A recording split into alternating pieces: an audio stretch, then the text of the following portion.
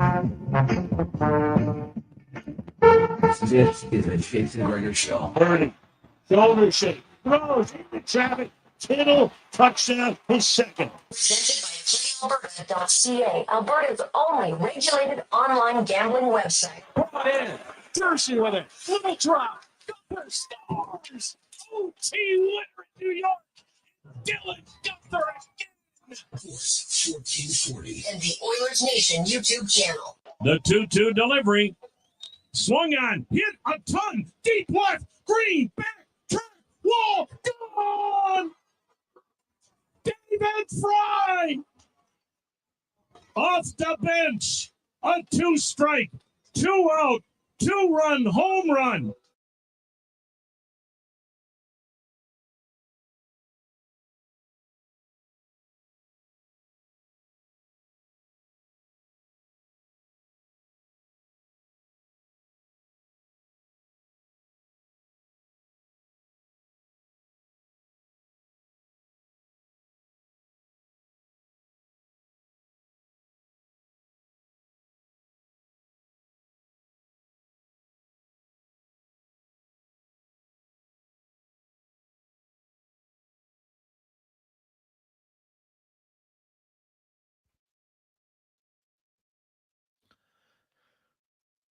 Well, a positive Friday.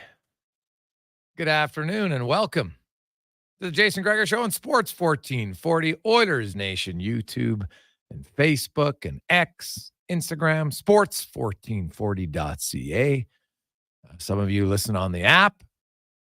Wherever you're listening, watching, hello, happy Friday. It is positive Friday and another huge weekend in sports in October. It is jam-packed wall to wall. You've got playoffs in MLB, playoffs in Prairie Junior football. The Huskies on the road taking on Saskatoon. You have AJHL, BCHL, WHL going on this weekend. The Elks are on the road in Calgary. The Oilers are home to Chicago tomorrow. Chicago's in Winnipeg tonight. And then the Flames come to Edmonton on Sunday. The Flames are hosting Philly on Saturday. So the Oilers, consecutive games, will they'll face a team on the back-to-back. The Oilers, of course, will play back-to-back on Sunday as well. And then they have the Philadelphia Flyers. So 3 games in 4 days. 3 opportunities for the Oilers to do what they said they were going to do and not have a slow start. We will see how it goes. 3 teams who were not in the NHL postseason last year. 3 teams who most people predict aren't going to be in the postseason this year. So an opportunity for Edmonton to get rolling. We'll see.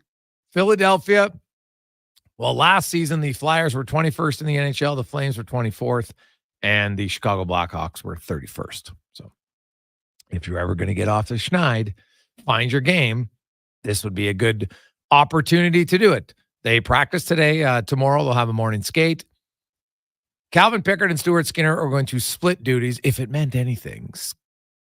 Pickard was off first today, but I'm not sure that that means much. I'm sure they'll have a conversation with Stu Skinner and say, okay, you can play Saturday or you play Sunday.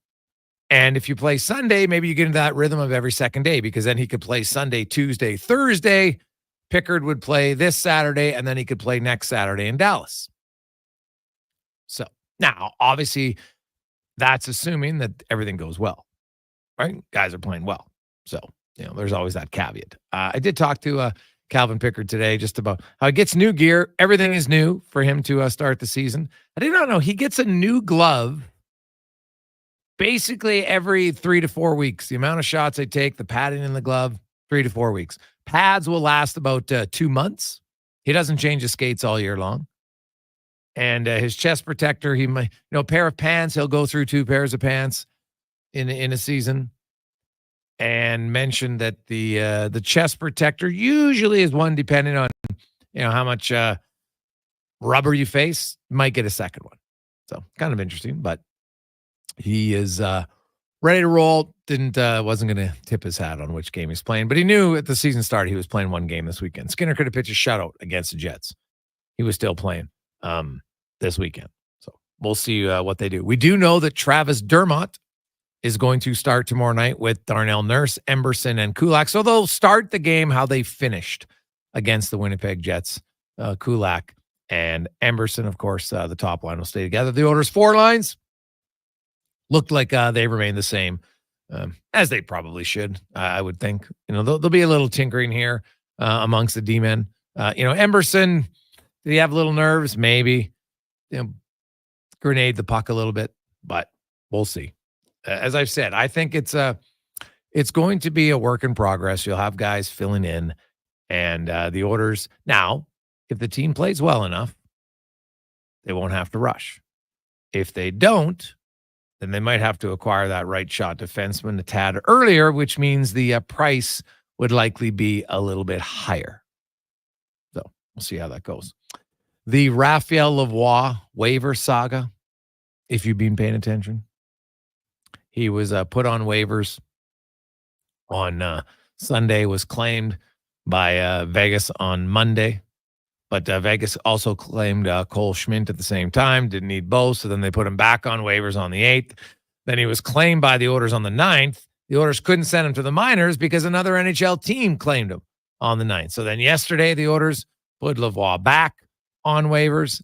And today, Vegas claims him. No one else puts in a waiver claim. And he goes to Henderson. Now, I know that people are online. I see it. Oh, my goodness, somebody's colluding with Vegas to screw over the Oilers. I guess so, if you think so. But here's the question I would ask you. This is the move you're going to choose, because keep in mind, all 32 teams do not view today, October 11th, Raphael Lavoie as an NHL player. Otherwise, they would have claimed him to put him on their roster. No one did. Vegas claimed him, but because they were his new original team, they knew if they claimed him and no one else did, they could put him in the minors, which is what they're doing. So I see people, they're gonna scratch their back in the future. For what? Another AHL player? Like, what are we talking about here? Every team in the league today decided they didn't view Raphael Lavoie as an NHL player or better than players on their NHL roster. Now, maybe Colorado claimed him 2 days ago. Well, today they claimed netminder Kaapo Kähkönen. I guess they felt, you know what? Hey, maybe they got a nagging injury. They felt it was more important to have a third goalie. We'll see. But I'm not a big one on conspiracy theories, but this is the one that just doesn't make sense to me. Teams, hey, Vegas calls a guy, okay, you know what? We're going to can you guys put in a claim? Because Edmonton's going to claim him, and then it blocks him, and then they'll have to put him back on waivers for 2 days. Then we can get him, and you guys don't put in a claim. Oh, yeah, what are you going to do for us down the road? Oh, we'll do the same thing. What are the odds of this happening again?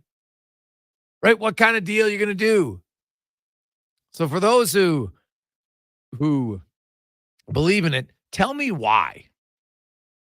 Why is this such a deep thing? Like, it started when Vegas claimed him, and they also claimed Cole Schmidt. I don't see it here. It's Raphael Lavoie. No offense to Raphael Lavoie, but as of this point, he is an AHL player who's played 7 NHL games. That's just what he is. So, I'm sorry, I don't put Raphael Lavoie in the same category of losing Broberg and Holloway. Those guys were more NHL proven players in the playoffs. And now they're playing regularly with the St. Louis Blues. Sucks that the Oilers only got a few draft picks for them. That's the reality of an offer sheet. We'll see. I get that everybody's on tension. Oh, my goodness. Like, the Oilers can't lose the cup. And I like this one. Hey, Gregor, it's future considerations from Craig. Craig, do you know what future considerations are? Honestly, do you know what future considerations are in today's NHL? How about nothing? When you put in future considerations, it's a polite way. So it says we just gave you the player for nothing. You say future considerations, there's nothing. It's not a draft pick. It's nothing. So if you're saying it's a conspiracy around nothing, Craig, I 100% agree with you. Considerations in the future. Future for what, Craig? He's an AHL player. So what? They're going to say, hey, guys, if you have an AHL player in the future, we'll help your back. How do you help them? How do you do this? I don't get it. It's speculation with no nothing tangible. Show me 1 ounce of evidence of this. This would be thrown out of court in 30 seconds. Do you have any evidence? No. Why do you think they're going to do this? Well, because they don't like the Oilers. Okay, well, does everybody not like the Oilers? Not everybody else cares as much about your team as you do. And clearly, the NHL doesn't believe Raphael Lavoie is an NHL player at this moment. Now, it's up to Raphael Lavoie when he gets an opportunity, if he gets an opportunity, I hope he does, in the NHL again, to show them that all the teams were wrong. And that's what guys on waivers do. When they get that chance, they hope to say, ha, you were wrong. And some have. Most have not, because it's a hard league to stay in. It's hard league to get in, hard league to stay in. On the show today, Ryan Holt, we will talk about the Bakersfield Condors as their season's ready to roll. And, you know, where's Savoy playing? Also, Järventie is getting close to being activated by the Edmonton Oilers. And once he is activated, he will go down to the minors, doesn't require waivers.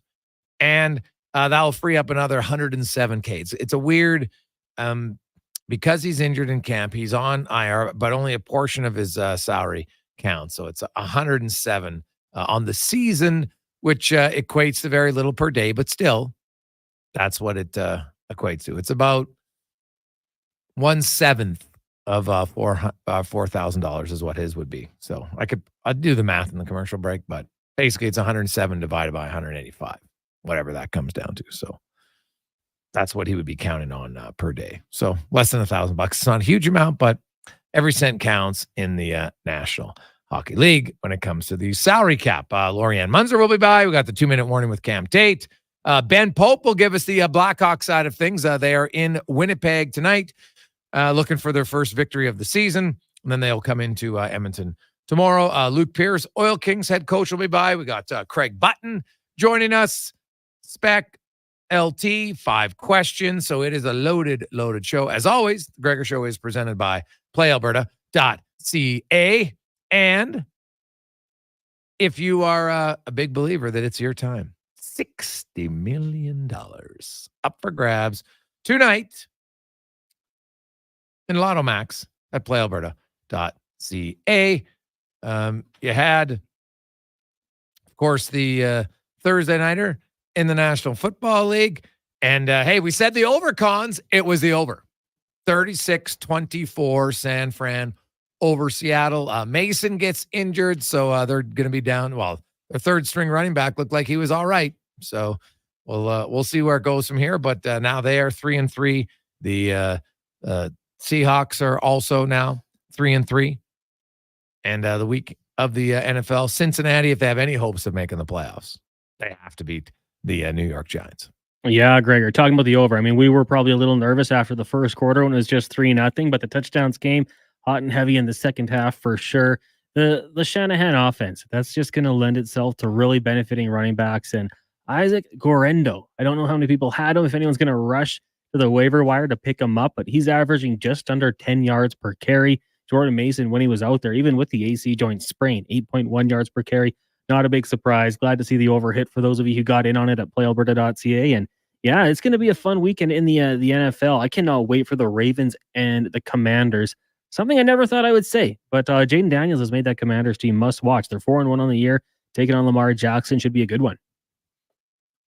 Yeah, that's probably the Detroit Dallas game could be also one of the games of the weekend in the National Football League. So we'll see how it goes. The Cleveland Browns, if you look at how bad Deshaun Watson has been, and he's been bad against bad teams. Now he goes on a run where they play some good teams. Oh, the karma gods. I love it. There is a player that I hope has zero success moving forward. I know he's going to get a lot of money. Great. I hope he has zero success. And the Browns, sorry, Browns fans, but you kind of brought it on yourself.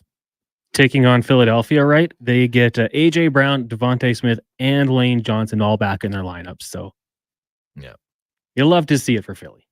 And Gregor, eventually you have to question the way Vegas does business. But what did Vegas do wrong here? So they put in a claim for Raphael Lavoie. At the same time, they put in a claim for Cole Schmidt. They didn't know they'd get either one. That's why they put in 2 claims. That's how waivers work. When you put your claim in, you just send it in. Okay, we put in a claim. You don't know if you're going to get them. You don't. So I don't know. You can hate Vegas, but honestly, conspiracy until someone actually has proof where there's 0 point in talking about it. Raphael Lavoie is a minor league player. That's what he's been. There's like a 3% of Oilers fans who are up in arms over a minor league player. That's what he is. Sorry. That's what he's been. Every NHL team today views him as that. Now, it's his job to try to prove them all wrong if he ever gets an opportunity in the NHL. That'll be his opportunity. But until then, he's a minor league player. That's just how he is. It's how it works. The system sets up for every team to give their opinion on whether or not they want this player on the roster. And they all said, nope, not right now. Now that can change. Maybe he goes back on, well, he doesn't have to go on waivers anymore unless Vegas recalls him. So, good for him. He got basically 6 extra days on NHL roster. Sunday, Monday, Tuesday, Wednesday, Thursday, Friday. Yes. So that's a good little extra 25K. So now it basically makes about 225 this season. So good for him. The only problem is Henderson's, they're not very good. He's going to get lots of opportunity on that team. They do not have a boatload of prospects there at all. So we'll see. Also on the show today, we said Spec Button will be by. You can get involved 833-401-1440, 833-401-1440. Hey, Gregor, what about Bakersfield? You need that team to build a winning culture. Kind of sucks he's going to Henderson from McBratt. It's not ideal, but keep in mind the Condors, they still got a good team. They will be just fine. And Järventie should be joining them soon, and that'll be a big boost. But we'll get the lineup from Ryan Holt here in a second. The strength of that team, they got a lot of experience on the back end, right? You've got 2 good goalies, 2 really good AHL goalies, so they should be just fine. And up front, Matt Savoy, he's their guy, right? They've got Lane Peterson's a really good AHL player. Drake Kajula. They don't have a lot of young guys. That's valid. But here, the harsh truth about your American League team is when you look at that roster, there's maybe 5 players on the roster who you think might be able to play in the NHL. You can go across the league and crunch the numbers. It's just how it is. So if you look at their team now, Matt Savoy, Max Wayner would probably be 1-2 of players they think are going to help them as NHL players. Then they've got other guys. Ben Gleason, could he come up and play in the NHL right now? Yeah, he could. Could Lane Peterson be a 4th line guy? He could. For a short period of time? Yeah, he could do it. Järventie, once he gets back and healthy, he was a player that was in the NHL last year. Could be again, younger player. That's about it. And that's kind of the norm. Right? I know that people do rankings of 20 deep. I've never understood why. Because most of the rankings, when I see people ranking a farm system ranking, half of them never pan out. The guy who would have the rank 16th ends up making it. Right? Noah Philp, obviously. Noah Philp's the other forward who I think is going to be in the NHL soon. Him and Savoy. Those are the 2. Now, Savoy, in a perfect world, I think is going to play a lot in the American League all season long. Barring injuries, that's where I think he'll stay, and I think it'll be the best thing for him. American League's no joke. It's a tough league. 833-401-1440 in our inbox. Let's get to a quick break. When we come back, Ryan Holt will join us. We'll talk about the Condors as they are set to begin their season tonight. They will be on the road, so we'll talk to him from, I'm guessing they're in Coachella Valley tonight, Coachella Valley against the Firebirds. Quick break on the Gregor Show presented by PlayAlberta.ca. There's electricity in the air. Carrie Dahl here for Volvo of Edmonton. For the Volvo Volvo XC40 and C40 fully electric vehicle is now in stock, along with a great selection of Volvo T8 hybrid models. Experience the trusted Volvo quality and technology to power into tomorrow at Volvo Cars Edmonton, Canada's only 12-time Volvo Excellence Award winners. Experience the difference. Volvo of Edmonton.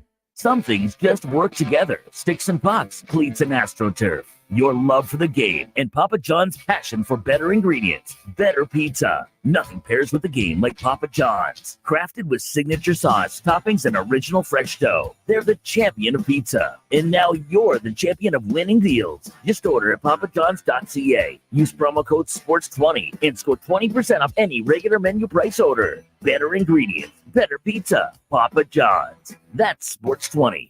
Silent Rides is one of Alberta's premier bus charter companies with state-of-the-art motor coaches. We provide our customers with the safest and most reliable ground transportation. Our seatbelt-equipped buses have become the preferred carrier for many local sports teams, tours, corporate outings, and other various travel across Western Canada. For more information and to request a quote, contact Ted Nakamura at 780-940-0880 or visit silentrides.ca. Nuges Nuggets. This is Nuges Nuggets, brought to you by Legacy Heating and Cooling. What nugget of heating and cooling advice does Nuge have today? You can save a lot of money by bundling your new furnace and AC with Legacy. It's kind of like saving money on an endorsement by bundling me, Ryan Nugent-Hopkins, with someone like, Zachary Martin Hyman. Thanks for suggesting me, Nuge. Get no payments and no interest for 1 year on your new AC and furnace from Legacy Heating and Cooling. Proud sponsor of Nuges Nuggets. Often when I meet people at a party or I'm hanging out at my favorite restaurants, I'll introduce myself and they'll say, "Oh, you're Grant Fedoruk from Leading Edge Physio. What can I do about this sore knee? It's been bugging me for months." First, I was thinking, when I'm out like this, I should just tweet my location so people know where to come for a consultation. But then I thought, I'm spending all this money on advertising Leading Edge. Maybe you could come by one of our clinics. That's where we have the technology and really smart physiotherapists who can give you all the advice and treatment you need. Have your people call my people, leadingedgephysio.com. Hockey is back, and Play Alberta, Alberta's #1 sportsbook and official partner of the Edmonton Oilers, has you covered with bigger offers, boosted odds, live betting, player props, and more. New to Play Alberta? New players now receive $200 in free bets just for signing up. You already play? Get a $10 free bet for every $100 you bet every week all season long. Visit playalberta.ca and make your picks today. Bonus terms and conditions apply. Ready to tackle your toughest tasks? Edmonton Kubota has you covered with the all-new M8 Series tractor with powerful 181 and 201 horsepower engines, Cummins power, and loader readiness. It's built to handle any challenge. And now, for a limited time, get a free 4-year extended warranty when you drive off with an M8 Series tractor. Don't miss out on this unbeatable offer. Visit Edmonton Kubota today and power up your productivity. Edmonton Kubota, where power meets performance. Albertans celebrate a bounty of beautiful places to visit, boundless adventures to take, all in driving distance. And Sherwood Honda has the fuel-efficient vehicle that helps you go even farther and appreciate more. Hybrid CRVs and Civics mean more thanks in your tanks, more great trips to be grateful for. And of course, Sherwood Honda is thankful for the chance to help you get there. It's a beautiful time of year, and it sure would be nice to hit the road with Sherwood Honda.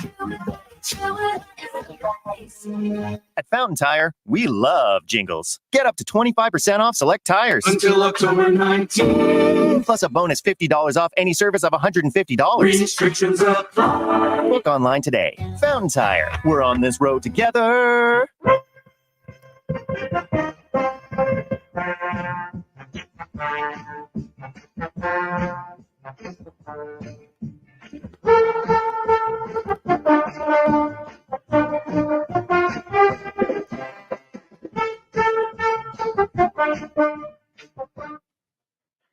Portions of this hour brought to you by Papa John's. May the better team win, and may you eat the better pizza. Order an extra large New York style one-topping pizza for only $17.99 today at papajohns.ca. The Jason Gregor Show, the best of Edmonton sports talk and beyond. This is Sports 1440. Presented by playalberta.ca, Alberta's only regulated online gambling website.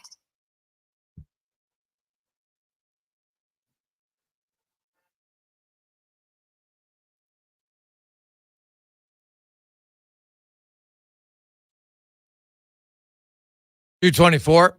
Jason Gregor, Connor Halley with you on Sports 1440, Oilers Nation, YouTube and Facebook and X. Welcome back. Sports1440.ca. UL inbox. Hey, guys, I'm confused why Vegas ends up with Raphael from Doug. Well, Doug, here's how it works. So, if you put a player on waivers and another team claims him, then that team puts him on waivers and you reclaim him. If you're the only team who puts in a claim, then you can send him to the minors because basically he's passed through the entire league. No one opts to keep him on the roster. You put the claim in, then you can send him down.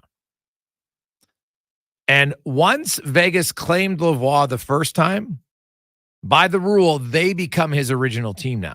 So then when they put him on waivers and Edmonton claimed him, Vegas is still the original team. So now when Edmonton puts him back on waivers, Vegas, if they're the only team who claims him, they can send him to the minors. So that's how it worked. So you don't, Edmonton doesn't remain his original team forever. Once Vegas had him on the roster, even though it was only for a day, they become his original team. That's how it works. So there you go.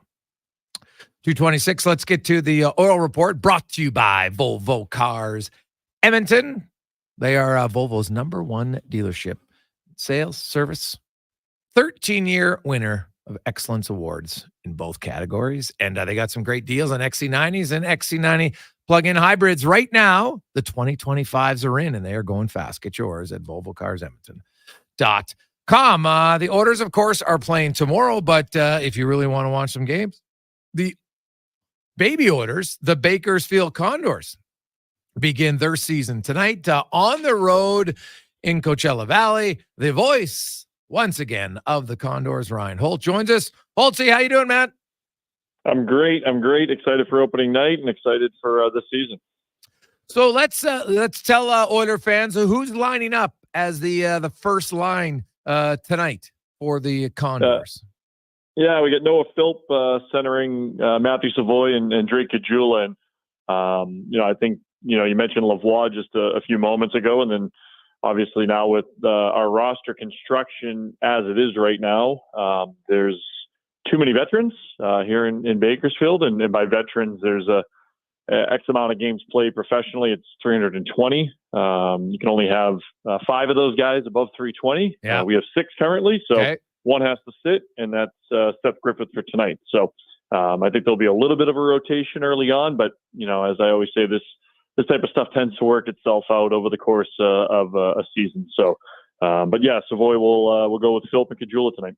So who are the 6 then? Coachella?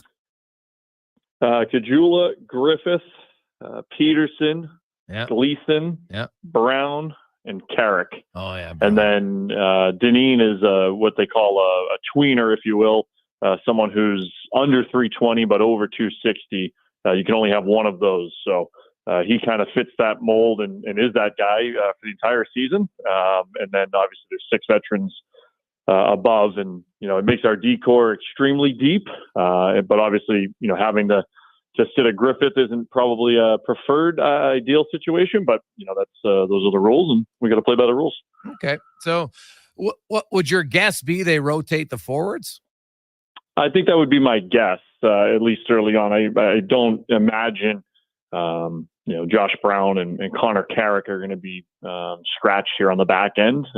But, we'll see what ends up happening. This type of situation probably happens, once a year. And last year it happened once, I think, late in the season. And, I think the coaching staff set forth a plan of the rotation. And then all of a sudden, a couple injuries and a couple of, nicks and bumps and bruises. And all of a sudden, that situation took care of itself. So we'll see what happens. Ryan Holt joins us. So that's the top line, Ryan. What are the other 3 lines on the forwards?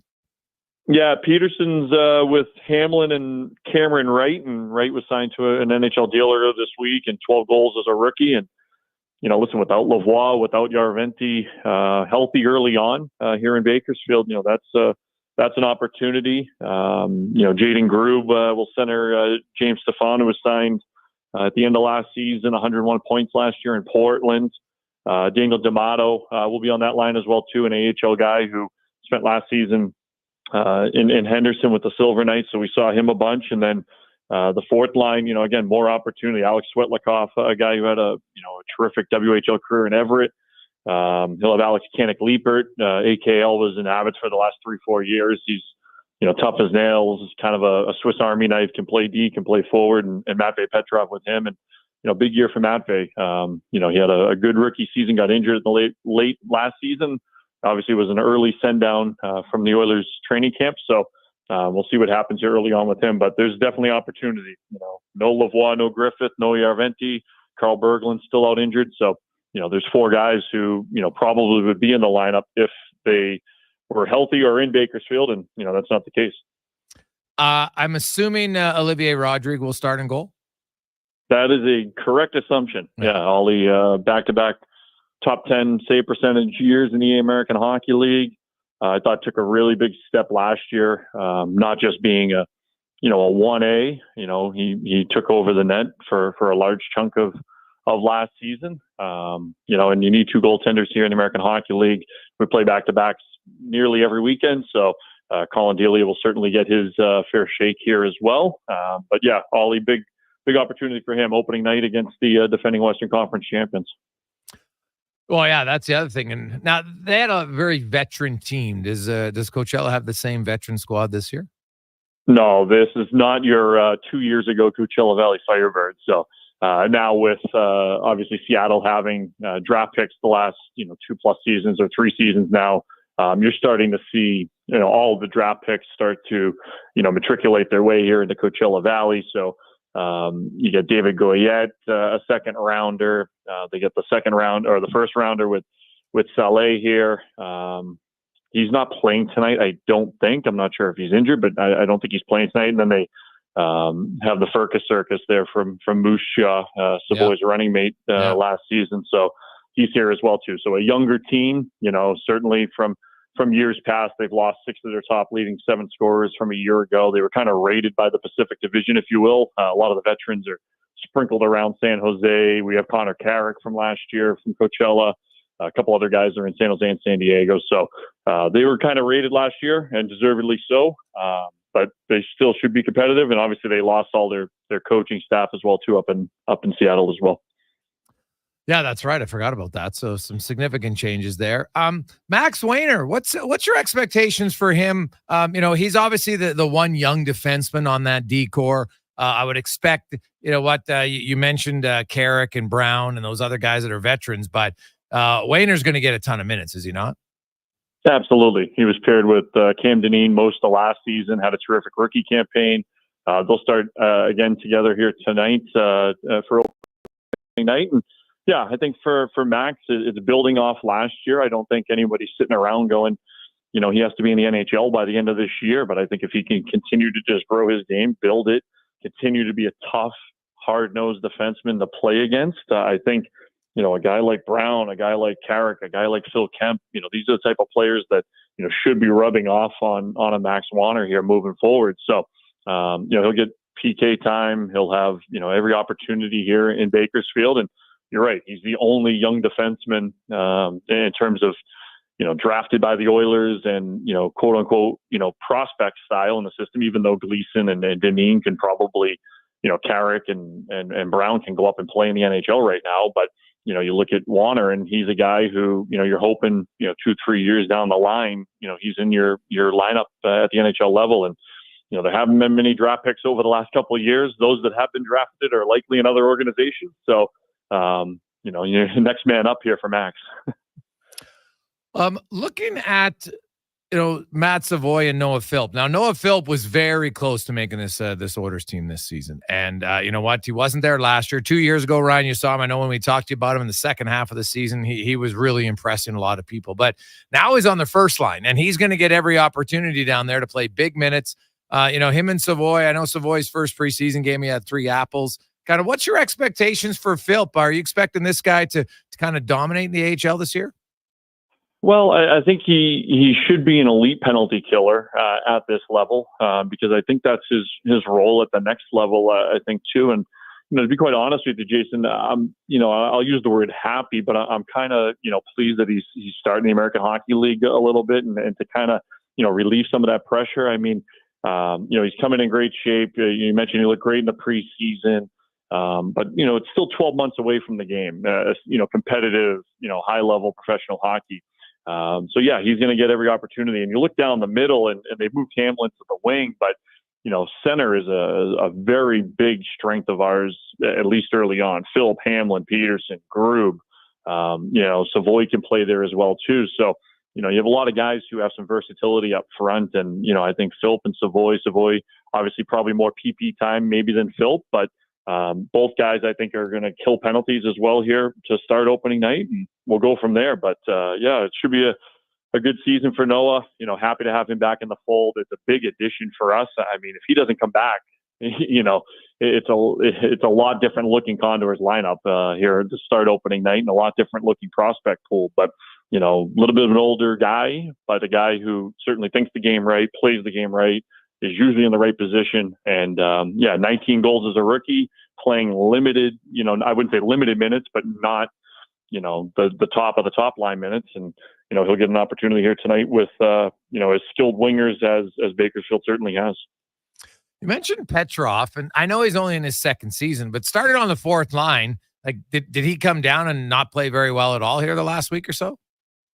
Well, I think, you look above him right now, and, you can say maybe D'Amato, but you have Hamlin and Coachella there, and Matt Bay, I think, needs to, knock on the door and kind of bust the door down here in Bakersfield. He needs to be a guy who, shouldn't have to be competing with, AHL tweener, type of guys right now. And that wasn't the case, I don't think, early on. There was probably a reason why he was one of the first send downs, and, probably a little bit of a message sent to him. But he's had a great attitude. He's come down, has put the work in now, and, he's looking to, get off to a good start. But, I think things are so fluid in the American Hockey League, and you look at lines, it's not the same way it is in the National Hockey League, I don't think. Lines roll pretty fluidly, but he has to earn those minutes and earn that ice time. And, I think he had, he's been on the second power play here the last, the two preseason games, and then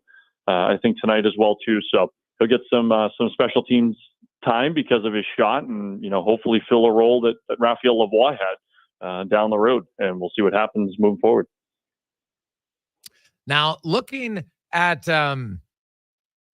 James Hamlin, you mentioned, so he's playing wing tonight with Peterson, and do you think he's playing wing tonight with Peterson? Okay. Yes. Do you think that's going to be the new plan, or is that just because they look at their top six and he's one of the more skilled guys, and they don't want him as their third line center? I think it's more of the latter. I think they want him getting that opportunity, and I think he can play wing. He's a tremendously gifted forward. He works his tail off at both ends of the ice, kills penalties, can play on the power play as well too. And, he was never really healthy with us last season. He had, early success with us, went to Edmonton for a while. And then when he came back down, he was kind of banged up and kind of missed the entire second half of the season. So, in terms of offense and, what this Condors team, has lost from last year, yes, 4 of the top 6 leading scorers are back. One of those is Griffith, who's not playing tonight. So you look at, Hamlin and Coachella, 2 guys who, kind of need to slot in and kind of fill the void of, 29 goals that was, Raphael Lavoie last year. And they'll certainly be helped by the addition of Matt Savoie, who, should be a 20-goal player in this league from what I've seen, and should be one of the top rookies in the league from what I've seen. So you're hoping Savoie is as advertised. You hope that starts tonight, and you hope Hamlin has Hamlin and Coachella, the combo, has an opportunity to stay healthy all year. Ryan, enjoy the game and the call of another season. We'll talk to you throughout the year. Appreciate your time. Who's Wayne? Oh, sorry. Before I let you go, who's Wayner playing with? Cam Deneen. Okay, yeah, they were a pair all last so they'll year, have right? they'll have the same D pairing as last year. Okay, awesome. Who's Brown playing with? Brown is with Ben Gleason, and Carrick is with Phil Kemp. Phil Kemp should set the record for blocked shots in a season this year, based off the way he plays. All right, man. Appreciate it. Thanks. Thanks, Jason. Talk to you. Bye-bye. There you go. That's Ryan Holt. So 6 veterans of 320 games, so they can only dress 5. And then you can have 1 veteran between 260 and 320, and that is Carrick.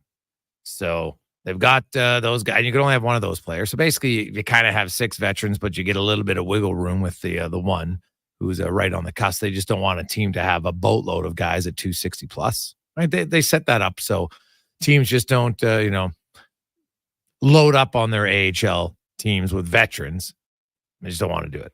We can have a discussion is that still necessary or not? We'll see. Either way, Seth Griffiths has to sit out tonight, and that'll be interesting to see. Him, Kajula, Lane Peterson might have to rotate around. So we'll see. We'll take a quick break. Loriann Muenzer will join us. We get a lot of texts of the show. Lots of great ones. Some are. I just want to read it, and then Conrad writes in, "Hey guys, all the vets that are over the hill are blocking young, cheap players. This reminds me of McTavish trying to make Shatan into a checker. Lavoie can score. Putting Skinner in the press box after a game may be drastic, but at least keep Raffy around until the weekend series is over and the guys slide up into the second line and see if he can pot a couple. You can move Skinner down to the fourth line. Has Jeff Skinner earned his spot in the second line of preseason due to preseason? Conrad." And I was like, okay, sometimes people are joking. No, he doubled down like 3 different texts after. So Jeff Skinner is top 20 in the NHL. 5-on-5 scoring the last 3 years. And you're going to put him on your fourth line because you think a shiny toy named Raphael Lavoie, who has no NHL experience really other than 7 games, scored in the preseason. Every other team in the NHL just said, you know what? We don't think this guy can help us on our NHL team. But your Conrad are going to put him on the second line ahead of Jeff Skinner and think that would be a good move. Congratulations. You're in a very small group. If the Oilers did that, I would spend 4 hours ripping them. It'd be like Hanley. Raphael Lavoie is not a proven commodity. Scoring in the American League, Anton Lander outscored Raphael Lavoie by miles in the American League. What did he do in the NHL? Okay, scoring in the American League is scoring in the American League. It doesn't mean you're going to score in the NHL. It's not remotely close. Not at all. It means very little, in fact. So there's zero chance of moving Jeff Skinner to my fourth line so Raphael Lavoie can play in the top 6. It's ridiculous. I'm sorry. Asinine. Stop it. Take a quick break. We'll come back. Loriann Muenzer will join us on the Gregor Show presented by PlayAlberta.ca. Live on Sports 1440, sports1440.ca, Oilers Nation, YouTube, and Facebook. Some things just work together. Sticks and pucks, cleats and AstroTurf. Your love for the game and Papa John's passion for better ingredients. Better pizza. Nothing pairs with the game like Papa John's. Crafted with signature sauce, toppings, and original fresh dough. They're the champion of pizza. And now you're the champion of winning deals. Just order at papajohns.ca. Use promo code SPORTS20 and score 20% off any regular price order. Better ingredients. Better pizza. Papa John's. That's the Thanksgiving tradition. Want a great deal on a truck? Let's collectively discern a few thoughts about those Edmonton Oilers. Take advantage of 0% The 6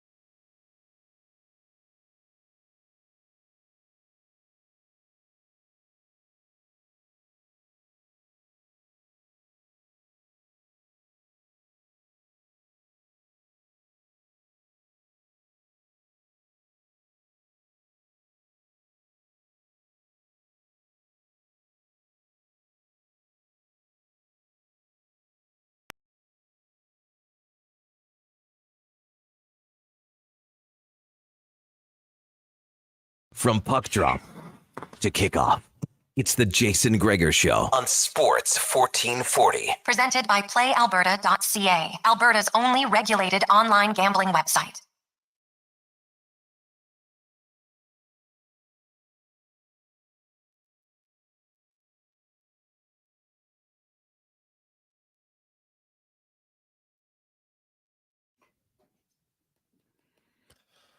.246. Welcome back on a positive Friday on Sports 1440, Oilers Nation, YouTube, and Facebook.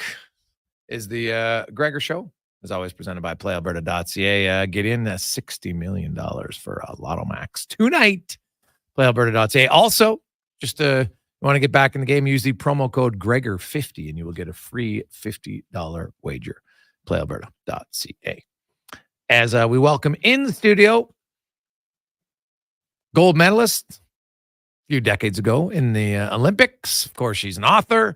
Actually just rebranded the book for the second time, and also is a mental coach for many athletes, and works even with corporations to get people maximizing their potential. Loriann Muenzer joins us once again. Loriann, how you doing? Doing awesome. Happy Friday, Jason. Yeah, it's good. It's lots going on in the sporting world right now. It's fantastic. Now you work with a lot of athletes, and overcoming adversity is a big one. And you know what?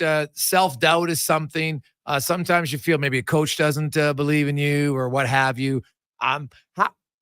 We'll get to the Trey Ford, and he's kind of an example of, up and down young players. And pro sports is definitely never an easy road for development or mental toughness and stuff like that. But when you work with athletes, how do you get over, like, everybody has a little bit of self-doubt and you want to try to eliminate that. But if you feel the organization you're in doesn't trust you, how does that impact athletes? It can really run away with you, definitely. It's either going to be, it's taking you off your game, or it's going to make you better and it's going to make you stronger. And it's a 50-50 split. I can never tell and go, hey, we're going to go with the runaway train, or this is just going to make you the $6 million man, or this, the bionic woman. But what it comes down to, Jason, is total mindset. You can be on the yo-yo, you can be on the roller coaster. It doesn't matter. Okay. But you have a choice to decide which road are you going on. Are you going on the yo-yo, or are you going to say enough is enough and squelch or quiet down those outside voices, those outside naysayers? And to do that, you have to be exceptionally strong, and strong in the part that pretty much everybody's going to be physically the same. But it's the mental capacity of, what is your plan? What is your vision? And you have to have a goal that is bigger than, I'm going to say, the franchise, the organization. Because that is what will keep you going. That's going to be the desire, the fire, the passion, everything. If you don't have that, then you get on the yo-yo train. You get on the roller coaster train. But it's what you decide, and can you stick to it? And most athletes will get ahead of themselves because they're thinking long-term, further down the road. And the only thing you got to worry about is now, today. What can I do? What's in the next hour, or what's in the next 3 hours? When the goal has to be bigger than the team, and you're in a team sport, I'm sure that's for some people, it must be a fine line to learn to walk that. Because I've always said, like, when you're in development and stuff, no one's going to care about your career more than you. That's just a fact. The organization, they care, but they don't care as much because lots of people are replaceable. Now, some are harder to replace. Connor McDavid, a little bit harder to replace than your fourth line winger. It just is. But no one cares as much about your career as you do. That's just a fact, right? No one loves your kids as much as you do. That's just a fact. All those sorts of things. So when you create those goals, how do you work with athletes to get them to create that goal, knowing that you have to kind of be looking about yourself, but not being selfish about it at the same time? It seems like a really fine line to walk. It is that fine line. It's the fine line between me and we. Okay. So first off, if you don't put the oxygen mask on yourself, the whole plane is going down. You're not going to be any good. Right. So number one, you have to go, what is it that I want? And you have to define what that is. Once you've got that defined, then you can decide, well, how far do I want to go? Right. Do I want to take the whole plane with me? Do I want to take the whole franchise with me? Is everything riding on my shoulders, or can I impart it to everybody? Like we'll call them greenhorns, the novice ones coming up, right? Or even, what can I take on from the veterans? Because the veterans have been there before, and it's like, those are one of the key people or groups of people that you should be tapping into and go, hey,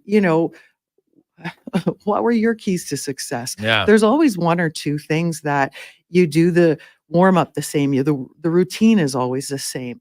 And once you're set in what you're doing, you also have to buy into, you have to also understand what is the franchise or the organization's vision and dream. And I can tell you right now that a lot of organizations, they don't have their goal or the vision defined. And that is so hard for the players. It's so hard for the team members because then they're going, well, what am I doing? What are we doing? And as soon as it becomes crystal clear, Jason, it's like you're going to see a flip of a switch that you can't just flip it and go, oh, well, one day we're going to be really great. It's an everyday event, but you have to have that absolute crystal clear picture in your mind.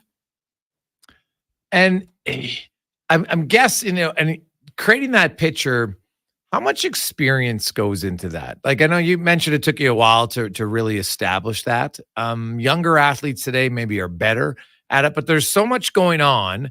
Sometimes you're just trying to tread water, right? When you're coming into a new league, I just want to survive, right? Like, we're excluding the McDavids and the outliers. We're talking about the 90% of players in the league, right? You're just trying a Ty Emberson in Edmonton, for instance. I don't right? think is the right mindset to go in. If you're thinking I'm going to survive, oh man, you're done. You're cooked. Okay. In French, you say a bien cuit. You're like well broiled. You're done. And you've got to go in with the mindset, and it's a progression. Yeah. It wasn't establishing the goal. It was admitting the goal was Right. I wanted to win gold. I wanted to go to the Olympics was the first one. And then it was like, I want to win gold.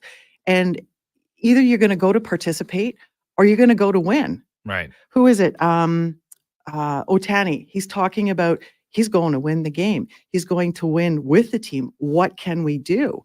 And that's the me and the we part. And it's like, you have to look bigger, but then you also have to look progression is you've got to make that staircase. If you're going in as this is whole new ball game, yeah, you've got to build those steps. You've got to build that staircase of how am I going to do it? So number one, your head buys into it, but it's actually your subconscious mind, because your head is going to go, oh yeah, I can do this. But your subconscious mind is going, Jason, there's no way in God's green earth that you're going to be able to pull this off and play at like McDavid level or Draisaitl level or whatever level.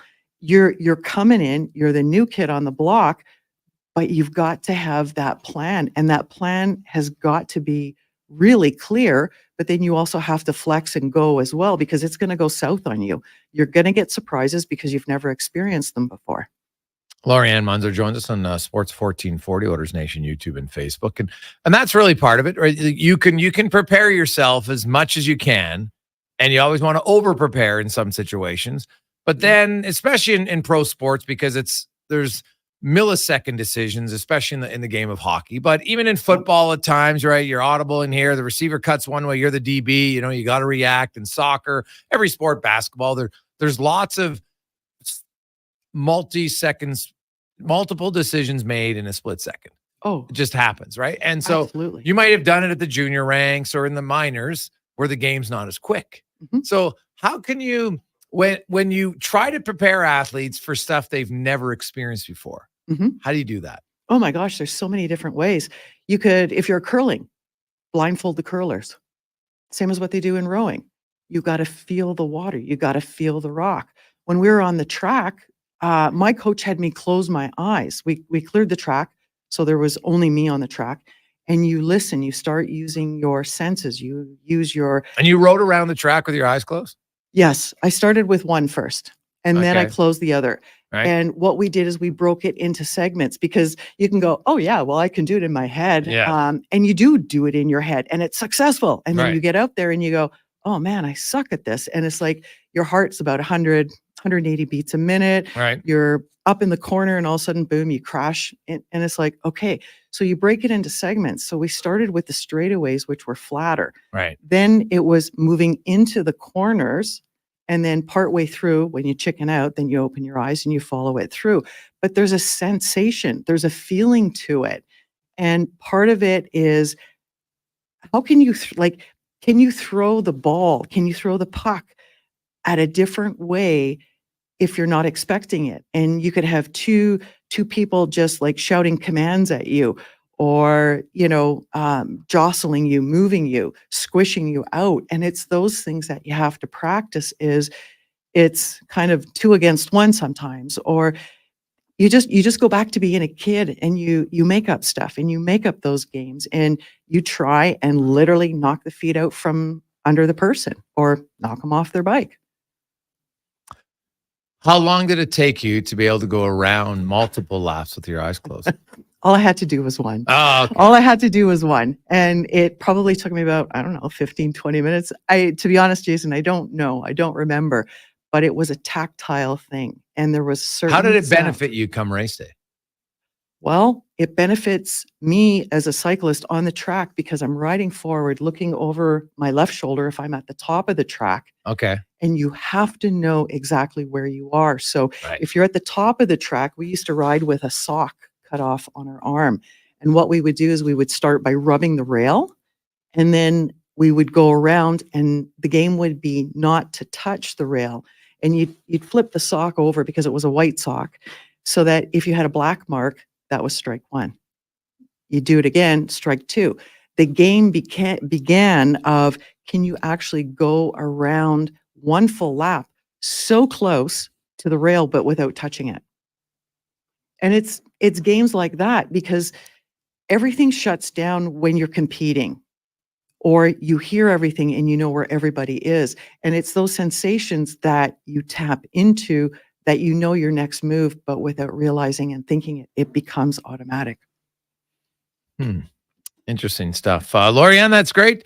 We'll see kind of how the athletes, and for lots of people out there, at any level, you move up your first year in U13, there's always something different. Yep. And it's always best to try to do things to allow the person or the player to be more comfortable in whatever event they're doing, and not psych themselves up that they can't do it. If anything, lying to yourself is the wrong thing, but your self-belief becomes such an important part of success as an athlete. As you tell yourself, I'm great, and you really got to believe that you're great.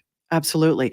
And it's not just telling yourself great. It's what are the qualities that is making you great? It's I'm confident, I'm strong, I'm standing tall, I'm, speaking the truth. And there's so many different components that come into it that we can tell ourselves a lie so much that we believe it. Oh, I'm not good at this. I'm not great at this. Oh, this isn't for me. It's for somebody else.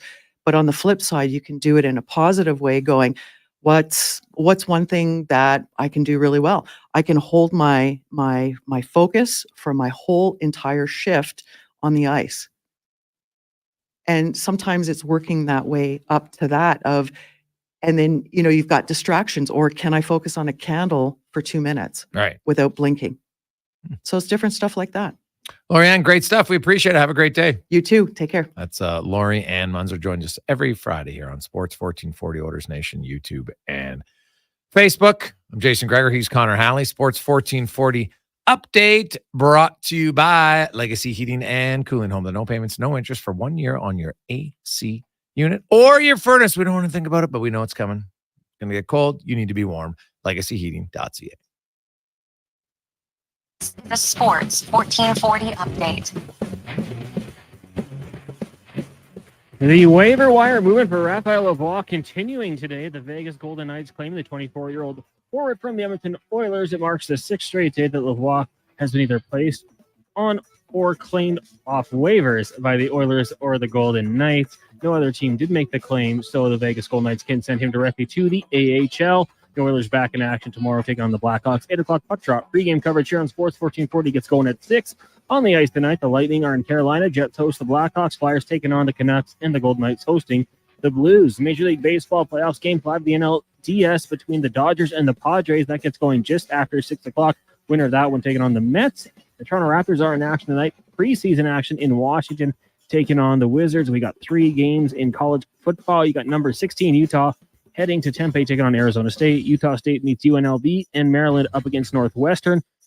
In our neck of the woods, we've got the CJFL playoffs this weekend. Edmonton Huskies in Saskatoon. Now gets going Sunday at noon. DCHL, Spruce Grove will host Old, while Sherwood Park's in Chilliwack, and the AJ Fort Mac hosting Lloyd, Camrose, and Drumheller.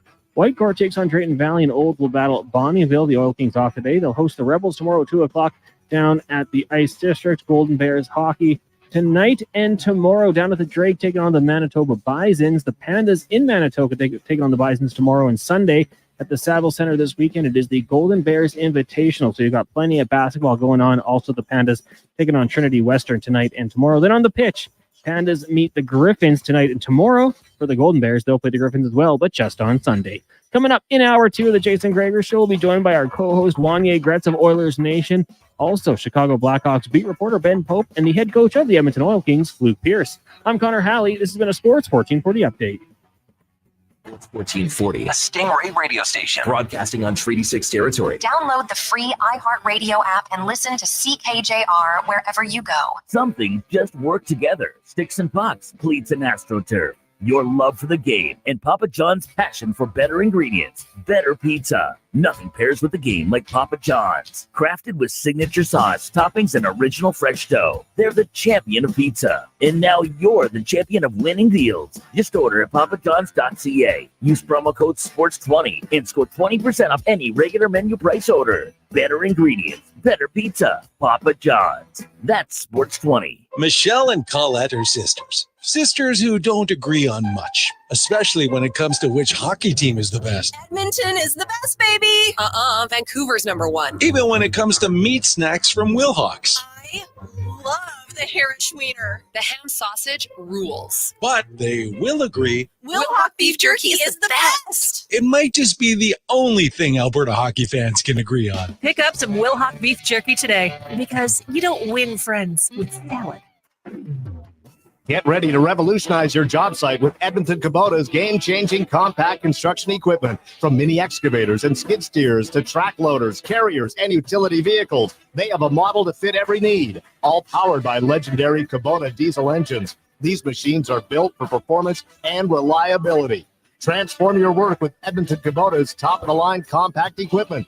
Visit them today and see why they're the name you can trust for power and precision. It's an action-packed weekend of Oil Kings hockey at Rogers Place, starting Saturday afternoon against the Red Deer Rebels. Then it's a Thanksgiving Monday matchup with the Vancouver Giants. Bring boxes of mac and cheese to use as noisemakers, then donate to Edmonton's Food Bank after the game. And at every home game, score Calmont Kids food combos for $10 or less. The value is king-sized. Edmonton, Red Deer, Saturday at 2 p.m. Oil Kings, Giants. Special holiday Monday noon puck drop. Great family entertainment at Rogers Place starts at just $20 a seat. Save on day of game pricing now at oilkings.ca. Ain't it beautiful?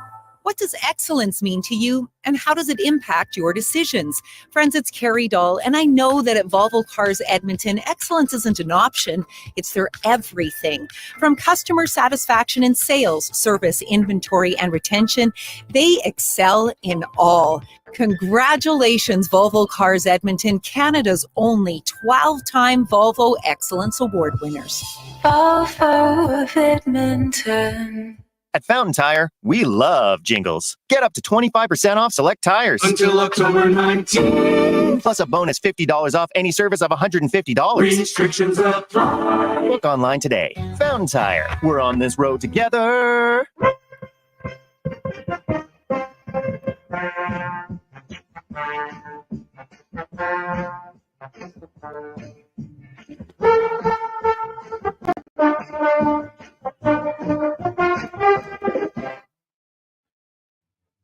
Portions of this hour brought to you by On the Rocks. The Battle of Alberta is this Sunday. Come to OTR tonight between 4 and 8 p.m. for a chance to win a pair of tickets to the first BOA this Sunday, only at Jasper Ave and 118th.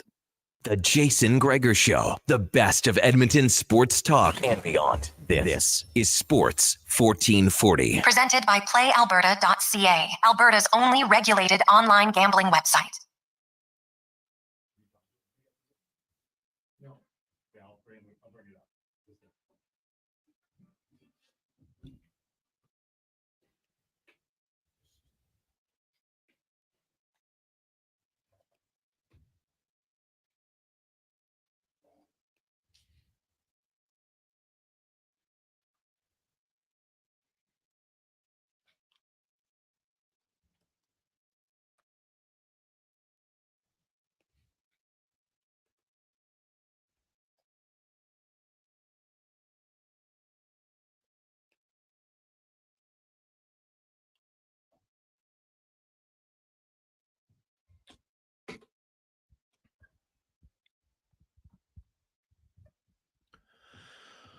Just after 3 o'clock. I'm Jason Gregor. Connor Halley with you on Sports 1440, Orders Nation, YouTube, and Facebook, as always, presented by PlayAlberta.ca, where you can get in the game. Also, use the promo code Gregor50, and you'll get a free $50 play at PlayAlberta.ca. As we are live in the eWell studios here in West Edmonton Mall, which is always great. I moved my seat location around in studio. It's only took me a year to figure it out. It's probably better to rather than turn sideways to when I have co-hosts and guests in studio. So I've moved my chair, and it's a little bit better. Now I look at people face to face. But unfortunately, the viewing audience won't get to see the people who walk by the window, and as a few. But fortunately, I did have 2 flashers, so had to be a little leery of that. Yeah. So, when did that happen? a few weeks ago. That's the greatest day in 1440 history, and I missed it? No, you weren't here. No. Well, how'd you handle it? Well, I only kind of saw it out of the corner of my eye, so it was, how do I say this politely? Well, you know how not every NHL player is built the same, right? Sure. There's first liners and there's fourth liners. Sure. And so I would say that from a flashing perspective, there can be first liners and sixth liners. Not export ready. Maybe. Yeah. So, okay. Everybody has confidence in themselves, and that's great. But like anything, how you view yourself might be different how someone else might view it. So I'll just leave it at that. So, Well, I was barely through the glass doors today, Gregor, and you were on me about kid sport. Well, I just no. And you're on me. No, it's just because people have emailed I'm you. the worst person in the world. You don't reply to emails. But you go, hey, you got to get on it because Kid Sport Graham, like Pizza Pig Out is around the corner, and you are more so because if I put something out there to someone, then I expect you to follow through. I fully understand. That's But the all I point is that the Jason Gregor Pizza Pig Out is right around the corner, and we don't play. 2 weeks yesterday, actually, the 24th of October. And if you like pizza, I highly recommend going. It's loads of fun. And there's quite a few of the Sports 1440 people will be there, and a few other people around the community that we like to bring out. So it's loads of fun. And every year there's always few new pizzerias that bring out some new pizzas. They are unbelievable. And honestly, you can try as many pizzas as you like. That's what's so great about it. I not only love Kid Sport and pizza and 1440 and the Gregor Show. It's all lining up. I'll absolutely post about this on social media. There you can count on me. Oh, nice. Well, I'm in. Good. Okay, good. Well, all my buzzwords. Now that you did it publicly, I guess now you hold yourself accountable. This counts as participating. Yeah. Well, I'm not sure it does. We shall see. The Edmonton Oilers obviously soiled the sheets in game 1 and had a day off yesterday, practiced today, a few changes, really only one that we know of on defense. And it's really how they finished the game because they kind of switched their D pairs. I can't remember if it was late in the second or right in the third, but Nurse will now play with Dermott to start the game tomorrow. Emberson will play with Kulak. There was always I've said all along, hey, the Oilers, they're going to have to find themselves a second pair of defensemen. Emberson might have started there, but I think all of a sudden people are like, oh, geez, maybe that Cody Ceci wasn't as bad as I like to think he was, right? Like there's a little bit of mob mentality sometimes on certain players, and I think Ceci was definitely one of those guys who was much more efficient than people really thought. And I'm not saying that Ty Emerson can't become a solid NHL player, right? I think he's probably trending towards that, but he doesn't have the experience yet. And Dermott doesn't have, the same things as Ceci. And so I'm curious. It's one game. I think the Oilers will be fine. Don't get me wrong, but it's obvious that they're going to need a second pair right defenseman. And to me, as much as I'll be watching the Oilers, I'm going to be watching other teams and seeing which defensemen you think are available and you're going to have to look at, we didn't think Ekholm was available and he came out. So you got to look at all sorts of different angles for certain teams and what it is. And, I know people are like, well, who are the Oilers going to offer up? Valid question. Their first round pick from 2026 would be in play. You know what? Depending on who the defenseman is, it might have to be one of their high-end prospects too, because they're in a situation where they want to win.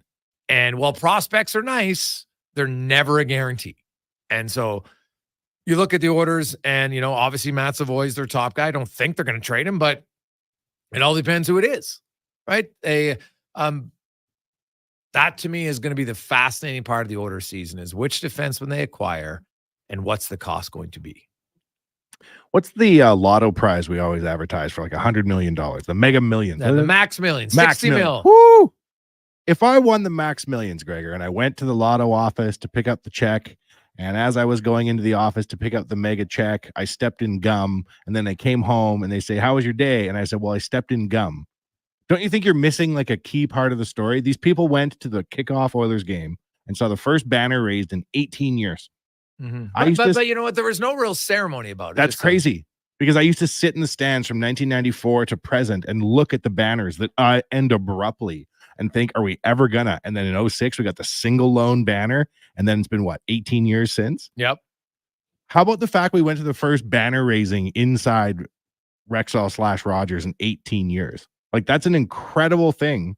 It's a milestone for the franchise to have passed. Yes, we got shelled by the Jets 6-0. Yes, terrible news. But they didn't even, it was interesting to me that, because people are going to say, well, it's not an accomplishment because it's not the Stanley Cup.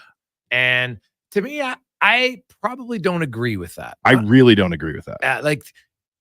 In order to get to the Stanley Cup, you have to win the West. You have to win the second round. You have to win the first round. That's just a fact. It's all the steps across. And, maybe the group didn't want it, but I'm like, if the group didn't want it, then I don't think their mindset's in the right place. It's okay to celebrate an accomplishment that doesn't result in you always winning, right? Does Marco Arop, it was funny because we talk about second place. Marco Arop, second place in the 800 meter in the Olympics by what we're talking like 100th of a second.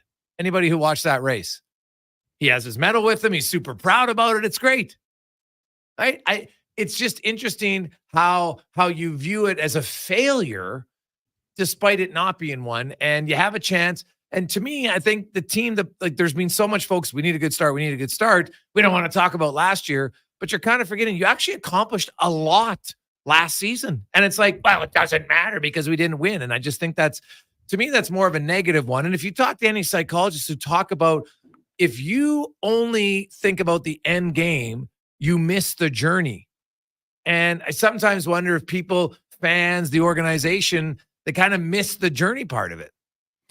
Was it Giannis who talked about it for the Bucks in the NBA? Yeah, and Giannis, Giannis, and he's saying like, are all the years Michael Jordan didn't win the championships like a failure? Like, it's crazy to me that we were one period away from winning Game 7 of the Stanley Cup Finals, and in the second intermission, I was reading people on Twitter being like, Ken Holland should be shot into the sun. We are one period away. And similarly, one game into the next season, yes, we got shelled by the Jets 6-0. People are like demanding trades on game 1. Like, what are you talking about, people? We need a bigger sample size. That's crazy talk. Yeah. So, hey guys, the one thing, CC wasn't bad, but we want an upgrade. Instead, our decors had several downgrades. Yeah, but again, like I told people in the offseason, it's great to want an upgrade for CC. But if you want an upgrade for CC, you got to pay for it, right? You're not getting how many $3.25 million players can bring you what he brings? That's what I think people forget sometime. In a cap world, it's not just like, well, let's just go and get an upgrade. It's not going to cost us anything. It's going to be super easy to find. It's going to be expensive, and it's going to cost you assets. That's just a reality, right? It's the truth. So, the orders, we'll see how they go, but it's only one game, and I expect them to have a good weekend. If they don't have a good weekend, then I could see they're becoming pressure quickly, because 3 games turned into 12 games pretty fast last year for the Edmonton Oilers. I was sitting in this chair and you were sitting slightly to the left this time last year, Gregor, thereabouts. And we were 31st out of 32 teams. And it looked like it was the end of the Connor McDavid era, and 16 straight wins rattle off. And there you go. We got to be a little bit bigger picture here, folks. We got to think a little bit longer term than one game. Hey guys, what about Timothy Liljegren? He's supposedly on the trade block from Toronto. Would he? Well, he has more. You'd look at him. He has more experience than a guy like Emberson. I think a little bit different of a player. I watched a lot of the Toronto games last year because my nephew. I'm not really sure what he is, to be honest. But there's lots of guys, like, he skates well. There's things about his game that you like. Decent puck mover. And some guys, a change of address can help them. Not always, but it can sometimes. Honestly, I don't even know. I'd have to look it up. I'll do it right now, but I don't even know what his cap hit is for the Edmonton Oilers, because that's obviously going to be a factor. So I look at Liljegren is $3 million. Edmonton right now. So if you acquire him, you're going to have to shed some salary. Now they could go into LTIR if they want. They're trying to avoid it because they want to accrue cap space. So do I think they're going to change that focus right away? I don't think so. So I don't think he's a possibility now because he has this year and next season at $3 million. So that's going to be a tough sell, to be honest. It's going to be a difficult sell for them. So because you look at, they got who are they playing? Like Connor Timmins at 1.1 is playing ahead of him right now. So salary cap matters, and that's going to be the challenge. Because if you look at the orders, Stetcher's 7.8, 7.5. Dermott's the league minimum, right? Emberson's in the 900s. So you're going to get a guy who's 3 times as much. Yeah, I think it'd be very difficult to see Edmonton go out and acquire him unless their guys really struggle over the next 2 or 3 weeks. You want to hear my trade proposal? You want to shore up the D? Is that your theory, Gregor? Well, I don't know. Not right away. I've said it all along. I think it's something that they do closer to the deadline. Value guy, proven winner, heart of a lion, bring home Reed Schaefer. Let's go. Thoughts?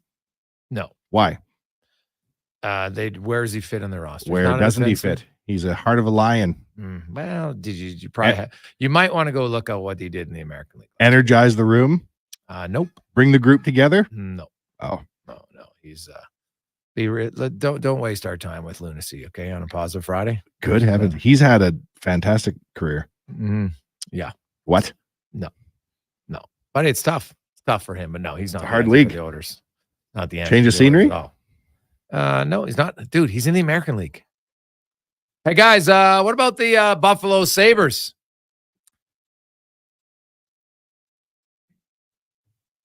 Guys, notice this. I don't think the Sabres are saying, it's just an Eastern Conference banner. We have seen many. No, they are clamoring to get somewhere. You know what? And we got a lot of texts coming. Hey guys, why would you celebrate winning the West? Means nothing. Doug. Well, Doug, what do you mean? You just said they won the West. Yeah. So isn't that winning something? Like you just contradicted yourself in your own text saying they didn't win anything, but they won the West. So that is winning something. And it's fairly important because if you want to win the cup, then you have to win the West. You can't skip it over. You can't say, you know what? We're in high jump. I'm just going to pass at this height. That's not allowed. You don't get to pass and go right to the Stanley Cup final. You got to earn your way there. And so I thought it was a little odd to just have the banner there and there was nothing about it. That's just me. I'm sure some people in the organization, they have a conversation. And I'm just going to say it. If the players' focus was, we don't want any focus on it, then I think they missed the boat is all. Doesn't mean they would have won the game. I'm not saying that's why they lost the game. I'm just talking about that moment. I would have celebrated the accomplishment there. Could have been short. I'm not saying it has to be like a massive ceremony by any stretch, but I would have acknowledged it is all I'm saying. We cheer when the Oilers score a goal. Yes. We cheer when the Oilers get a hat trick. We cheer louder. Yes. You cheer at the end of the game when you win the game. Yes. You're telling me we're not allowed to cheer when the Oilers win the Western Conference? What are you talking about? Yeah, it's an odd. It was an odd move by the organization, I found. I thought it was a little bit of a missed opportunity. What about moving all the cups in the locker room display case or something? Isn't something happening? Didn't they move a cup over so there's space or something? I'd have to look, to be honest. Like when I walk in the room, when you walk into the Oilers locker room, there was the 5. I'll be honest, I never measured to know if they've moved it over to leave an opening space for another one. Maybe they have. I have no idea. I read a lot of social media, Oilers Twitter and the like, Gregor. It's possible that was not correct. But Connor, perhaps you know. Did they move a cup? I have no idea. I see. Well, I'll just look the next time I walk He in. just looked and smiled. I'm either way ahead of the curve on this or I dreamt it. Yeah, you might have dreamt it. Oh, dear. When we come back, Ben Pope, the Blackhawks are in town tomorrow. They're currently in Winnipeg tonight, getting set to take on the Winnipeg Jets.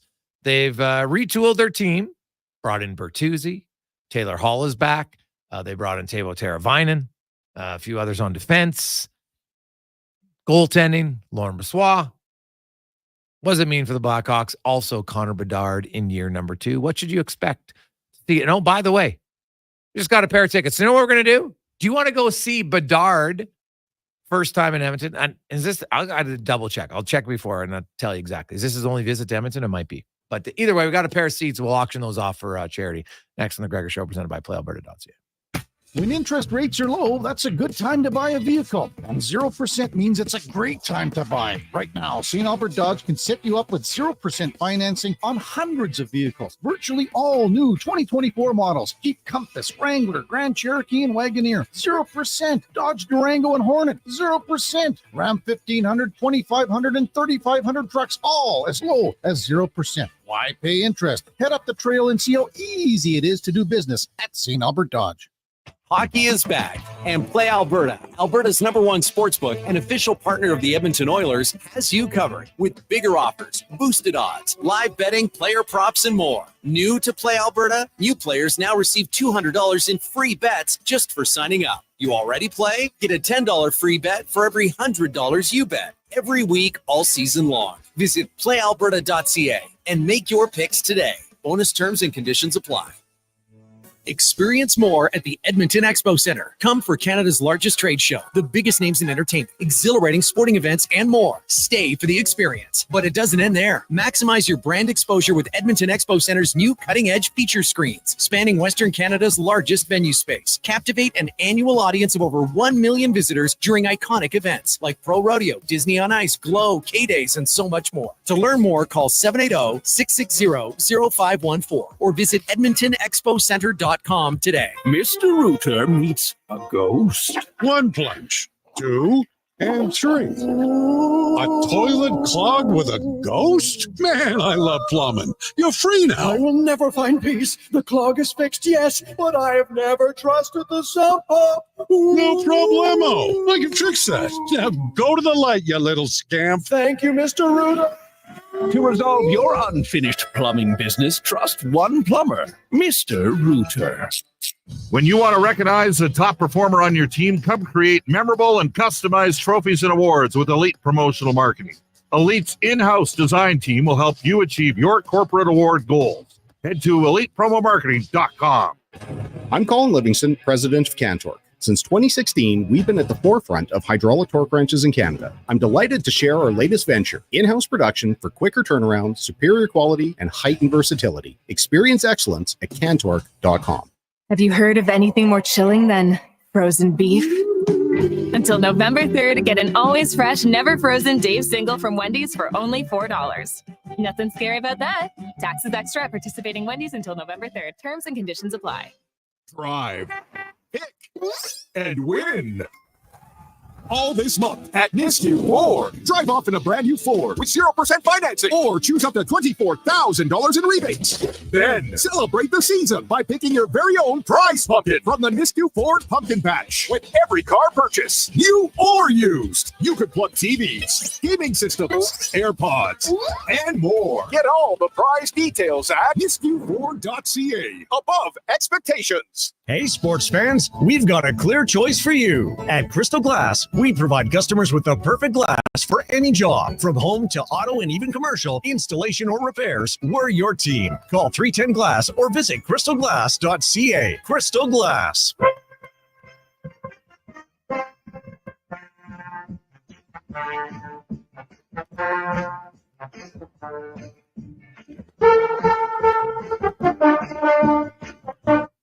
Portions of this hour brought to you by Japa Machinery. Japa is digging deep on their 50-year history of supporting Alberta's construction industry with their line of special edition blackout excavators.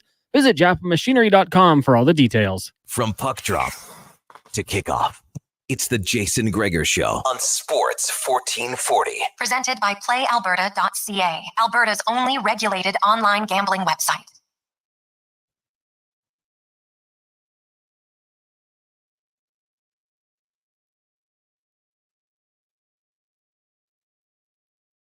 Back, Jason Gregor, Connor Halley, Wanya Gretz with you on Sports 1440, sports1440.ca, Oilers Nation, YouTube, Facebook, and X. Thanks for watching. As always, the Gregor Show is presented by PlayAlberta.ca, where you can get in the game. And hey, I know they lost one game, but guess what? The Oilers are still the favorite to win the West.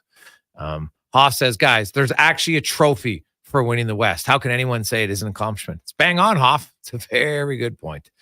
I thought it was a missed opportunity. Heck, look at baseball, right? The tradition, they celebrate their accomplishments, right? You just make the playoffs, which is hard to do because there's only a few teams that make it, but they celebrate. And I don't know why people think celebrating is like a bad thing. Go watch your kid's sporting event, right? When they win a big game, they win a regular season game, they come off that bench like it's a Stanley Cup every time. I don't see anyone, oh, hey, little Johnny, what are you doing celebrating out there, man? This is sports. We're supposed to be serious. No fun allowed.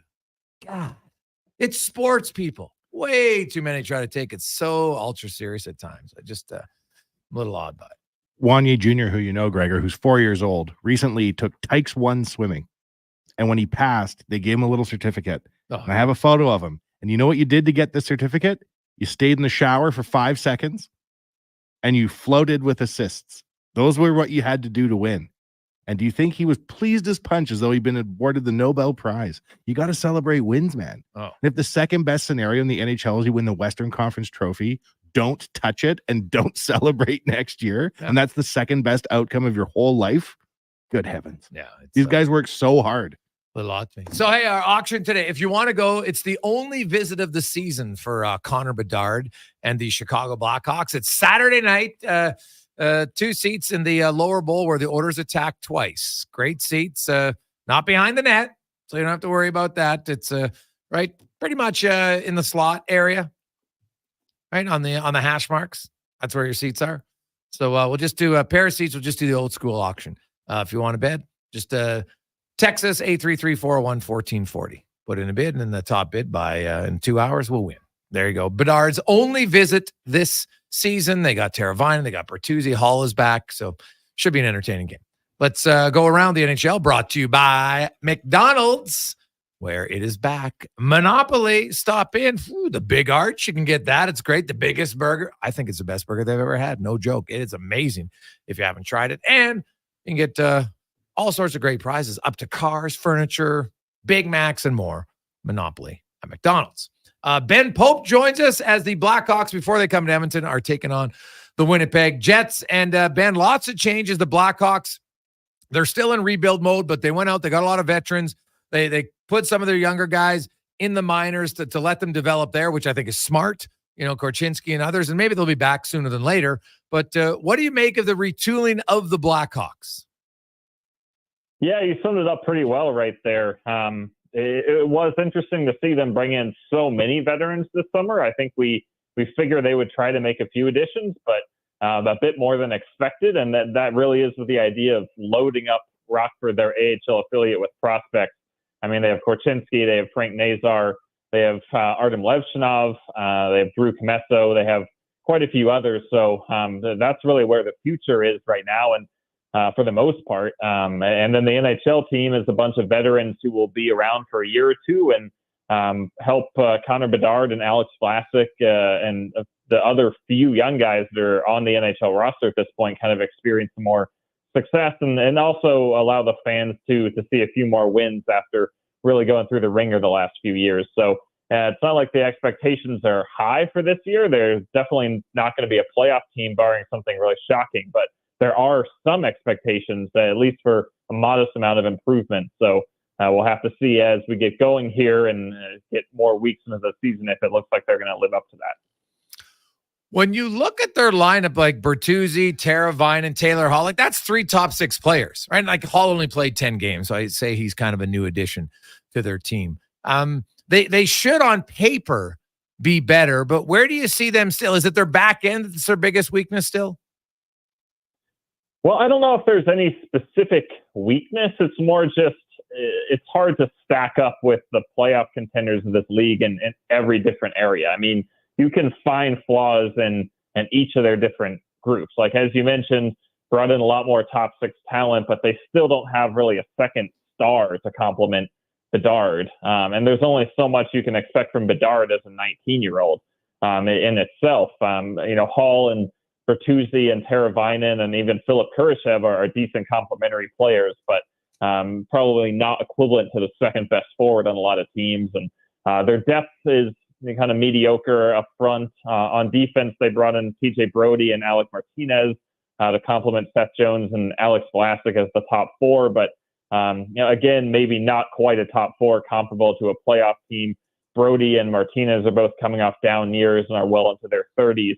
And then in goal, Peter Mrazek's coming off a really strong year, but consistency in repeating strong years has not been necessarily his forte in his career. So we'll have to see how he fares this year. And Laurent Brossoit should be a very strong backup, but is injured right now. So right now they're using Arvid Soderblom, who was one of the worst goalies in the league last year. So they have improved in every regard, but it's still maybe not enough to be an above average team in any one category. Goaltending, it's hard. Mrazek actually had pretty good numbers. Kevin Woodley talked about it on a team that gave up a ton. You're going to need goaltending for them to win. What about Bedard? I know, it's early. Of course, you only had one game, but you've seen him in training camp and such. Do you see anything noticeably different for Bedard this year than last? Well, it is early, and it's hard to say too much on the ice. I know he worked on winning puck battles a little bit more this summer, and he's not going to be the guy who's going to come in there and plow people over physically, but he can use his stick and his creativity to maybe get the puck back in traffic a little bit better. And we see him a little bit feistier. He's kind of throwing some hits and sort of roughing guys up in scrums and stuff. We saw that a bit in the preseason, but I think the biggest difference is just off the ice. He knows what to expect. He's been to every arena pretty much. He's comfortable in Chicago. He knows what the opposing players he's going to face every night are and maybe how to exploit them and that sort of thing. So he just has a bit more comfort level and familiarity with the league, and he seems more confident and willing to show his personality because he's really not a particularly outgoing guy.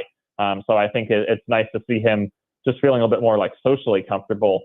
It's hard to say too much in terms of on-ice improvements yet, but I think we will see those this year. It's fair to expect that with a better supporting cast and another year of experience and just with all the talent he has. But we'll have to kind of see how that goes and in what areas it looks like he's really taking the biggest step in. Now, Teravainen and Foligno, those are his line mates for now. Do you expect that to stick for a while? I think we're going to see a lot of rotation there. I mean, we've already seen a lot throughout the preseason when Tyler Bertuzzi was on his line quite a bit. And then even in their opener in Utah, they had Ilya Mikheyev up there. And so Foligno getting the shot this weekend opposite Teravainen, but I think Hall and Philip Kurashev will also get some time there. He and Kurashev, Bedard and Kurashev played by far the most last year and had some good chemistry. So while he may not be quite as big a name as some of those other guys, that's still an option that the Blackhawks will look at if maybe things aren't clicking at a given time. So I think they're going to try all sorts of different combinations and see what works best. And I'll also try to figure out how to get the other lines producing as well so that they aren't entirely dependent on Bedard for their offense. Ben Pope joins us here on Sports 1440, Oilers Nation, YouTube and Facebook. And Ben, when you talk to their management about the young players, Korchinski was up last year, and do they recognize that, it's not the best place to develop guys, so many of them at one time? And A, it lessens your chance to win, and B, it can be really demoralizing. Players don't have any confidence when, they're getting ice time, but they're just getting slaughtered all the time. Yeah, I think that's exactly it. And Korchinski did an admirable job when thrown into the fire last year, kind of keeping his confidence up and not getting discouraged by the fact that he was struggling quite a bit. But I think while they're glad that he did that, they want him to be in more of an environment where he can really thrive and build up his confidence to even higher than it was coming into the pros. And same thing with Frank Nazar, who they also had played 3 games at the end of last season in the NHL, and he held his own, and he had an opportunity in camp, but it looked like he maybe could have used a bit of AHL seasoning. So they're just going to err on the side of caution with him. And same thing with Levchinov, number 2 overall pick. Obviously, there's plenty of those in the past who have jumped straight to the NHL, but considering he hasn't really played high-level hockey for that long, growing up in Belarus, they think that it would benefit him just to get at least a few months of the AHL first and his first taste of pro hockey after 1 year at Michigan State. So,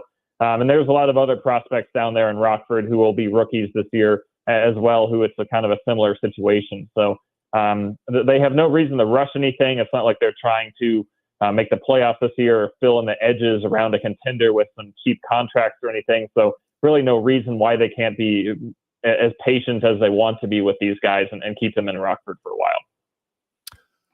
Looking at kind of the future of the Blackhawks, like I know I've done a lot of research on it. Rebuilds are kind of minimum 8 years. If you go, and like Chicago went full on scorched earth rebuild, and they'd missed the playoffs a few years prior to that.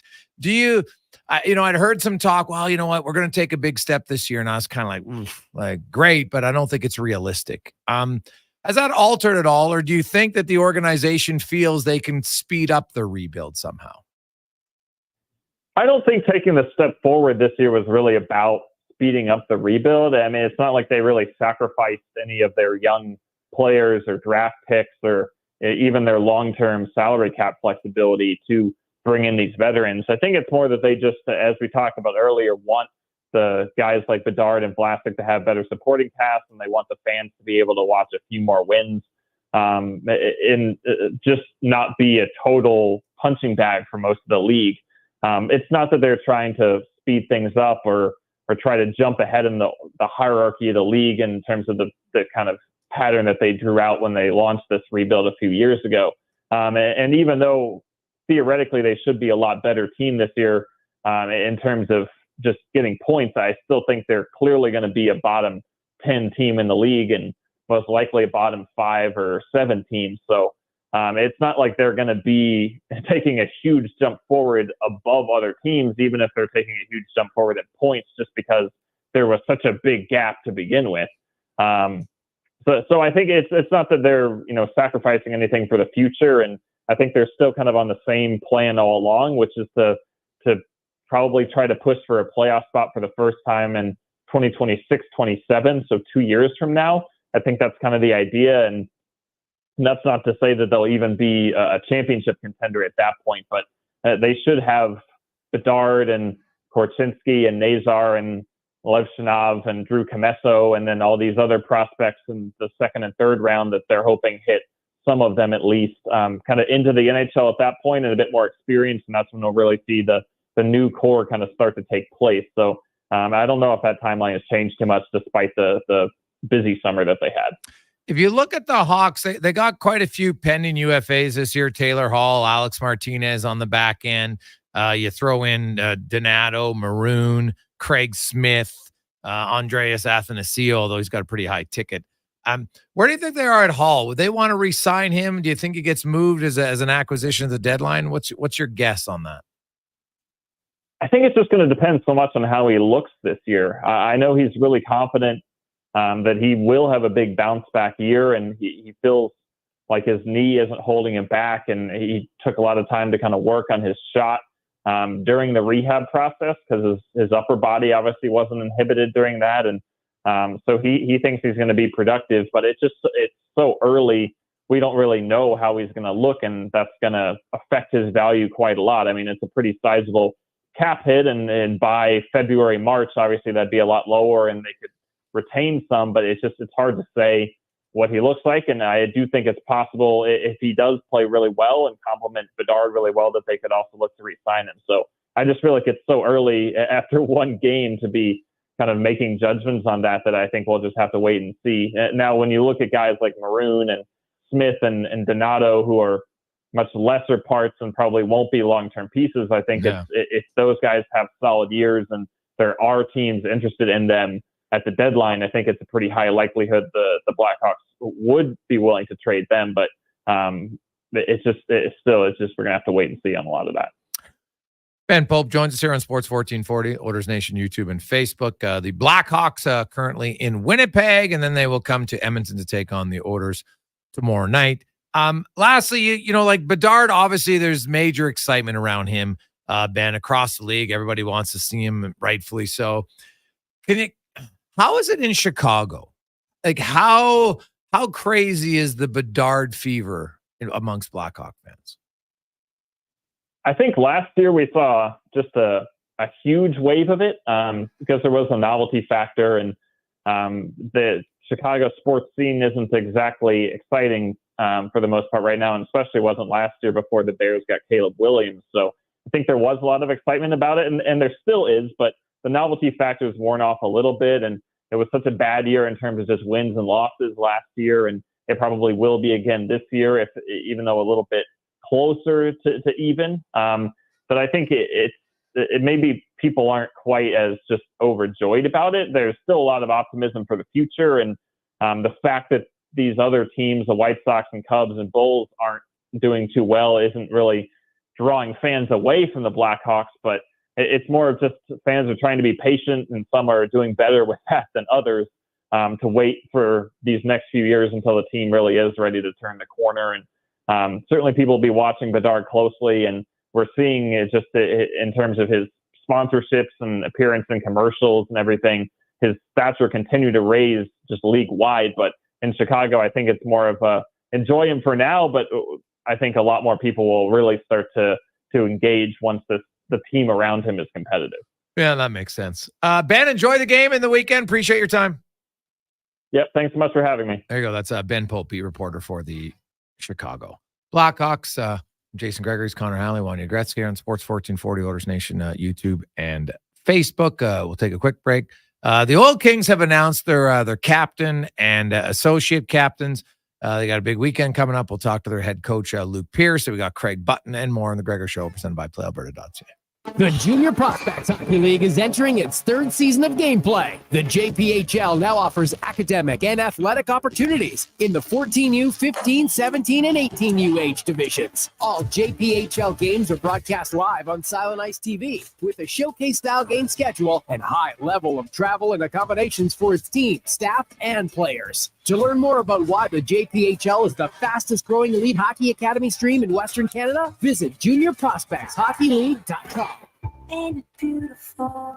The inventory is unprecedented. Volvo Cars Edmonton is proud to boast an amazing selection of in-stock Volvo XC40s, 60s, and 90s. Visit Volvo Cars Edmonton today and experience the exemplary service you've come to expect and the affordable luxury only found with Volvo Cars Edmonton, Canada's only 12-time Volvo Excellence Award winners. Experience the difference. Volvo of Edmonton. It's Midnight Madness at the Brick. Stores will be closed on Friday to lower prices and then reopen at 5 p.m. with incredible 7-hour deals in every department. Get 30% off furniture and free local delivery when you spend $4.99 or more. Plus, get 40% off mattresses and buy any TV or appliance to get a $50 credit for furniture, home decor, and mattresses. See in store for details. The Brick, saving you more. When it comes to your health, trust Dr. Bryce Henderson for expert care in hip and knee replacements. With years of experience and advanced techniques, Dr. Henderson helps you regain your mobility and quality of life. Your health is my priority. Let's get you back to doing what you love. Put your health in the hands of a trusted expert. Book your consultation with Dr. Henderson today. Visit vitalsurgicalspecialist.ca or call 587-391-7864. Are you ready for full throttle fun? Because the 2024 Alberta Snowmobile ATV and Off-Road Show is back, baby. With over 100,000 square feet of displays and great prizes to be won. See the 2025 lineup of sleds, ATVs, and side-by-sides. Loads of fun and entertainment for all ages. Check out albertasnowmobileshow.ca for more information. The Alberta Snowmobile ATV and Off-Road Show, presented by GMC. October 18th and 19th at the Expo Center. Kids are free. Tickets at the door. The Toro Zero Turn Blowout Sales event is on now. All in-stock Toro Zero Turn tractors are on sale, featuring the comfortable MyRide suspension system, isolated from the frame to save your back and accelerate your mow. Heavy-duty fabricated mowing decks are available too, 50 to 72-inch. Toro, a trusted name in turf for over 100 years. Don't miss the Toro Zero Turn Blowout Sales event on now. LawnmowerHospital.com. The Lawnmower Hospital.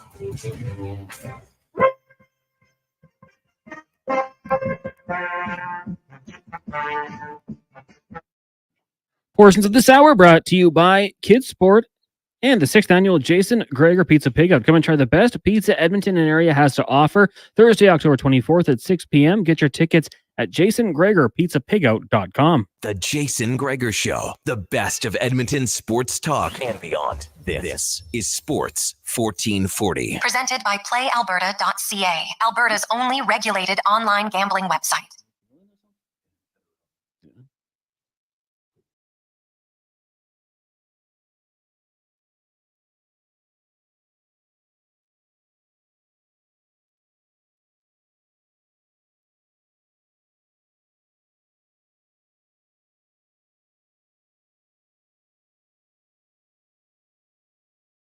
Positive Friday rolls through. Jason Gregor, Connor Halley, Monia Gratz with you on Edmonton's Radio Sports Authority, 24/7 Sports 1440. Thanks for listening in.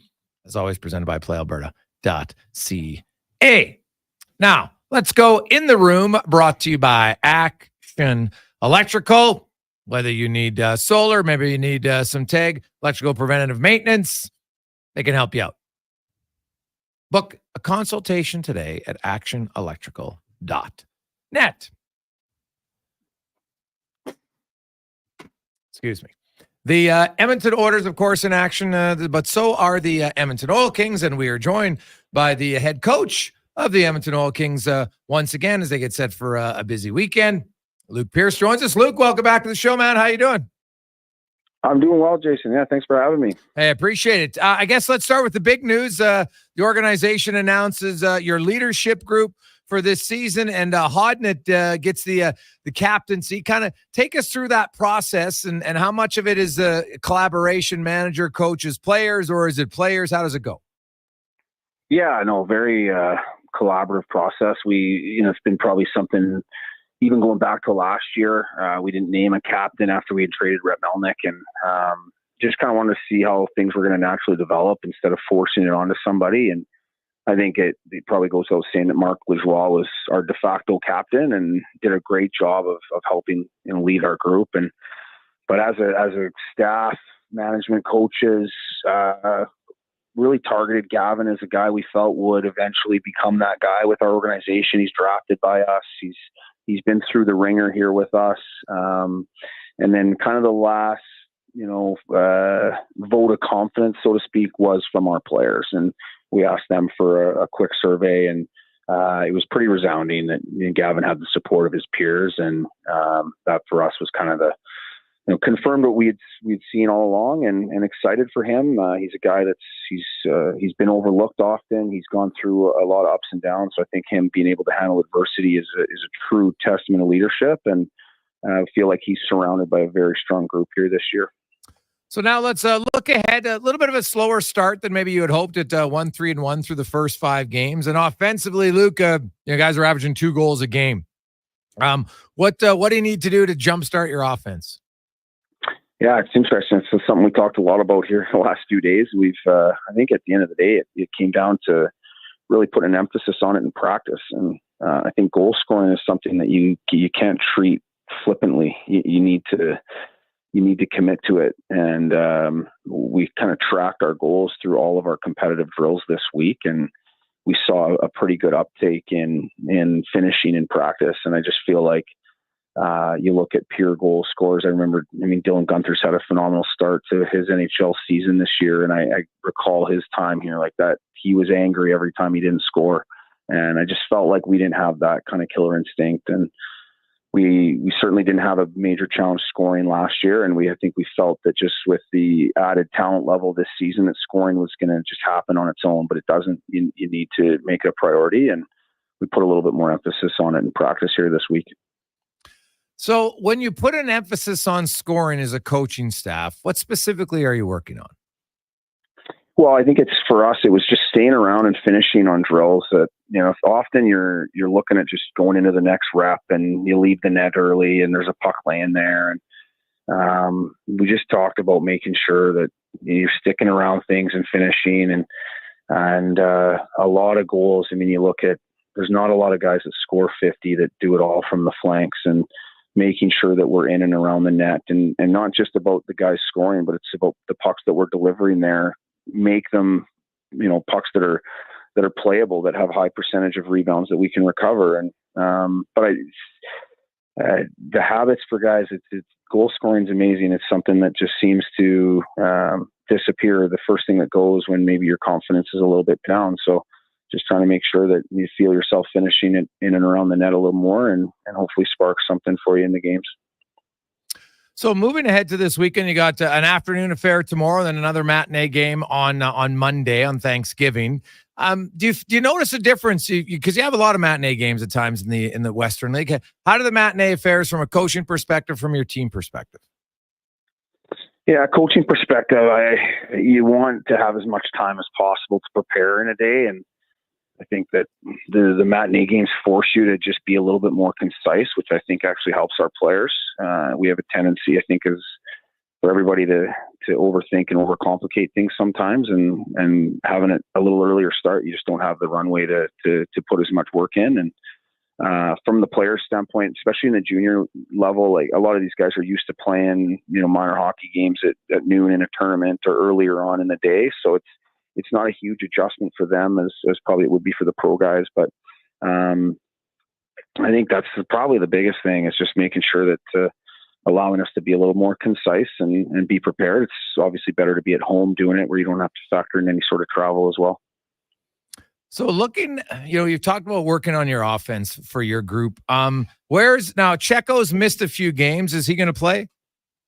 Yeah. So those guys, all the guys that have missed games were gone at NHL camp. So really our rosters with adding Grayson Sauchin back in has really only been together for 2 games. So I think offense often comes from familiarity and chemistry. And that's something that we're still building. There's a lot of new bodies, especially up front, and power plays. The best power plays, I think, at all levels are ones that are familiar with one another, and that's just not something we have yet. So we've got to be a little bit more urgent in developing that with some of the guys that are just getting used to each other. So now that you have a full roster, Luke, as Luke Pierce, head coach of the Oil Kings, joins us there in action tomorrow afternoon here at home.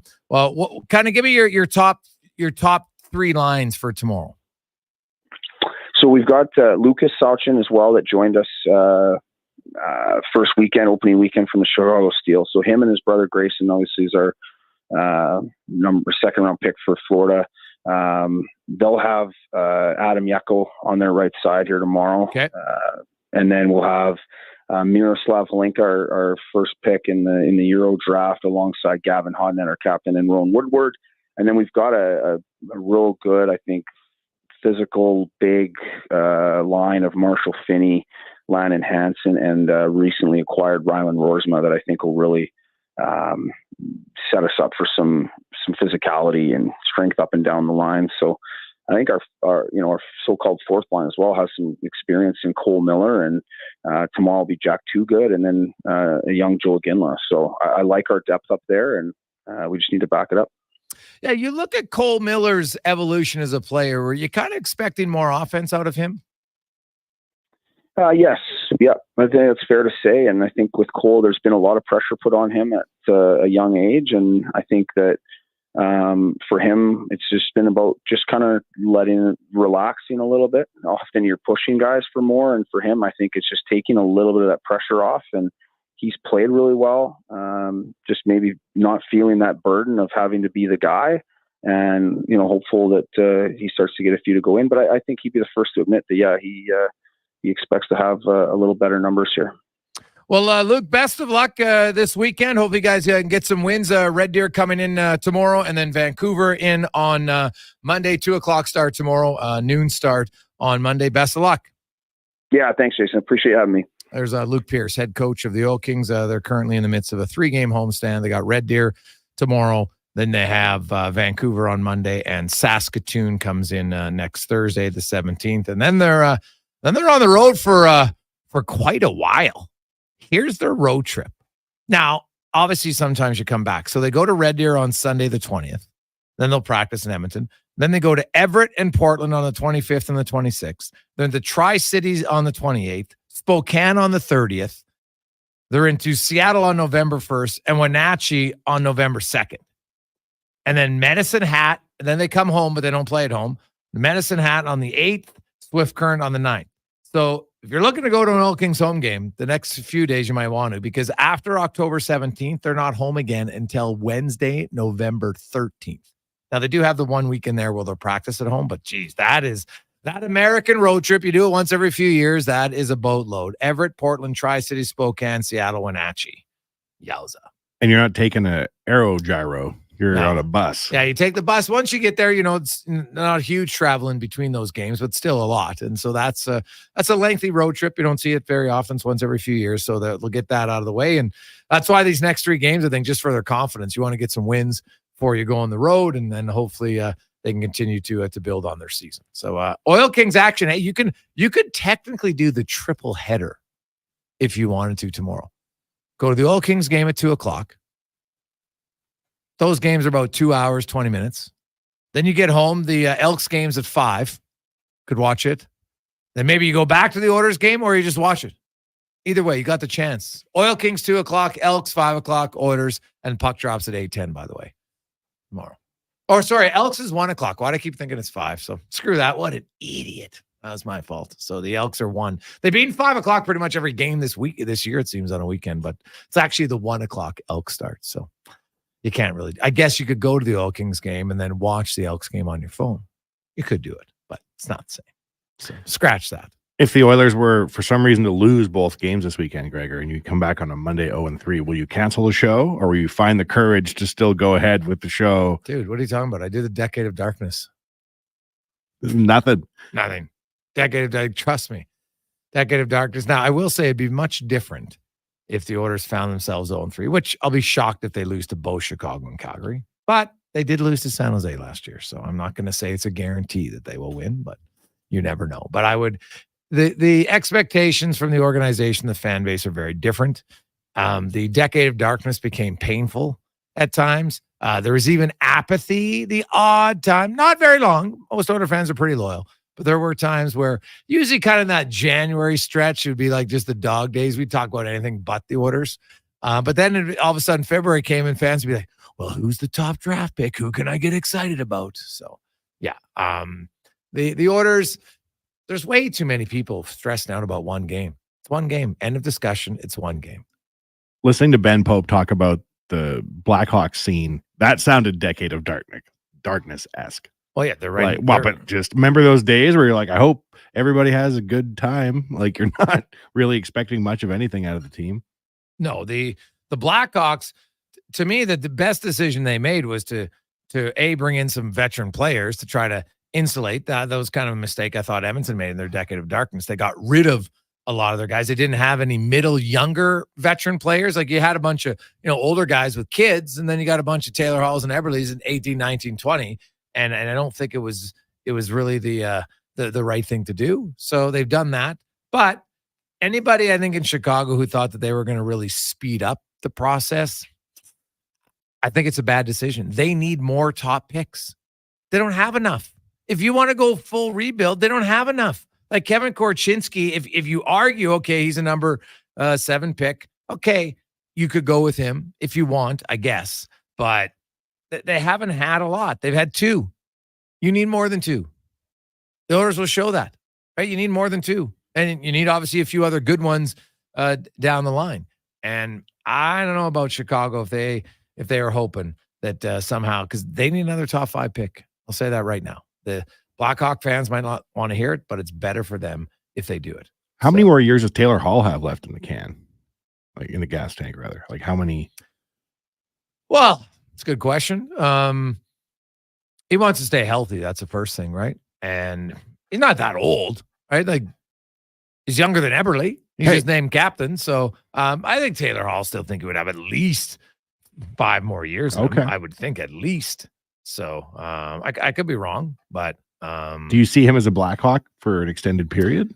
It will all depend. If he has a really good season and there's a good demand for him at the deadline, I think the Blackhawks will move him because they're, you got to always re-sign him. He's a pen and UFA if you really wanted to. I know that doesn't happen very often, but you can do it. Like Hall's what? He'll be 33.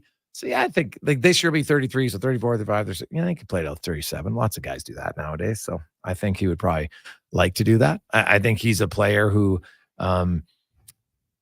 he'd probably want to go somewhere. He's made lots of money.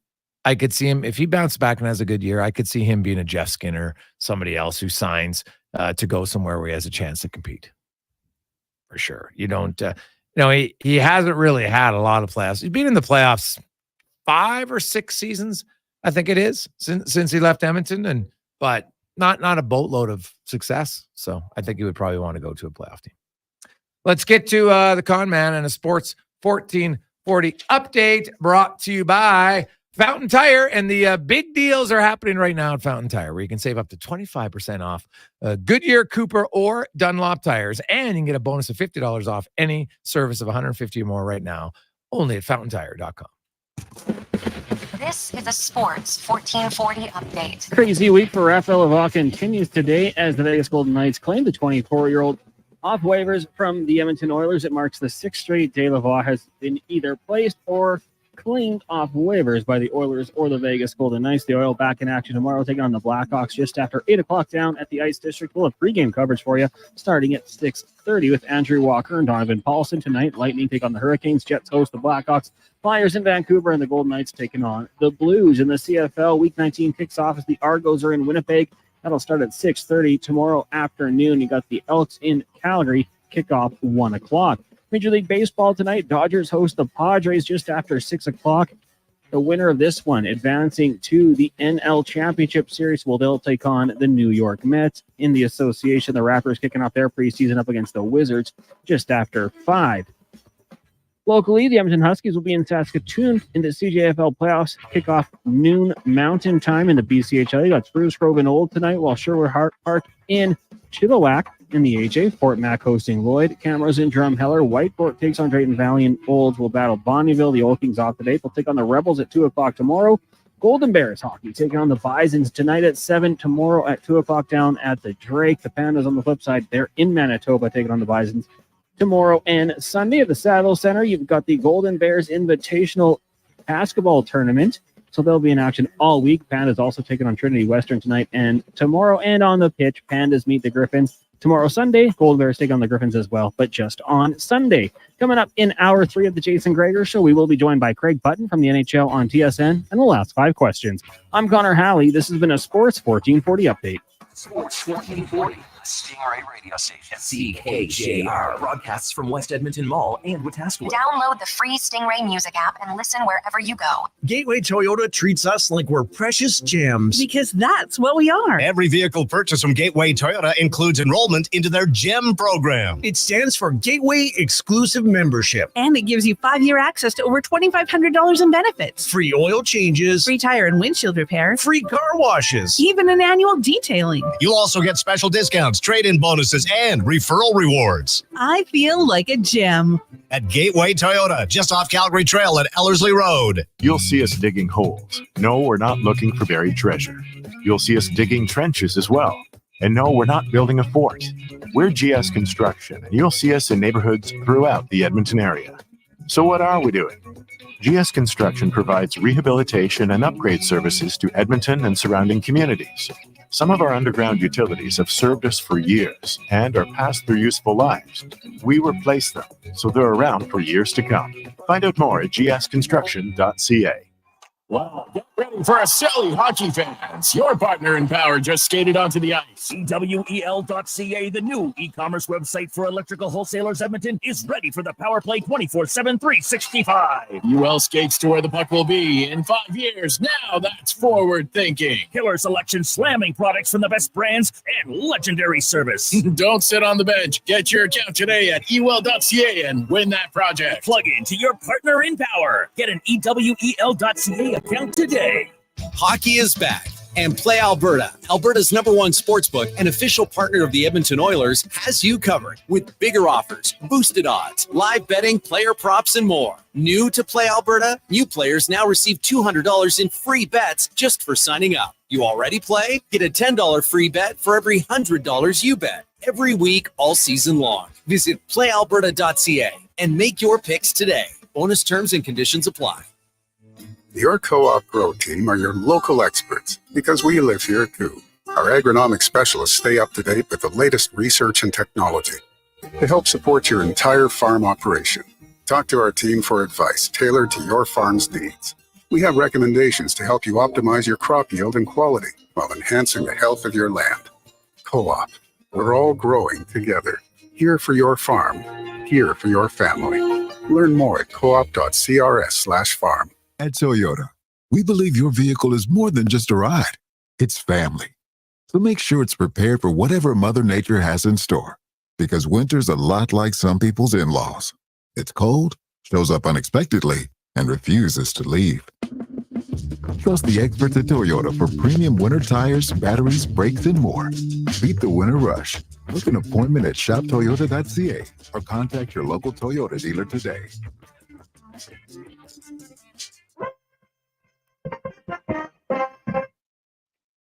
Portions of this hour brought to you by your Alberta GMC dealers. The Canada-wide clearance is on now at GMC. Get a $7,500 cash credit on a 2024 Sierra 1500 Crew Cab Elevation. See more at gmcoffers.ca. The Jason Gregor Show, the best of Edmonton sports talk and beyond. This is Sports 1440. Presented by PlayAlberta.ca, Alberta's only regulated online gambling website.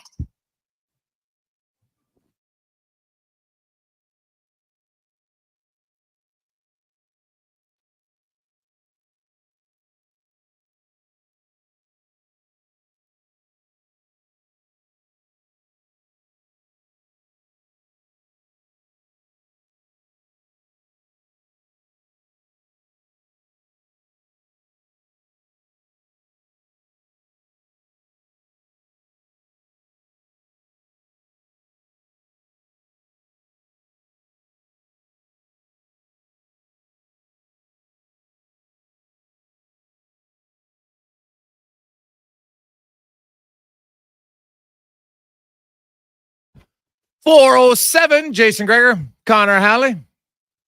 Well, congrats with you on Sports 1440, Oilers Nation, YouTube and Facebook. Big Baby has up to $300 now on the tickets. The only visit of the season for the Chicago Blackhawks and Connor Bedard. So we're getting closer to face value for the seats tomorrow night. They are where the Oilers attacked twice in the offensive zone against the Blackhawks. So if you want in, 833-401-1440. Double B has them now at $300. It is the Gregor Show presented by PlayAlberta.ca. Oiler news today. If you missed it, the saga has ended.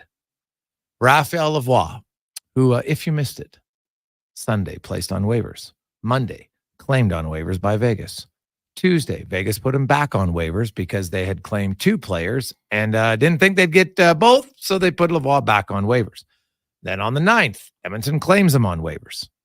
But another team put in a claim, so the Oilers could not send him directly to the minors. Then on Thursday, the Oilers put Lavoie back on waivers, knowing full well that if Vegas claimed him and no one else did, Vegas could put him in the minors. And that's exactly what happened. Vegas put in a claim. No one else put in a claim. There's people thinking that, like, it's funny. Gregor, some people think that there was a deal for future considerations. Okay, sure. But do you guys understand what future considerations are in the NHL? It's nothing. So basically you're saying there was a deal for nothing. Okay, great. But here, why is everybody so upset over a player that all 32 teams said today they don't see him as an NHL player? How do future considerations work, Gregor? Like, let's say there's nothing. It's literally nothing. So you never get to call it down the road. Be like, don't forget about that time. You might be able to, but there's no actual tangible. When you see a trade that's so-and-so for future considerations, you have to put in future considerations because you can't just trade a player for, quote, nothing. So even though it is nothing, the term future considerations make people think that it is something, but it's absolutely nothing. It's not a future draft pick, right? Now you can have trades that say it's a second rounder, and if something happens and this happens, then it becomes a first rounder. Well, that's different than future considerations, but future considerations is a polite way of just saying for nothing. That's what it is. How does it work when you're like working a deal? You're like, I want a 7th round draft pick. No. You get nothing. You get future considerations. Well, like, why even do the deal? Why part with the asset? Well, on the rare times when you look at the last few trades for future considerations, I'd have to look at the last trades. If a team doesn't, like, I know everybody says, well, 7th round pick. Yeah, but a 7th round pick can still become something. So teams are like, well, I don't really want the guy. Sometimes I'm doing you a favor by taking his cap hit off your books. You're not getting anything. So I just think, Raphael Lavoie outside, like Raphael Lavoie is being talked about more in NHL circles this week because of the uniqueness of being up and down on waivers and back and forth. And by the way, he never left Edmonton. So he doesn't fly to Vegas and then back and forth. He didn't do any of that. Because Vegas, the minute they claimed him and they saw that they had Cole Schwint as well, they had called Raphael Lavoie and said, we're going to be putting you back on waivers. You have to wait. You can't do it instantly. You have to wait till the next day. So, it's frustrating, I'm sure, at time for him. You're kind of waiting. Well, where am I going? What's happening? Same time, you're like, well, some teams want me, but none of them want him enough to keep him on the NHL roster. They think this is a guy who, if we run into injuries, maybe can help us. That's how they view him. That's how the whole league views him right now today. So you can get upset about it, but to me, it's kind of wasted energy on getting upset. Until Raphael Lavoie plays in the NHL, all it is a what if. Right? Can Raphael Lavoie shoot the puck very hard? 100%. No one debates that. But that's one element to play in the NHL. There's lots of other ones. And if you're not good enough 5-on-5 consistently in other elements of your game, then you're probably not going to get the opportunity on a power play to show your shot. Like, look at a guy like Daniel Sprong. Daniel Sprong scores goals in the NHL all the time. Yet they view him as a guy who's a defensive liability, so he gets 1-year deals and he bounces around. But everywhere he goes the last few years, the guy scores. Seattle scores. Detroit scores. In Vancouver scores. Like, that's what he does. He scores goals. So, Raphael Lavoie, I'm not sure he's better than Daniel Sprong, and Daniel Sprong can't stay on teams. So I think there's a lot of hand-wringing and frustration about a guy who's just not an NHL player right now. And I don't know if he'll ever be one. I always hope for every player who's close they become one, but the harsh reality is that they don't. I think people are just mad. Sounds to me like you get drubbed 6-0 loss to the Jets to kick off a season, and people are just in the emotional tailspin, Gregor. Yes. Yeah. Emotional tailspin. Yeah, probably the 6-0 loss might have done it. I don't know.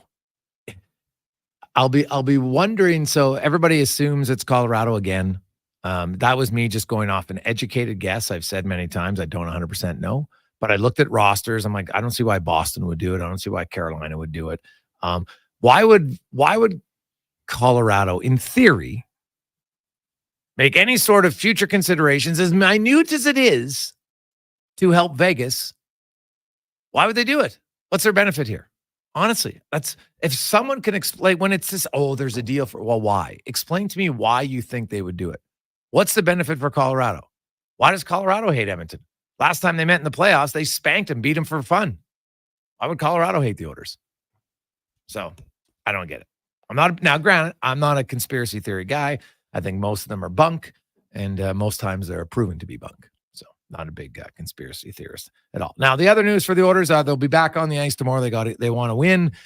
Chris Knobloch, we'll get to the coach's comments, because the one thing he talked about that he felt was really lacking in their game was just their consistency and their puck moving ability. Like the Oilers, their passes were brutal in that game. Look how many times they missed passes, and then sometimes they try to force passes, but they missed a lot of plays that NHL players would make 99 times out of 100, because that's how good they are. But they had a real off night in puck possession, no question. And not even puck possession, puck execution would be a better word. So he's looking for that to improve. Emberson and Nurse have been split up. Emberson's going to play with Kulak like they finished the game, and Dermott is going to play with Darnell Nurse. I think the Oilers' defense is going to be a work in progress, to put it politely. I think you will see different combinations, even when they win games, right? Because it's not like the defense pairs were the reasons the Oilers were down 6-0 because Darnell Nurse and Ty Emberson, right?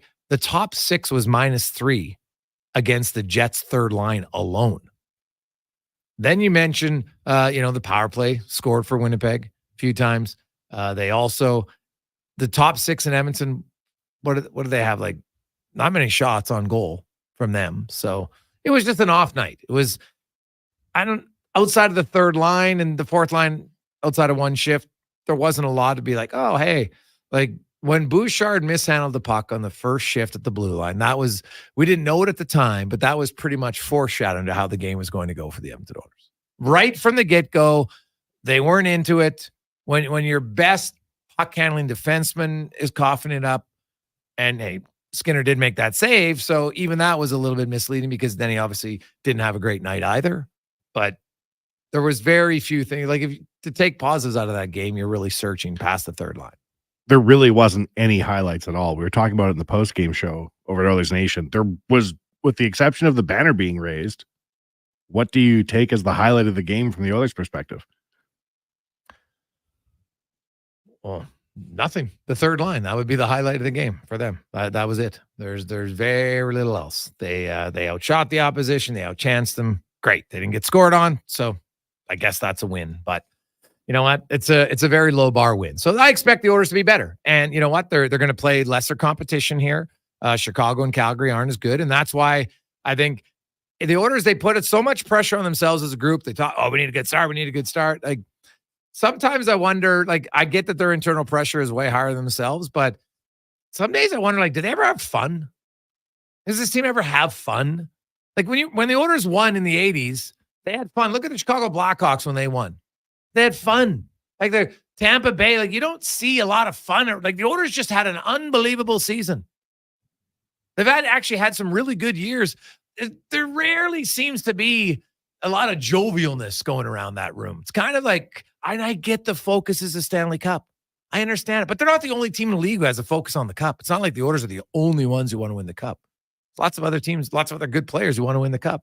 It's just, I don't know, sometimes I feel like there's not a lot of fun being had. I feel like Leon's getting more fun. I feel like each year he comes back from camp to camp looking a little richer, a little better looking, a little looser, telling a few more jokes, but Connor's still buttoned down, dude. Well, Leon even admitted, if you watch in the that he's like, hey, he's a pretty serious guy. And you know what? And he goes, he kind of chuckles. There's some truth to that. Like, I call him the grumpy German. That's not a bad thing. That's a little bit of their, just the German background if you look at it historically. So, that's fine. Like, not everybody has to sing Kumbaya and be super excited all the time. But I just, little things like not even having like a 10-second raise the banner thing where the fans cheer, like nothing. It was still a pretty big accomplishment. Ask the fans, did you have fun in round 1? Did you have fun in round 2? Did you have fun in round 3? How about your last game at home in the playoffs? Was game 6 of the Stanley Cup final fun? I think it was. Game 4 was pretty fun for Oiler fans. Heck, game 5 was fun. Game 7 is stressful for a bit, but you're in it. When Janmark scored, were you having fun? I think you probably were. So I don't know. I think that was a miss for me. That it's okay to have a little bit of fun at times. So you could have and fun doesn't mean you don't have a goal and you're not committed and dedicated. You can do both. I think it's okay. So remember when the Lakers won the mid-season tournament and they made LeBron celebrate and they raised the banner? Maybe a bit too fun. Raising the banner for the mid-season tournament. Do you think that's a good play? The Lakers do that, Gregor? First tournament ever mid-season. Is that banner worthy to raise? Well, they gave one player 2 banners. So they made some very odd decisions. But they did a ceremony for that banner. And we don't get a ceremony for the Western Conference Championship? Which I would argue is more important. Just much, much more important. Mm-hmm. So yeah, I'm curious how that will go over again in the NBA. I get that they're trying to incorporate something that happens in European sports, and it's different. I'm not saying it's wrong. It's just different. So, and different isn't wrong. It's just different. So it'll take a while. Most times, most of us, when something different comes on the first time, I'm not sure I like that. New song on the radio the first time. But then all of a sudden, like 2 weeks later, like, we kind of like that song. So I get it. Where most of us are creatures of habit and don't love change. So I get it. I don't mind change. I don't really get too caught up in one thing to be like, I never want to change that. So, did you happen to notice? Did you go through the merch stores at Rogers Place? No. Or look around? Are they selling the banner? I don't think so. I don't ever recall. Did they ever sell them? Yeah. Oh, yeah. Big time. I got them at home. Oh, the little ones. Little tiny ones. They should. Because they should. I think people would buy them. You can't get no 6. They never made one. I've never seen one for sale. I have all the old ones from the Cups. Yeah. But never a Western Conference Mo 6. Well, I wonder if it's because they won the cup, so they included them all. So then you bought them all because it had the cup. I wonder how much that plays into a factor. I'd love a 20. I bought the t-shirt, I bought a hoodie, and I bought a hat. The Western Conference. Oh, Champ. yeah. Big time. Oh, there you go. I look great if you're wondering. Let's get to a quick break. Craig Button will join us next. We're going to talk NHL, but we're also going to talk with Butts. Of course, the NCAA sounds like CHL players. The NCAA is going to change the rule. And what's that going to mean for CHL, for junior A hockey? We'll talk to Butts about that next on the Jason Gregor Show on Sports 1440, Orders Nation, YouTube, and Facebook. Edmonton's premium live music and party venue is On the Rocks. Check out Bingo Tunes on Monday. Perform on the best stage in town with karaoke on Wednesdays. Learn how to salsa with Salsa Rocks on Thursdays. And every weekend, OTR goes live. With your favorite bands on the OTR stage and DJ Kenny K. For everything that's going on at On the Rocks, give us a follow. Facebook, Instagram, or Twitter. At On the Rocks, EDM. Eat well, party hard. On the Rocks. On the Rocks. On the Rocks. Open every day till 2 a.m. It's Midnight Madness at the Brick. Stores will be closed on Friday to lower prices and then reopen at 5 p.m. with incredible 7-hour deals in every department. Get 30% off furniture and free local delivery when you spend $4.99 or more. Plus, get 40% off mattresses and buy any TV or appliance to get a $50 credit for furniture, home decor, and mattresses. See in-store for details. The Brick, saving you more. Okay, time for the Metal Supermarket's mailbag. Archie from Atchison writes, more like Metal Superstars. Another major project completed fast thanks to your quick turnaround. And Helen from Hazeldean says, I just love the young man voicing your radio commercials, but he could visit more often. Well, maybe if Helen made my favorite meatloaf, I would. But seriously, Grandma, I'll be there Sunday. For metal cut to your precise requirements, see the convenience stores for... Southside, West End, metalsupermarkets.com. I couldn't ignore it. Everyone kept saying, you look so tired. Are you getting enough sleep, dear? Hon, you look like you need some rest. But I'm not tired. I guess I just look that way. But you don't have to. I'm Dr. Vance Elliott, and I provide skin-refreshing treatments designed to give you a fresh and natural appearance. Don't worry, we won't drastically change how you look, but we will help you look as energetic as you feel. Book your consultation today at drvanceelliott.com. Diablo Boots in Canada West. 2 great names in work and cowboy boots. For over 60 years, Diablo has been selling the best-made Canadian boots. Diablo has boots from sizes 6E to size 15 EE, just for you. Why buy boots made in China like Ariat, Justin, or Red Wing, when Diablo has the best quality for less, made in Canada? Diablo has work and cowboy boots with replaceable soles and heels for longer life. So, save on boots by Save On Foods. That's Diablo Boots, 3340 Gateway Boulevard, on the east side of Save On Foods. Hurry in today for best selection. When was the last time your electricity and natural gas provider made you feel like this?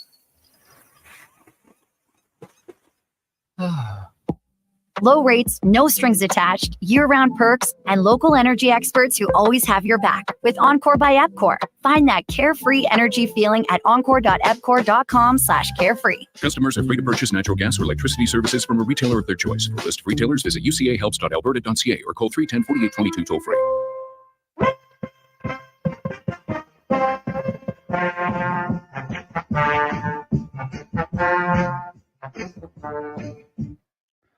Portions of this hour brought to you by Cantork. We offer sale, rental, repair, and calibration of hydraulic, pneumatic, and battery-powered torque wrenches, stud tensioners, and flange maintenance equipment. Order today at cantork.com. Look good, feel good, play good. It's the Jason Gregor Show. Thanks for listening to Sports 1440. Presented by PlayAlberta.ca, Alberta's only regulated online gambling website.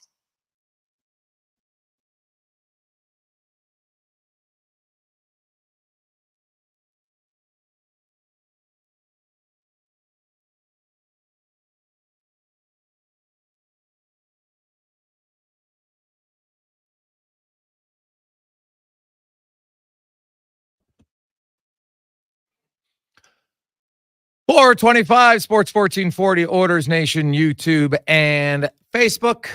Gregor Show, presented by PlayAlberta.ca. And Double B has a great deal on the Orders Blackhawks tickets for tomorrow night. A bargain right now at 300 bones. So you want to get in on that? You can. Where the Orders attack twice. Lower bowl, row 17. Great seats, not behind the net, by the way. So you don't have to worry about sometimes about the depth perception at the other end of the ice. You got great seats to watch. the game, and it is Chicago's sole visit to Edmonton this season. Now, let's get to our big guest of the day, brought to you by Silent Rides Charter Company, one of Alberta's premier bus charter companies with state-of-the-art motor coaches that will safely take you or your team to your next destination. You need a ride, you're going on the road for basketball, volleyball, hockey, soccer, you name it, and get you there safely. SilentRides.ca. As we welcome to the show former NHL GM, scout, Stanley Cup winner, also ace analyst and scout with TSN, Craig Button joins us. Butts, how are you, my man? I am really good, Jason. How are you doing on this Friday, Thanksgiving weekend holiday? Oof. It's good, my man. Butts, are you a big pumpkin pie guy? Yeah, I like pumpkin pie. I am. You know what? I'm not a big turkey fan. Really? I'll eat turkey, but if I have a choice of ham over turkey, I'll take ham. Like I said, it's not like I don't like it. It's just not that. I'm not really one of those turkey guys. Not a turkey guy. Do you like the dark or light meat? If I went, I'd go dark. Yeah, it's a little moister usually, so I get it. Yeah. I never liked it as a kid, but I'm definitely into the darker meat a little bit more now as I'm older. Yeah. But I love turkey. Mashed potatoes need gravy, killer for sure. And pumpkin pie, oof, love it. With the homemade whipped cream, though, that's the key. Is you need just the natural cream that's got nothing else, just cream. You whip it up, it's unbelievable. So, well, you think about it, and I know, where you grew up and everything, and we think about our youth, right? Yeah. And you think about, you growing up, I mean, cream came in there, right? It was fresh. You might not even gone and shot your own turkey, right?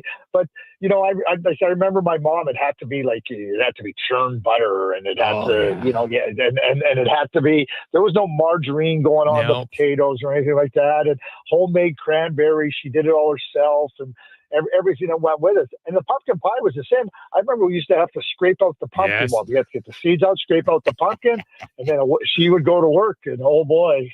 Oh man, it's unreal. I think why I liked it so much is because you didn't make pumpkin pie all the time, because obviously pumpkins aren't growing year round or in Alberta. So man, when you got it, they used to make a few, and pumpkin pie freezes great. So that's what I like. We'd always have a few extra that you could, get into November. It just never lasted that long because, God, I loved it.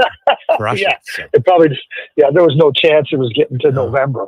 Now, the NCAA, Craig, we talked about this 6 months ago that we thought this was inevitable, was going to happen. And, now it sounds it might happen before November when they officially do it. I think maybe the first few years, it might be like, oh, we're going to target lots of CHL players. But I was looking as 18-year-old freshmen in NCAA programs right now. I think I counted 31. There's not a ton of them. So who do you think they're going to go after here? Do you think they're really going to be taking a significant amount of players from CHL? I mean, here's the way I look at it, Jason, and you're right. I mean, the number is in the low 30s in terms of kids 18 years or younger that played in the NCAA, and for the most part, they want players that are 19 and 20 coming into the NCAA. You're older, you're more mature, you're stronger, you're able to handle the rigors of college hockey a lot better. So they're looking at those players, and that's where I think they're going to focus their efforts on. For the NCAA schools, there's going to be young players that have an interest in going there, but I think now, like, the NCAA schools don't have to come in and spend an inordinate amount of time talking to 15-year-old kids that haven't even thought about what they're going to do at 18. They haven't thought about what they're going to do the next week, let alone what they're going to do in 3 years. And I think that takes away some of the pressures. And the second part of this, and I know you and me have talked about this, is that for a young player that can now go and say, listen, I'm going to go play junior hockey when I'm 16 or 17. And maybe at that point in time, and 2 years in or 3, it's not really what I expected. Teams also now can look at it and go, okay, you know what, it's not working out for us either. And now there's another option for the young players. And so I think that's a benefit all in all for the whole system. But the NCAA schools are not coming in to jump all over the 16-year-old players and the they're not going to come in, like, just for an example, and I know he's playing that, they're not going to come in and try to recruit Joe Iginla now. Joe Iginla can't go play college hockey. He's not going to be ready to play college hockey next year. And again, premier players go in, the number's low. Like, as you just pointed out. And but it's good. It's going to create more options for players. I think that I don't think it's an unintended consequence. I think one of the negative consequences is the CIS, youth sport. Yeah. I think that they're going to lose players. They're going to lose players to the NCAA.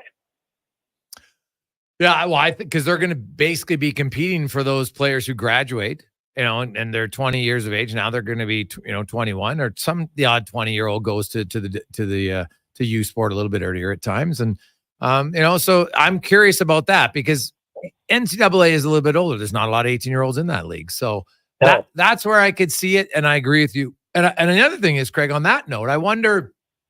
Like, I look at NCAA, and I think they've done a better job promoting their league as, look at our players. And if people trip over themselves sometimes with these NCAA free agents, and 90% of them never become NHL players. And I'm like, I think there's youth sport players that are just as good, but no one. And if they get signed, they sign to like AHL deals. But these guys are getting signed to 2-year NHL deals with a signing bonus right off the hop and wasting the first year to get in 2 games at the end of the season. Like, it's mind-blowing how different they're treated, even though I think the gap in the player is minimal. Exactly. Last year at the World Junior Camp in Oakville, Team Canada gets playing against the youth sports all-stars. Well, the first game was tight. And a lot of these players that were playing for the youth sports all-stars were good players in the CHL. In the second game, they just took the Team Canada team and literally like took them by the scruff of the neck and said, "Okay, boys, I don't think you're ready for this." Now, these are the best. Those are the best young junior players trying to make Team Canada for the World Junior Championship. And I remember sitting there and going, like, these kids at an NCAA school we'd be talking about them, to your point, as free agent signings. And isn't it fascinating how everybody gets, I guess, really anxious and excited about these players, and there's players that are just as good, in my view, and in your view, Jason. You've watched it, I've watched it, but there's a perspective on it and a narrative that kind of doesn't fit. And so if those kids now are looking for exposure, that's the other thing about the NCAA. Straight exposure, they're going, well, there's better exposure for me, better chance for me to get a contract. The business is bigger for college hockey in the United States than it is in Canada. So that's where youth sport, I think, will and it's not youth sport's fault. They do a good job. But, for the kids getting exposure, it's a real opportunity now for them to earn those NHL contracts like the players that have been NCAA players from day one. Craig Button joins us on Sports 1440, Oilers Nation, YouTube and Facebook. So, Craig, let's move to the NHL. It's ultra early in the season, but, there are some stories. Like, if you're the Buffalo Sabres and you've missed the playoffs 13, and maybe just even discount that. You couldn't score last year. You come into this season this year, you played 3 games. You scored 1 goal in each of those games. You've lost all 3. How concerned are you about the offense, and what can they do to get their offense? Because their top 4 defense is really good, but it's not translating to them at all, having more puck possession and definitely not leading to more offense. Yeah, no, it isn't. And listen, I think that when you've missed the playoffs 13 years in a row, and we talk about rebuilds, we talk about young players in the system, drafting high, getting these players, and teams have gone through it. And it's great to have a plan, and then you got to try to execute the plan. Then you're going to be judged on how the plan turned out. And for the Buffalo Sabres, I mean, Terry Pegula and Kim Pegula, the owners, they're committed to this team. I mean, they've made a lot of investment in the team. So you go to Czechia, and they weren't very good at Czechia. They were poor. A little bit better in the game against LA, but again, fall short. I think you have to be really concerned. I think you've lost 3 in a row. You scored 3 goals total. You scored 1 goal in each of the. It's not good enough. And I think for Kevin Adams and the Buffalo Sabres, and I'm going to use a term, pun intended, there's got to be some saber rattling in there. The group of players that are in there, they're showing they can't get it done. Yeah, no, that's fair. Like it's a little bit of a concern early on, no question about it. You look at, what about Ottawa, Craig, in that Atlantic division, and Toronto, Tampa, Florida, Boston? They've been pretty much there. Montreal had their great run, but that happened in the Canadian division, not the Atlantic division. Do you think the Sens have improved enough? They've got Allmark, right? They went out and got Jensen, got rid of Chychrun, different type of defenseman. Do you think their forwards have kind of got the memo that the Edmonton forwards got a few years ago that, hey, we can be offensive, but we're going to have to be better defensively if we want to win? Do you think they're there yet, or you still view them on the outside of that top four in the Atlantic? I view them outside the top four in the Atlantic, but I think they're making steps forward. And until you start to make steps forward, I don't think you can get into that top four. Allmark we know he's won the Vezina Trophy, and he's just a stabilizing player in the 4x6, and that'll help any team. And when you look now at the Ottawa Senators, and they're not much different, and maybe different, maybe a little bit more different, but it's not the same length. But last time they made the playoffs was in 2017. And again, all these young players, all this promise, the ownership is invested in those players. And I'm not suggesting in Buffalo or in Ottawa that those players haven't earned those contracts. But like with anything else, it's great that you've earned them. But now the investment that the organization has made in you, they're expecting a return on that investment. And the return on the investment is, no, it's not about, okay, you're good, okay, you're young anymore. It's about meaningful steps forward. Now, I think they can do that. I think, they changed the blue line. I think adding Amadio, Cousins, and supporting him with Allmark, and then also making sure Data Perron, that helps Claude Giroux. When they brought Claude Giroux, and he was one guy trying to influence a big group of young players. Well, now there's more of those older players, winning players that have had winning experience that can have a little bit more influence on the group. And, Travis Green is right from day one of training camp has emphasized it, but that's what it takes. It's not, and here's the other thing too. There's nothing like you've got your contracts. You don't have to go and pile up points to get your contracts. Just now, make a return on the Ottawa Senators investment. You can give up offense. Go get your team in the playoffs. Greg, Utah's off to a great start. 2 games in, they're winning games. They got some offense going, and they probably don't love how many goals they're giving up, but they're winning. Utah, it's unique because for years we've heard about how Arizona's, they're drafting, they're developing, they're getting all these young guys, but their owner never wanted to spend any money, so it was kind of a waste. Well, now they get an owner and, the GM who finally, has the handcuffs taken off of him, and they're wheeling, dealing. He's building his defense core. You look at their offense. What do you make of this Utah team, and how competitive do you expect them to be this year? I think they'll be competitive. The last couple of years, 2 years ago, they found a way to be competitive. They were big. They made life difficult on opponents. Last year, they started out pretty good. And then obviously they didn't have enough to get through it. And certainly, as you point out, Jason, the owner, was reticent to spend money. And there comes a point in time where you got to try to find a way to give your team a little bit more to help them through some of those challenging points. That's not the case anymore in Utah. And you got good young players and players that are ready. I mean, Dylan Gunther's a great example of that. I mean, we know how talented and gifted he is, but he's ready to come in there and play. Josh Dolan's ready to come in there and play. The young players are not green. They're ready to contribute. They're going to be competitive. And I think Andre Tourigny's a good coach. And when you start to be able to take some of the distractions, some of the question marks, and players have question marks. Oh, okay, I guess we got an injury and we're not going to be able to replace him. Oh, there's not this like losing is not going to be accepted type mentality. And I'm not suggesting people are trying to play to lose. It's just we're not going to say here's what we're going to do. Vegas Golden Knights come to mind, and now some of those things are off to the side and the players can just play. They were the 6th worst team in the National Hockey League last year. I think they're going to move up into another tier.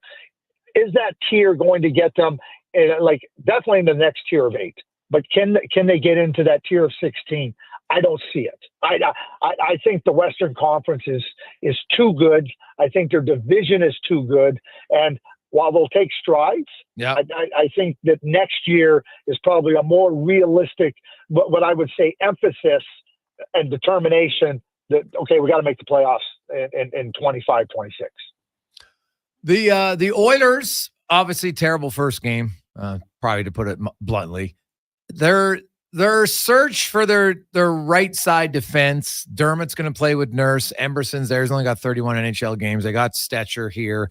I think everybody expected that they would upgrade their blue line before the trade deadline, Craig, and I fully expect that to still be the plan. I wonder though, what would it take? Like, not just losing, but like, I wonder how early they could maybe upgrade that, because it's obvious they need a second pair right defenseman. Well, they do. And Jason, think back to last year and how much they were looking to find somebody that could just, partner play with Darnell Nurse. And ultimately it took right into the playoffs, deep into the playoffs, and Broberg became that guy. No, Broberg's not there. So I think it's twofold here. It's to find a good partner for Darnell Nurse, and it's also somebody that can carry those minutes. Before the deadline could be as soon as tomorrow. So, I'm playing with semantics here, but I know, and that the Edmonton Oilers have a list of players that they're going to target. They're going to be making phone calls around the league. I think I'm not going to use the word urgency, but I think there has to be a real insistence that if we have the opportunity to add a player sooner rather than later, we got to act. Because here's the other thing, Jason. There's a number of teams. The Dallas Stars, they're one of the competitors of the Edmonton Oilers in the West. Drew Doughty's out. The LA Kings could be looking for players. Some of the players that are on a lot of the players that are on the Edmonton Oilers wish list are on the Dallas Stars wish list. And I'm just naming a couple teams, LA, because of the Doughty injury. They're going to be on other teams' wish lists. So you better be careful about waiting too long. Because now the music may stop and you might not have a chair to sit on. So I think and it's obvious. Everybody knows what Edmonton has to do. I have faith that they will get it done, but I don't think February is the answer, Jason. I think it has to be done much sooner than that. Yeah, you could be right. Do you think that there's time to panic though, Craig, or do you think you give it? How many games do you give to open a season before you start to worry as an executive? Well, yeah, I think what's clearly there, Wanye, is they know. So I don't think there's any of this. Oh my God, we thought this would be better. They know they're patching right now, and it's a patchwork thing, and they're trying to get through. And the Edmonton Oilers can get through. Right? And throw the first game away. It was just one of those games. It was awful by everybody. Now, what I just said to Jason, I think becomes really key. Don't wait too long. Don't wait, because there's a lot that goes with it. Making sure that you get settled and a player gets into the group and everybody gets comfortable with the player or players. There might be two players that need to come in, but I don't think panic is going to set in anytime soon. If you ask me, Wanye, when panic would set in if the trade deadline passes and that blue line isn't much improved. Yeah, that would be panic time. Yes. But I don't think they're going to get there. I think that they know. And when they didn't match the offer sheets, they had a plan in place. It wasn't just, we can't pay that. They said, okay, is it commensurate with where the players are at? And we debate that, and we drafted them, and we were patient with them. It was more about, what are we going to be able to do to give this team the best chance to compete for the Stanley Cup with improved blue line, and that's how they're going to be measured. And that now, I guess if they get to a record and they're really falling behind, that could be the small lowercase panic point. But I don't think they're there, and I don't think that'll happen. Craig, quickly, the Raphael Lavoie waiver saga, something we don't see very often. Some people are saying, there should be changes to the rules. I don't really think so. It's kind of unique that when Edmonton reclaimed him, a team higher than them, one of the top 8 teams in the league did, and then they didn't do it 2 days later. Now, I looked at everybody's roster. I thought it might have been Colorado, but this time Colorado they decided to go with Capo Kakinen instead, right? So things change even in the span of 48 hours. But some people are suggesting that there was a backdoor deal here for future considerations, which makes me chuckle. Do you think there was? Having been a former GM, why would you do it for a guy who every other team currently today has deemed not an NHL player? Well, I mean, There could be multiple reasons for it. So some teams just want to fortify their depth. They want to add. No, I meant to make it like the backdoor deal to put in that claim so Edmonton couldn't have sent him to the minors. Oh, I see, because it automatically goes back to there. Yeah. Yeah. Well, I mean, maybe it's not about what's going to happen in the future. Maybe you got to look back. Maybe there was something that happened previously, and somebody says, "Okay, you owe us this. You need to do this." Deals are made all the time. Yeah. And, the best time there, a lot of times deals are made late at night and the curtains are drawn so nobody can see. Would you, don't dismiss it out of hand.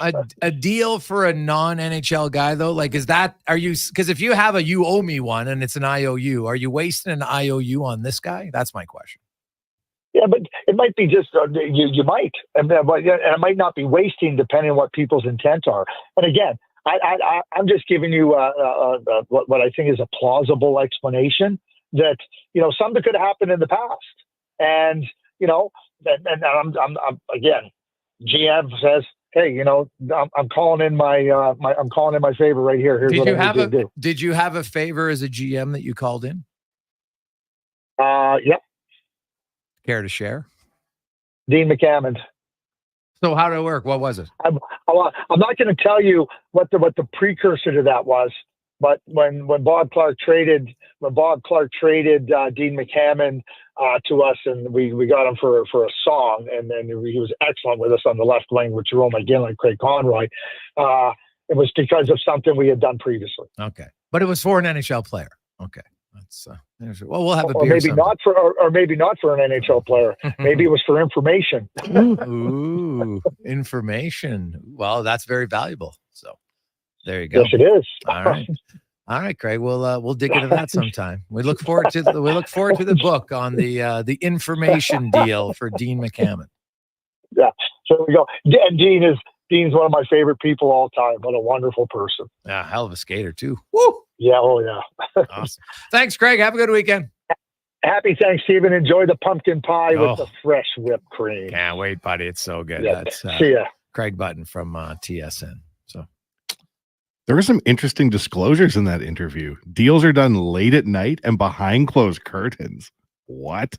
And then maybe I did redeem an OE1 of information for Dean McCammond? What? Oh, we'll have to see. I'll have a beer with Butts late at night, then he'll tell me what. Behind closed curtains? I don't know about maybe we'll open the curtains. We'll see. What kind of information could you know that's equivalent to Dean McCammond? Well, that's the thing. Yeah, you never know. We'll have to find out. Ooh. Or maybe he just said that to get everybody off the track of the actual trade that was made. So we'll see. This is a good show. Quick break. We'll come back. We got 5 questions. Spec and more on the Gregor Show presented by PlayAlberta.ca. Noodle, noodle, nood, noodle, nood, noodle, nood, noodle, noodle, nood. Noodle, noodle, nood, nood, nood, nood, nood, nood, nood, noodle, noodle, nood, noodle, noodle,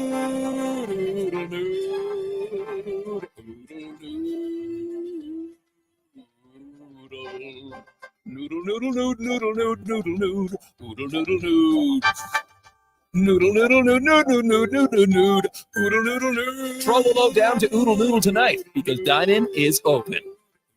Hockey is back, and Play Alberta, Alberta's #1 sportsbook and official partner of the Edmonton Oilers, has you covered with bigger offers, boosted odds, live betting, player props, and more. New to Play Alberta? New players now receive $200 in free bets just for signing up. You already play? Get a $10 free bet for every $100 you bet every week all season long. Visit playalberta.ca and make your picks today. Bonus terms and conditions apply.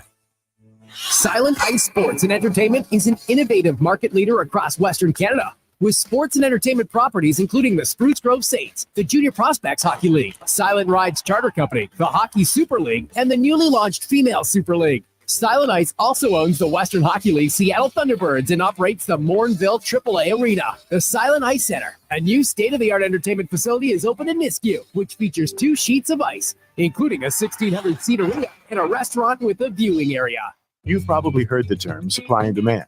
Something is needed and someone supplies it. We're GS Construction, and we're in the supply and demand business with you.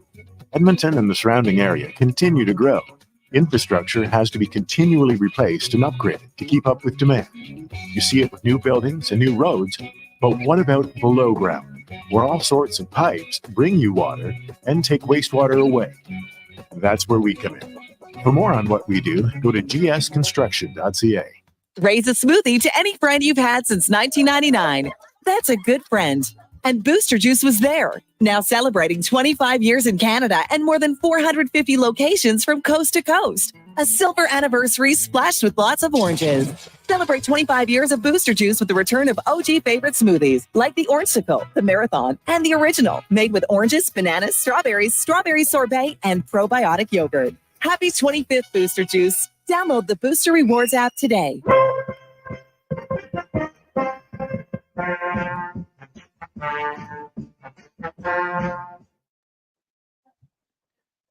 Portions of this hour brought to you by Culligan. For all of your residential water needs, your local water treatment company, more than just big bottles, Culligan.com. From puck drop to kickoff, it's the Jason Gregor Show on Sports 1440. Presented by PlayAlberta.ca, Alberta's only regulated online gambling website.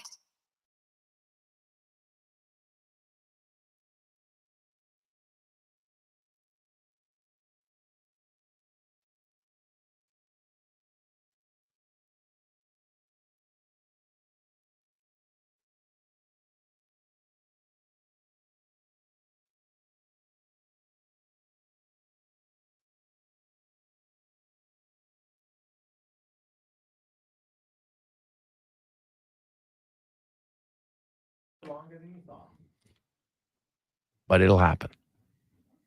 Book it. That's a guarantee. They will score a goal. They're not getting shut out back-to-back games. It's a real bold take on my part. Real bold. They're going to shell the Blackhawks. Well, they might. What about that? Really? The Oilers haven't played their preseason. They didn't shell anybody. They got shelled all the time. Chicago does play in Winnipeg tonight, but the Oilers, we'll see. In theory, could they? Yes. Will they? Depends. I think they're going to have a bounce back game, Greg. Oh, no, I think they're going to light the lamp. Well, it's virtually impossible to play worse than they played in game one. Worse than 0? Well, it wasn't just the 0. It was the fact that they gave up 6 goals. Like, what part of their game are you like, oh, they played really well and just got stymied? No, they didn't play well at all. What was up with those light up towels? That was pretty cool. All the towels in the seats? Oh, yeah. That was their... The lights in them, though? Yeah. That's new. They did that last year. Did they? Yeah. I don't know if it was towels, but yeah, I've seen the... I don't know if it was at the home opener or not, but I know they've had it last year. I've seen it a few times. Just mining for silver linings over here, Gregor. Looking for something. There you go.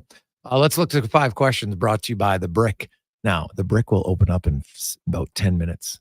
It's Friday. The Midnight Madness tonight. Unbelievable deals, but only for 7 hours from 5 until midnight. At The Brick and thebrick.com, get in and get great deals. Mattresses starting at $149. Why didn't you get a new one? That old ratty thing. Gross. And get a new one at The Brick. It's time for 5 questions on the Jason Gregor Show. All right, guys, when we come back here on Tuesday, long weekend, right? What will the Oilers' record be, and who will be leading the team in points? I'll go out on a limb here and say the Oil will be 2-1-0, and a fellow by the name of Connor McDavid will lead the team with points. Connor, bold, your namesake. Yes. Well, geez, the Oilers should be 2-1. And yeah, well, it's hard to go against McDavid. Yeah, I'll say he has 5 points.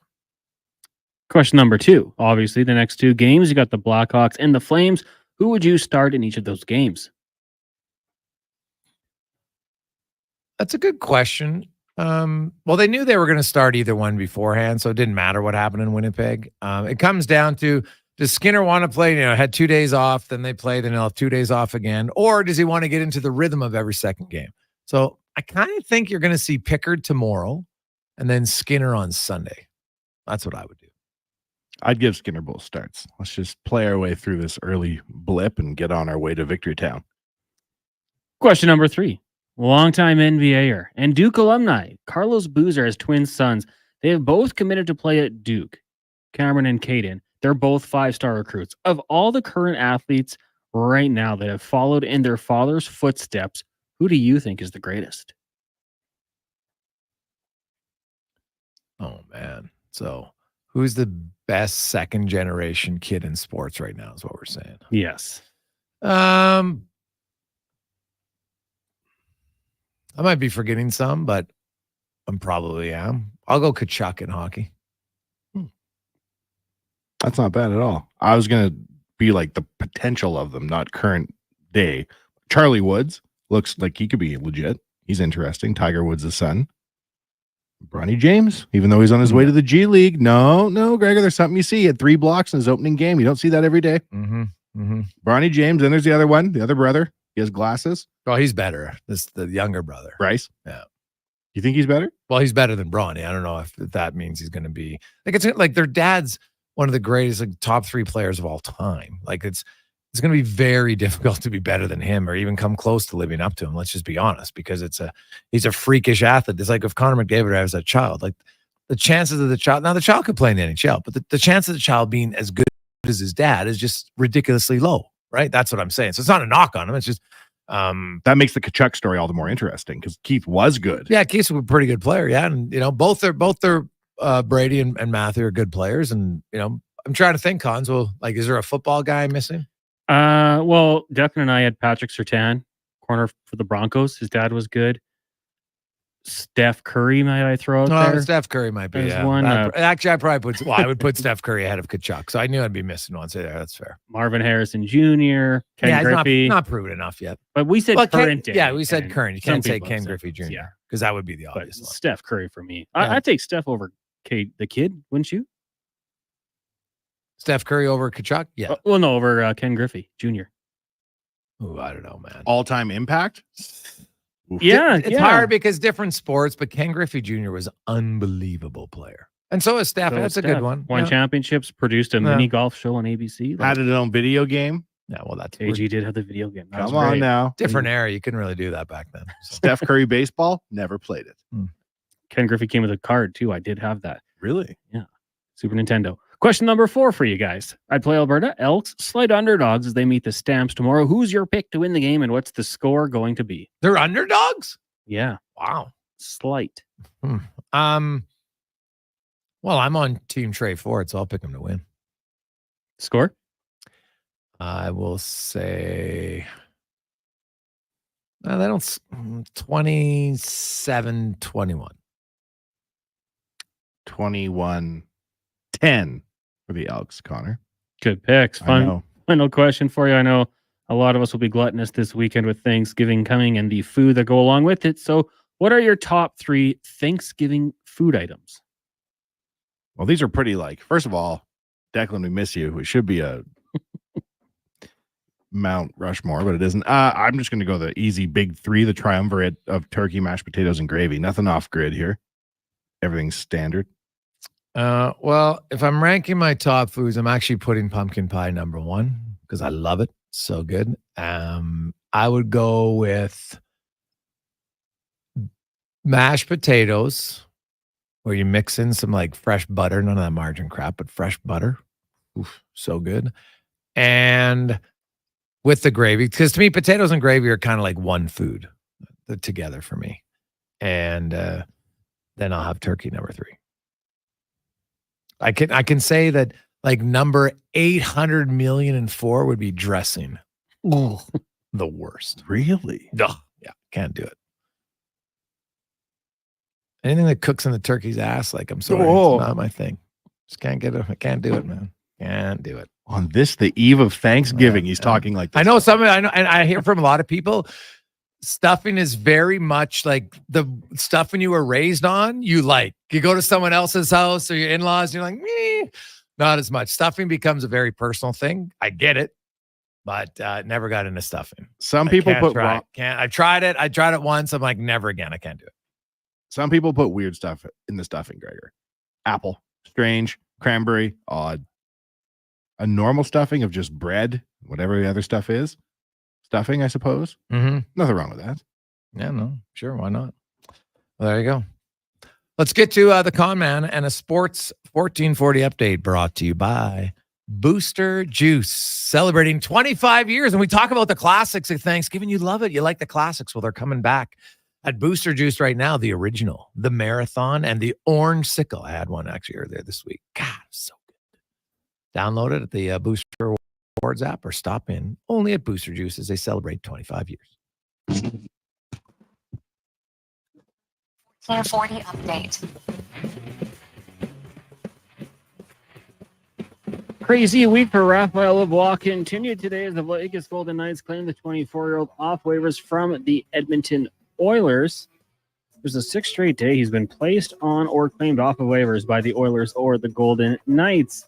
On the ice, the Oilers back in action tomorrow when they take on the Chicago Blackhawks down at the Ice District. Puck drop just after 8 o'clock. We got pregame coverage, 6:30. Andrew Walker and Donovan Paulson right here on Sports 1440. Tonight, 4 games. Lightning Hurricanes. The Jets host the Blackhawks. Flyers take on the Canucks. And the Golden Knights hosting the St. Louis Blues in the CFL. Week 19 kicks off as Winnipeg hosts Toronto. That gets going in about 90 minutes time. Tomorrow, 1 p.m. Mountain Time. The Elks in Calgary taking on the Stampeders. Major League Baseball, NLDS Game 5 tonight. Dodgers host the Padres. That'll get going in just over an hour. The winner of this one advancing on to take on the New York Mets. Toronto Raptors preseason rolls on. They'll be in Washington. That one gets going in a couple minutes here.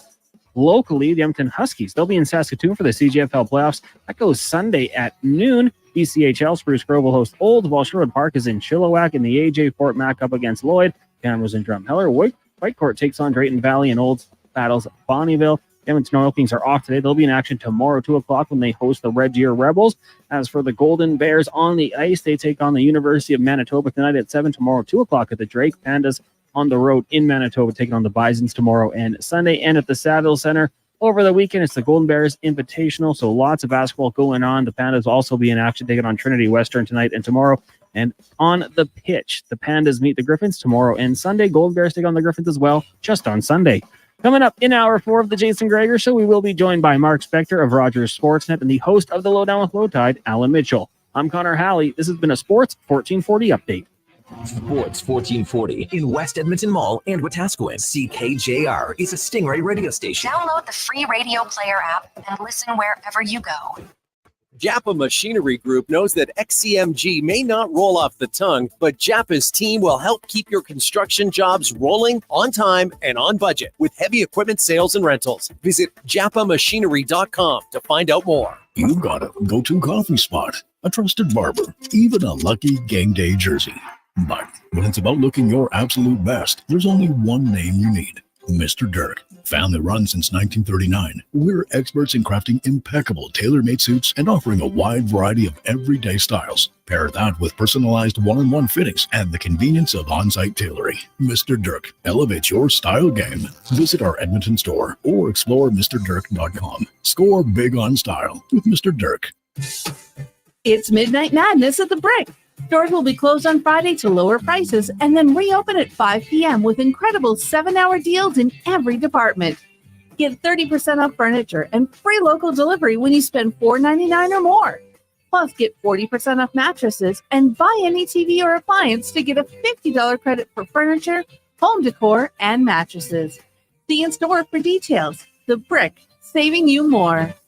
Edmonton's premium live music and party venue is On the Rocks. Check out Bingo Tunes on Monday. Perform on the best stage in town with karaoke on Wednesdays. Learn how to salsa with Salsa Rocks on Thursdays. And every weekend, OTR goes live. With your favorite bands on the OTR stage and DJ Kenny K. For everything that's going on at On the Rocks, give us a follow. Facebook, Instagram, or Twitter. At On the Rocks, EDM. Eat well, party hard. On the Rocks. On the Rocks. On the Rocks. Open every day till 2 a.m.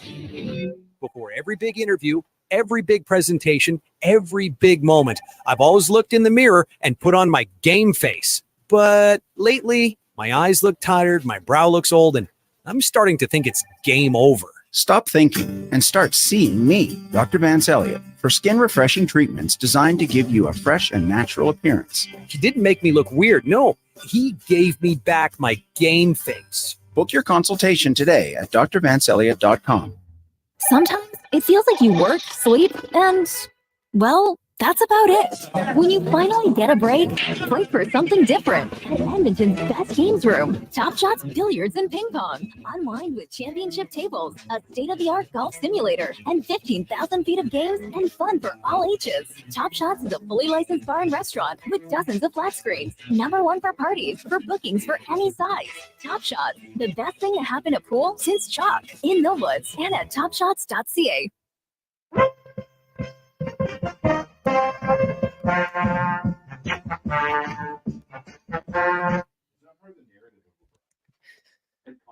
Portions of this hour brought to you by Crystal Glass, your clear choice for residential windows, locally manufactured and installed. Crystal Glass provides a beautiful product and incredible customer services for all of your residential needs. Call 310 Glass or visit crystalglass.ca for a quote.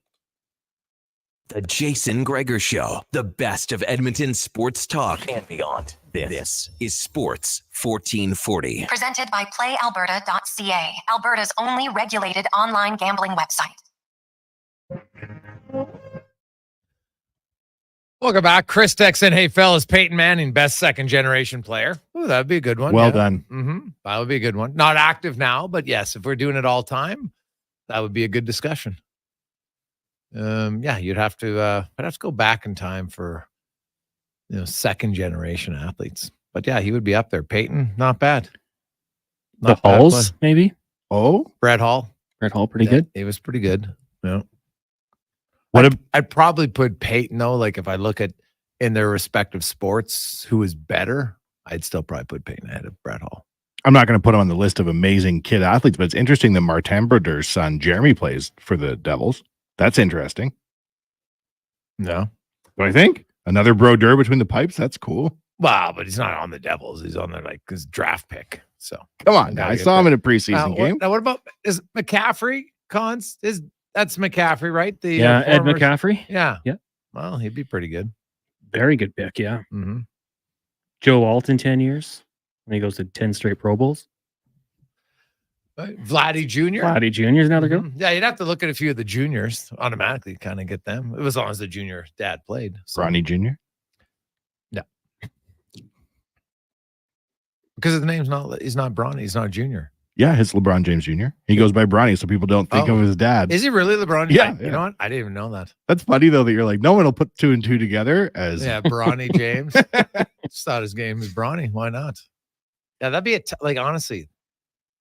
If you were LeBron James, you're that good, you probably don't want to give your son the name LeBron James Jr.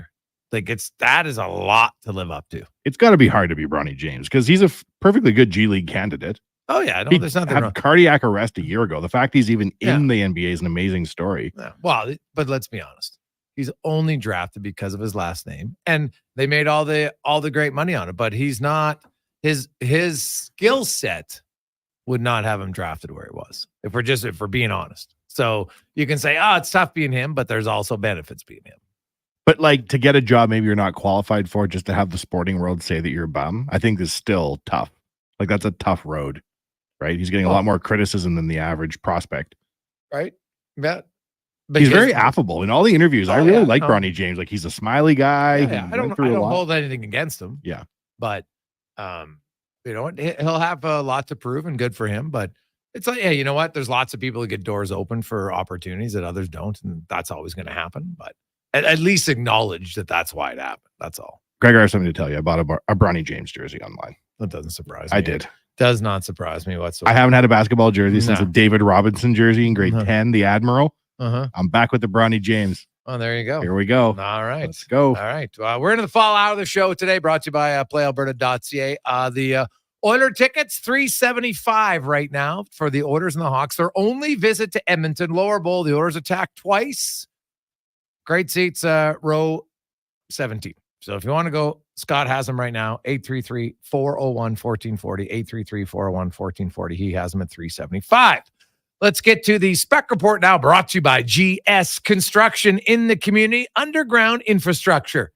They don't get a lot of credit, but they do a lot of good work. Just getting the water running in your house. How's it happen? Well, they help out a lot. It's GS Construction. As Mark Spector joins us, and Spec, there's lots going on in the sporting world. Of course, MLB playoffs. We got a big Game 5. We haven't really touched on so quickly. I know you're a huge baseball guy. Who do you like, the Padres or the Dodgers? Well, I made the mistake of picking both you, Darvish, and the Dodgers this morning, so I guess I had both my bases covered. But I like Padres. I like the little guy. I like Darvish. Who's the guy pitching for Dodgers? Is it Yamamoto?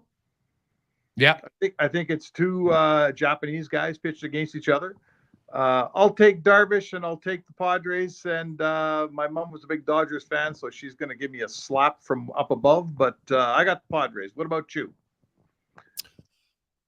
Wow, I'd like the Padres. I think that the Dodgers are going to win, but I want the Padres to win. I'll be that. So I guess I'm going to pick the Padres. Then I got a Canadian fence sitter, so I'll pick the Padres. Pick with your heart, Gregor. Be a great story.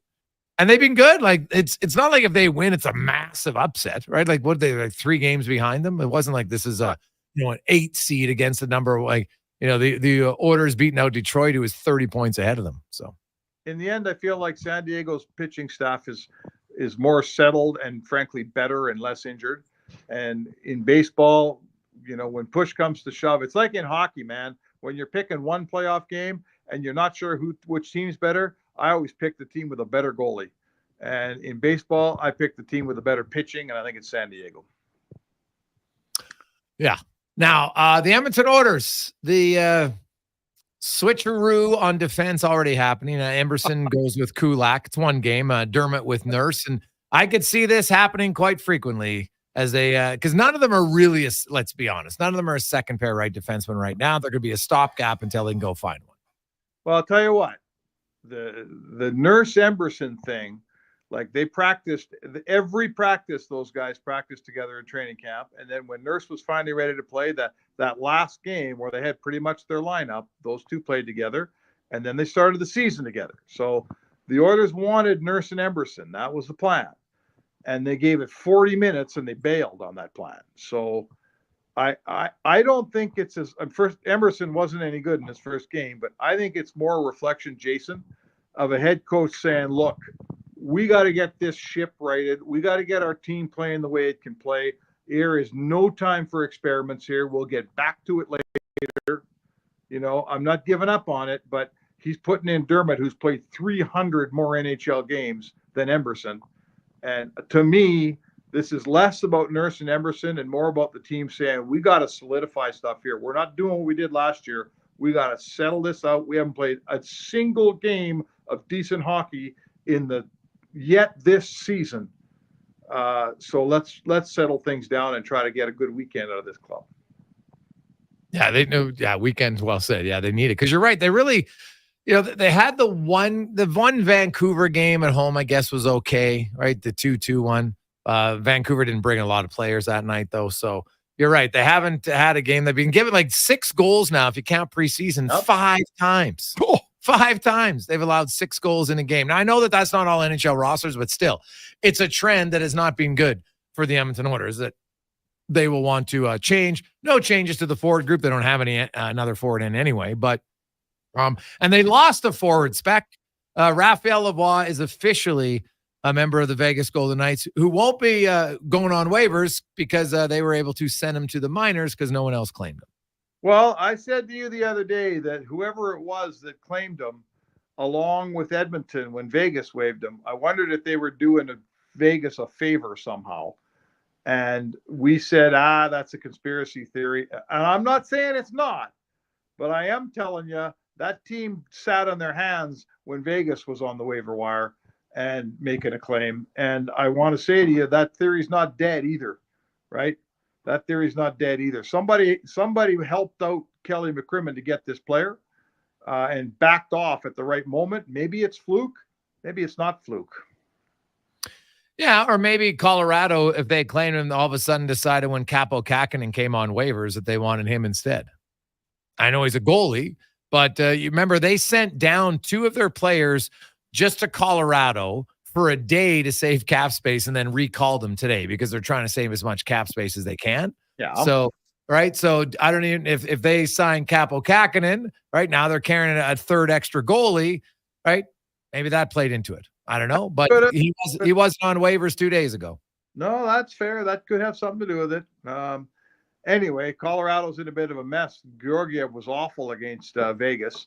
Yeah. Who's their backup? Well, now it's Antonin is I think that's how Antonin. That's how he says. He actually had pretty good numbers. There's lots of people who are high on him. So, but I wonder was by picking up the third goalie, do they have a potential injury there? I wonder because it's not like Capo Kakinen in San Jose wasn't very good. The numbers prior to that were decent. I don't really know what he is, to be honest. I don't know if anybody really knows what he is as a goalie. And because he's right at that age where you don't know. And then suddenly a year later, you're like, oh my God, this guy's like a top 15 goalie in the league. It's the one position that there's lots of guys who you're not sure of. And then they come out and you're like, boom, they're really good. Yeah. I mean, I think Mika Kiprasov comes to mind, right? Yeah. He was a Dominic Hasek. Sorry? Dominic Hasek. Yeah, Dominic Hasek, for sure, right? For sure. So I noticed Pierre LeBrun floating something today about how they may have to look at changing something, an ability to protect and move up and down your third goalie. Because organizations, you love having a decent third goalie in the minors, but it's really, not everyone has one, and it's really hard to get that guy to the minors. So I think I agree that that's such a specialized position. I don't mind if you have a good third goalie and you can get that guy to the minors, if he's on a two-way deal or whatever he's on, I could see that conversation coming up with the GM meetings. This Kakinen thing's probably the best example of it, right? That stings. Winnipeg thought they had Comrie and Kakinen, and that's neither one might be the best number two, but between them, you're pretty well set. Now they lost one, and they're not going to get him back. Unless he goes back on waivers like Raphael Lavoie. Yeah, you never know. A few other things. You look around the league spec, and I don't know. Did you watch the Amazon on last night, where their new Thursday feature, where it's kind of like the red zone for football, but it's for hockey, and you have all the games going on. And they're going to the highlight reel packages. Did you check that out at all last night? I didn't. Now that's on Amazon Prime. Yeah, just in Canada though. Yep. Oh, okay. I got to try it. Maybe I'll try it on tonight. I know. Well, no, it's only on Thursdays. Oh, okay. There you go. I'll try it at some point. I did not see it last night. I was doing other stuff. Now I watched it for a bit. Was it like Red Zone then? Yeah, it was. Now it's the first one, so I think it's like anything that they're probably gonna tweak it and get better. But yeah, like they went around the league, and there was 8 or 9 games last night. I can't remember. I think it was 9. And so they went around the league, and they're going through it all. And I thought it was okay for a first one, right? Like because sometimes you'll have multiple games going on at one time, right? And so it's good, but it's a work in progress. But it's the first one. I thought it's kind of a unique idea that I think as they get better at it, just by more reps, I think it's going to be pretty good. Yeah, right? Not football. Like the NFL, let's face it, it's a slow moving process. What do they say in a 60-minute football game? There's actually only like 9 minutes of actual action or something. Yeah. So, when Baltimore gets inside the 20, then they have a huddle. You got time for your producer to switch to the Baltimore game. Here we are. Now we're in the red zone. Like it works perfect for the red zone thing for football is awesome. They're going to have to figure out how to have some hockey version of recreating that for our sport. It just moves so quickly. I'm not sure how you pull it off. I'm sure they'll do their best, and I'm interested to watch it happen, but it sounds to me like a hell of a challenge, frankly. Yeah. Well, when I was watching, now granted, I didn't watch the whole thing, but I was catching it because I wanted to see near the end of the early games out east, because that would give you a better sense of what's going on. And there were some times where, like the Islanders-Utah game, they missed the most important end of the game. And I'm like, and the other thing was, I don't know what their rule is on commercials, but oh my God, it seemed like it was commercials all the time. And like Celebrini's goal comes on, but it's like, I knew he scored 3 minutes before they showed it on this. So I think they'll have to work on their timing of, now it's impossible to time every goal. I get it. Right. But there's certain things that I think if you get down, we're not going to break in the final 2 or 3 minutes of a certain game. right? And when the games, can you think about it? Usually, so you have 5 games in the East. They all start within a half hour, right? So they're all going to end at a certain time that's fairly close. To me, you got to be a little, I think, better on timing is what I would look at. Yeah, they'll listen. It's a challenge. They'll have to figure it out the best they can. It sounds like sort of a neat idea. Now you got to figure out how you're going to execute it. But you know what? They said that about sports radio one time, and we clearly have it perfected. So there you go. Yeah. Didn't the NHL network have NHL on the fly back in the day? I don't know. Yeah, I think it could be right. I can remember watching it, and it wasn't necessarily the last minute of every game, but they kind of went to like power plays and stuff like that. That was a good time. Yeah, they do that for sure. So, I don't know. We'll figure it out. You know what? To get back to the Oilers, we've talked a lot about the Oilers. I guess there's not a lot of worry in town about Stu Skinner's game, but frankly, they didn't have a chance of winning that game the other night the way he played in goal. I would hope if he plays tomorrow night and plays the same level of goal, there's a problem. Yeah, no, you must not have read my article at Oilers Nation. I'm like, Stu Skinner will be fine. It's one game. Stu Skinner in the last 50 games last year led the league in wins. He's top 5 in save percentage. He was top 5 in goals against average, and expected save percentage by Kevin Woodley that he feels is more accurate. He was top 7. In the playoffs, his first 20 career playoff games were not good. His last 15 playoff games, which were probably more stressful, more pressure-filled games, game 6 and 7, Vancouver, the Dallas series, the Cup series, he had identical save percentage to Sergei Bobrovsky in 15 games, but he had a lower goals against average than Bobrovsky. I think Stuart Skinner will be fine. The Oilers gave up a breakaway 70 seconds into the game, which was foreshadowing of how terrible their puck movement and puck possession was going to be. I don't think Stuart Skinner's game was any worse than Connor McDavid's or the first line or Zach Hyman or Nugent Hopkins or Draisaitl, if I'm being honest. That top 6 was brutal. As bad. Skinner was bad. The top 6 was equally bad. No, The only difference is, Spec, they don't pull the top 6. The goalie gets pulled and it gets a mirror and it gets a spotlight on him. You could have put a spotlight on a lot of other guys. Oh, listen, I don't disagree with anything you said there, except for one thing. Connor McDavid can have a lousy game and you could still win. Stu Skinner plays the way he plays and you cannot still win. That's the difference, right? You can. Dude, you can't win when you don't score a goal. With your goalie playing like that, you cannot win. So it's different. Yeah, well, you can't win if you don't score a goal, last I checked either. Hey, there's no doubt about that, because a whole bunch of guys played lousy, and Stu Skinner wasn't the only one. But I think we all know how important goaltending is. They got to give you a chance. I'm with you on Stu Skinner. I have absolutely no question that he'll be just fine. I really don't. But I guess I was surprised at his game the other night. Like, I thought his game, as the preseason wore on, I thought he was pretty good. That last game in Vancouver, I thought he was pretty good. I thought, okay, he's putting it together. And then he comes out in the first game of the year, and he wasn't. He didn't put it together at all. So it surprised me. I'll be really, really surprised if he doesn't bounce back on Saturday night. Yeah.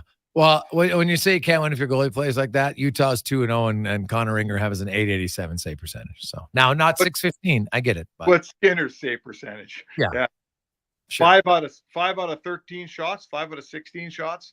Yeah. Like his coach said, there was maybe one that I thought was like, but 3. There's a few he had no chance on. There was 3 bad goals in there, Jay. Come on. Really? Yes. Which one did you think was that bad? Oh, the shot, Appleton's goal. You got to have that. There's no one between you and the shooter. There was a shot from the right side on the power play that went right through him. And I don't remember who scored the third one. There was 3 plain shots that he saw all the way that eluded him and went in.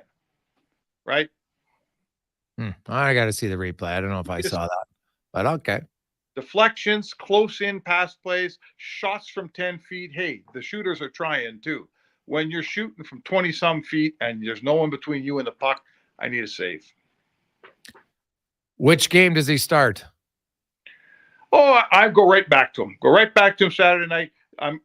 If I'm Chris Knobloch, I'm expecting my team to absolutely bounce back with a proper hockey game on Saturday night. He's a giant part of my team. I'm doing it with him in goal for sure. I'm giving Pickard the game on Sunday, absolutely, because it's a back-to-back. But no.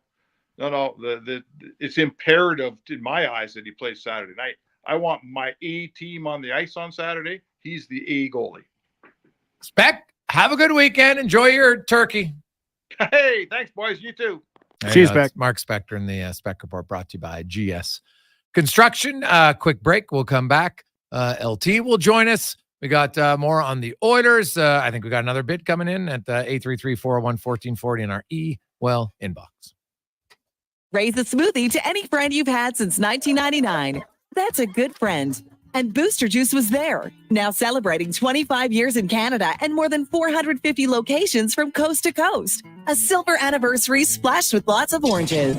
Celebrate 25 years of Booster Juice with the return of OG favorite smoothies like the original, the Orangesicle, and the Marathon. Made with cranberries, bananas, strawberries, orange sorbet, and probiotic yogurt. Happy 25th Booster Juice. Download the Booster Rewards app today. Hockey is back, and Play Alberta, Alberta's #1 sportsbook and official partner of the Edmonton Oilers, has you covered with bigger offers, boosted odds, live betting, player props, and more. New to Play Alberta? New players now receive $200 in free bets just for signing up. You already play? Get a $10 free bet for every $100 you bet. Every week, all season long. Visit playalberta.ca and make your picks today. Bonus terms and conditions apply.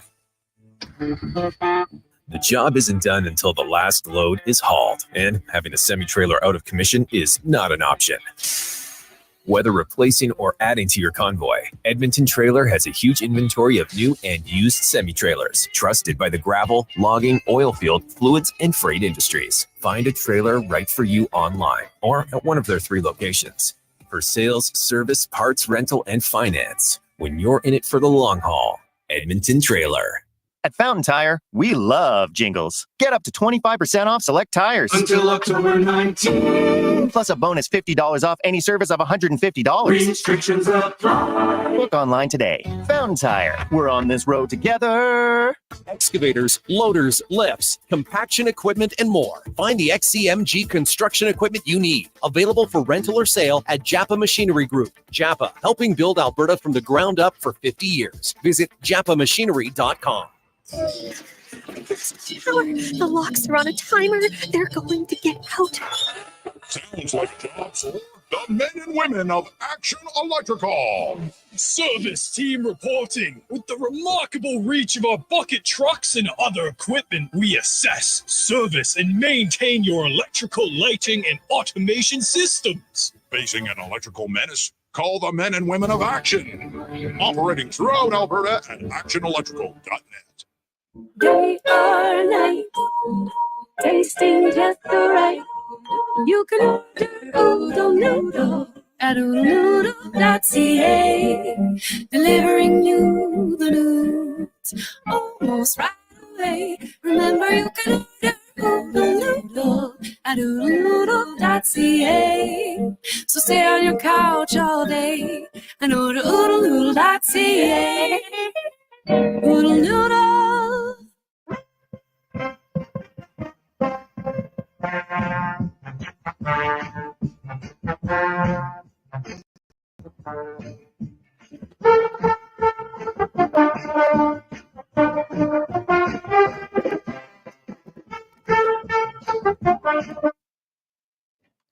Portions of this hour brought to you by E-Well. Get your power play amped with E-Well, supplying the City of Champions and Alberta with quality electrical gear since 1975. EWEL.ca. It's your partner in power.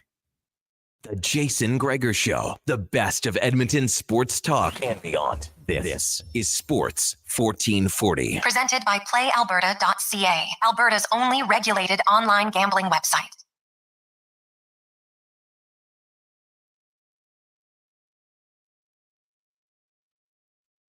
Friday continues on. Hey, here's the positive order, fans. You're going to see a goal this weekend. Book it. Guaranteed. That's going to happen. We'll see. Can the Elks get a victory? Trey Ford. Can they sweep the season series against the Stampeders? Find out on Saturday afternoon. Game 5, elimination game in MLB tonight. The Dodgers and the Padres. Whew. Love it. That should be outstanding. And then, hey, you got a Battle of Alberta. You also have Connor Bedard, first and only appearance in Edmonton this season. And if you want to go, Scott M currently has tickets at $375, some great seats. So if you want in, 833-401-1440. The auction will end in about 20 minutes time. You can text in our email inbox, 833-401-1440. Your partner in power since 1975. And they're all huge Oilers fans. Texting in, no worries at Ewell. We will be fine, says Dave from Ewell. Well, there you go. Sanity reigns until the weekend. And 2 more losses, totally different. Text line, varied opinions. Guys, honestly, I think their defense is so bad that the Oilers are going to be having to make a trade in November rather than waiting until February. From Doug. It's possible. It's very possible, Doug. We'll see how it goes.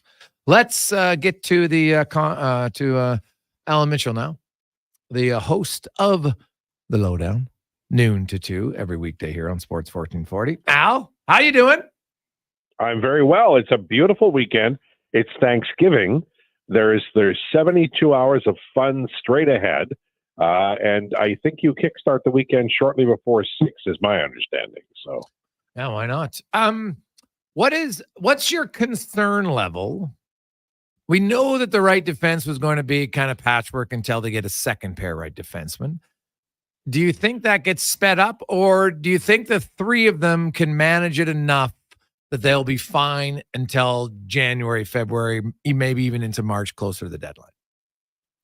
Well, I think they'll be fine. I wish that Nurse and Emberson had more time together in preseason.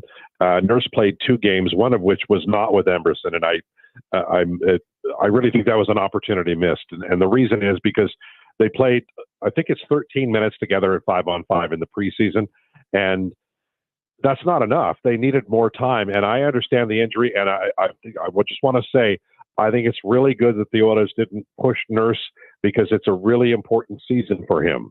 And I know they've got Dermott today, and they're trying to figure out how to put this all together. But I'd go back with Nurse Emberson. I'm sure we'll see them again. They haven't had the opportunity to show or not show what they can do. So you might as well give them an opportunity. This weekend is perfect because, with due respect, I'm not trying to, make Blackhawks or Flames fans angry, but these are 2 teams that the Oilers should be able to win, even if they have some chaos defensively. They've got a good goaltender. They've got a terrific top pairing. They've got, I think, 3 lines that can outscore, and that 4th line might have been the best line. I know it was a bad game, and I know that it was hard to find a silver lining in that game, but it was one game, and the Leafs lost 1-0, the Oilers lost 6-0. It doesn't matter; it's a loss, and maybe it lights a fire a little bit, So it might be a benefit as opposed to a huge negative. Just got to see the second game, and we will tomorrow night. LT, we were looking earlier. We were following the saga of Lavoie getting sent up and down, and we were talking with Craig Button, and he said oftentimes NHL trades are made late at night and behind closed curtains. Do you think there's a lot of favors owed and favors collected on sometimes weird transactions like this? Gregor's not a conspiracy theorist. He thinks Elvis is firmly dead. I think conspiracy theories are real. I'm just wondering where you fall. I'll tell you a story really quickly. Ren Blair was the manager, GM of the Minnesota North Stars, and he and Harry Sinden made a late night over drinks that weren't like lemonade deal for Fred Stanfield in exchange for a goaltender named Gilles Gilbert. And Blair, I don't know how much was going on at the table, but he forgot a first-round pick was included from Boston to Minnesota. So the next day he agreed to the deal without the first-round pick. And he only remembered it months later when it was too late. So I think it does happen.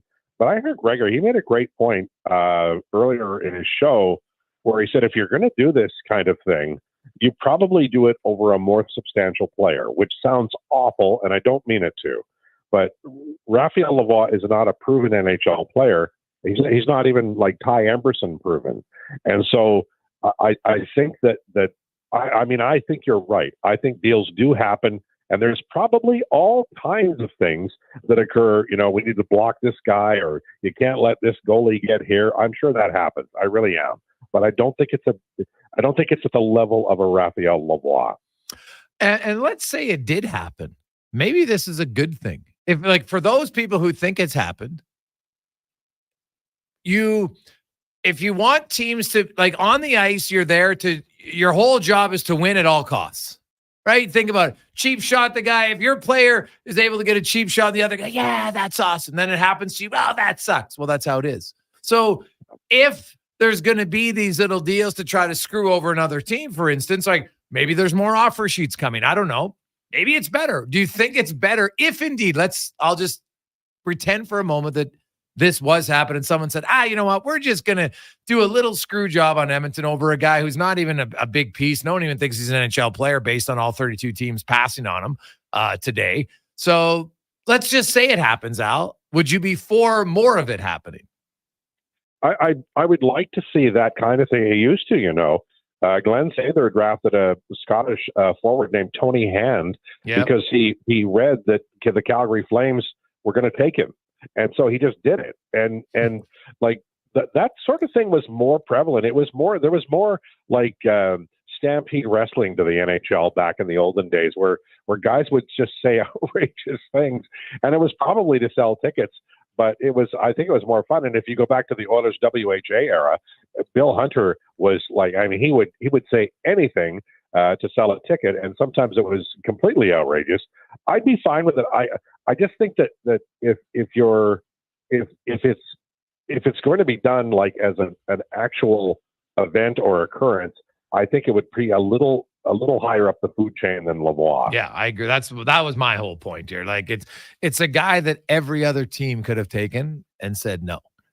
I think everybody's got a guy like him. Everybody. Yes. I think the younger hockey fans live in a world where you play NHL 2K and you can propose trades, and the trades go through or don't go through based on merit, and you can keep adding incremental lower value players to trades. But I think that that's like not indicative of how people come into play during these trades, like how GMs are trying to block each other and stuff like that. As a hockey fan, I think it's super interesting, the gamesmanship behind trades and waiver deals like that. Yeah, and it's also true that some of the best trades that I ever made it's not known, like the moment that they occur, it isn't like people are like, oh man, that's an outrageous trade. Like the offer sheet for Holloway and Broberg, when I talked to scouts right after Holloway was chosen, the big concern was scoring. Will he score enough? And I know he had a really good playoff, but if you look at his scoring rates all through his pro career, that's still a question mark. And so, and I'm not like, I'd rather have Holloway and Broberg on this team. I get it. But I think that when St. Louis made the offer sheet, they did it knowing that there was a risk. There's a risk to that deal for them because they're paying way more than the player was worth. The sticker price on the day they signed them was far lower. So they're making a bet. And I like that. I think that's, for me, I think offer sheets should be done like way more often, especially like if you're a crappy team like Buffalo. My God, I'd offer sheet till the cows came home because I'm trying to get players to Buffalo to win. And I think that it's a really innovative wrinkle or avenue that it requires imagination. And I'll give St. Louis credit for it, but I think that there would probably be, like Evan Bouchard would be a really creative target as an example. There's more out there.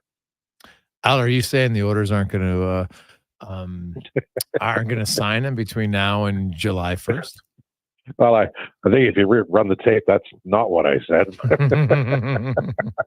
Well, it sounded like you said he'd be, because in order for him to be a target, Al, that means he's not signed. Well, what I'm saying is if like St. Louis did one thing, and that's fine, but that's a little cage rattling. But if you were to go after Evan Bouchard is an established star in the NHL. He is, and I know the Oilers are going to sign him.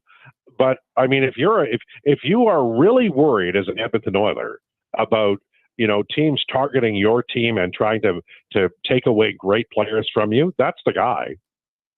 Yeah, no, it's fair, right? There'd be more concern there. 100%. Although, like, I wonder, like, how high of an offer sheet would you have to go, right? Because he's going to get 10 million or 9.5. So, it's 4 first rounders. And I guess they're like, well, we'll go 15 million. Right? Then you'd be like, well, geez, that's because to me, that's the top part. If most people think it's going to be 10 million, like, how high would you have to offer sheet him for Edmonton not to match? You could do the poison pill one. Was it? I can't remember who had Joe Sakic with the Rangers. Yeah, it was like we're going to give you $4 trillion today, and then you play free forever. That would be. But I mean, I think Cates' pockets are deep enough. I don't think that would be a concern. Yeah, no, I don't think so at all. Have you ever watched that? I think it's on Amazon, Greg, where they're talking about the Joe Sakic trade. There's like a whole documentary about it, and they were saying the owners of the Avalanche were minority partners in the movie Air Force One. And because it had such a good summer, they had the money to sign Joe Sakic. Did you ever hear about that? That's so great. Thank you, Harrison Ford. I love it. Great movie, too. Great movie. No. I love it. That's funny. The NHL is there are so many great stories. I know Gregor loves the Hartford Whalers. I think it was Baldwin is his name, the owner of the Hartford Whalers. He was heavily into movies, and it was if you read anything about the Hartford Whalers, what a fascinating, interesting franchise they were. And I'm really sorry that they moved. Yeah. Al, Oilers, what happens this weekend? They're going to win twice, and they're going to win by so much that Wanye is going to buy another Eberle jersey during the game. He looks good in that C, I'll tell you. Oh, man. I put a tear in my eye, LT. I'll tell you what could have been. He looks regal in the C in Seattle. He should still be here. And I will, he was the guy who was always going to stay. I said it when he was drafted. It's plays for the Regina Pats. Come on. Can't get more like WHL Edmonton than that. And he was a great player there. He should still be here with Nuge. And, that should be the second line. And, it ended up with Ryan Spooner. That's the horrible thing. No disrespect to Ryan Spooner, but come on, Oiler fans, they bled to get Jordan Eberle. They went to a lot of games and cold winter nights when the weather was crappy, so the Oilers could lose and get Jordan Eberle, and they trade him for Ryan Spooner. My God. Yeah, that was a tough one out. Tough one. And futures. Yeah. Yeah. Futures. Whole lot of nothing. Al, what about Trey Ford quickly? And I know it's a nothing game, but what do you think happens offensively if they're green and gold? Well, I think that the great thing is they're going to be loose as a goose, and he can just wheel, and hopefully, I'm beginning to think that the management and coaching team of the Elks won't be here next year, and I'm hoping Trey Ford will be. But I just the new owner, this team had a chance to excite the crowd by playing Trey Ford, and they didn't. And if I'm an owner, and I understand that bums in the seats are kind of key, I'd be a little angry about that. So I don't know what the meetings will sound like, but I'd play Trey Ford just based on the fact the fans want to see him. Yeah, makes sense. Al, have a great weekend. Enjoy the games. Happy Thanksgiving. All right. Happy Thanksgiving, LT.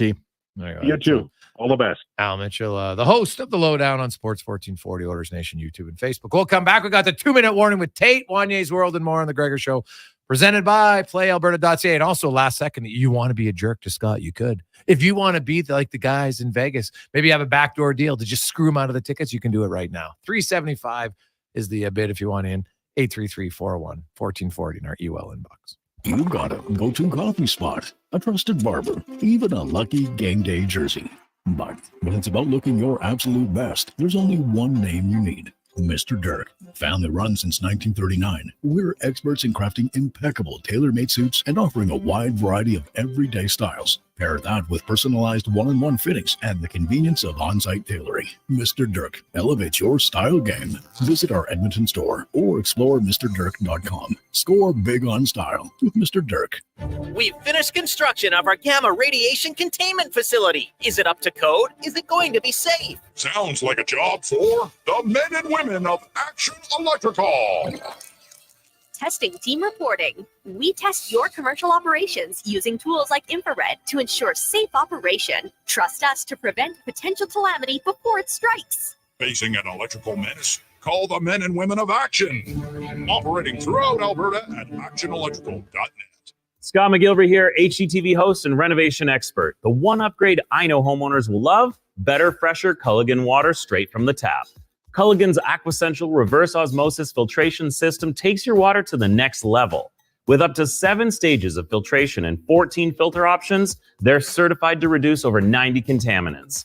Your tap water is about to get a major upgrade. Safer water that tastes great. Get started with a free in-home water test at Culligan.com. Culligan, water you love. It's Midnight Madness at the Brick. Stores will be closed on Friday to lower prices and then reopen at 5 p.m. with incredible 7-hour deals in every department. Get 30% off furniture and free local delivery when you spend $4.99 or more. Plus, get 40% off mattresses and buy any TV or appliance to get a $50 credit for furniture, home decor, and mattresses. See in-store for details. The Brick, saving you more. At the end of the day, a job well done is something I can see and touch. At the end of the day, I'm proud to see the things I'm building in my community. At the end of the day, I cash my paycheck without worrying about student debt because I never had any. At the end of the day, I wouldn't trade a career in the trades for anything. Get more with a career in the trades. Explore careers at alberta.ca/trades. A message from the Government of Alberta. Albertans celebrate a bounty of beautiful places to visit, boundless adventures to take, all in driving distance. And Sherwood Honda has the fuel-efficient vehicle that helps you go even farther and appreciate more. Hybrid CRVs and Civics mean more thanks in your tanks, more great trips to be grateful for. And of course, Sherwood Honda is thankful for the chance to help you get there. It's a beautiful time of year, and it sure would be nice to hit the road with Sherwood Honda.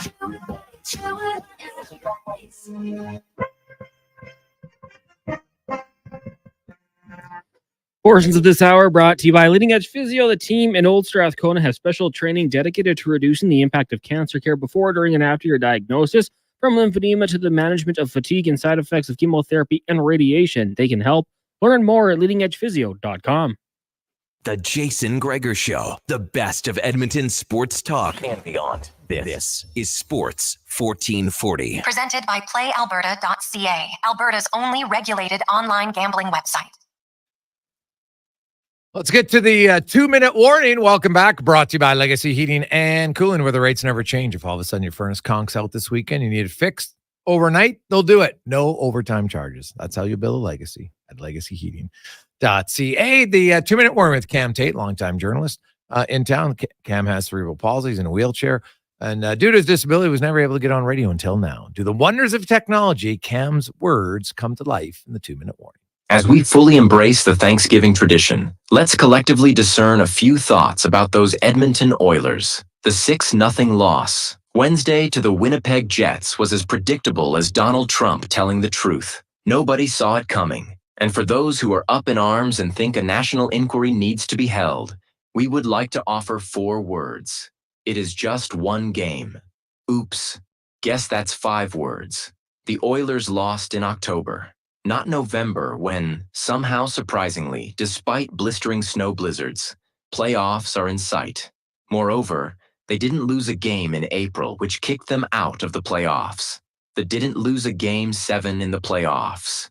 Oops, we sit corrected. Last June, they did. Year's 6th month, when games really matter. Connor McDavid shifted back and forth on his feet. Must be a hell of a dancer Friday morning after Oiler practice. In 41 seconds, oh my goodness, Grandma Anderson. McDavid used the C word. 5 times yes, the C word. Comfortable. McDavid was asked about Connor Bedard coming through Edmonton with the Chicago Blackhawks and what it was like for McDavid in his 2nd season. Bedard is in his 2nd. Captain Connor said he got more comfortable, and perhaps that's what the Oilers are doing in the first few weeks of the season. Makes sense, right? Even though the summer was incredibly short for the Oilers, it was a good part of 2 months. It takes a while to get going. Look at the Stanley Cup champions, Florida Panthers. They lost 3-1 to the Ottawa Senators Thursday night.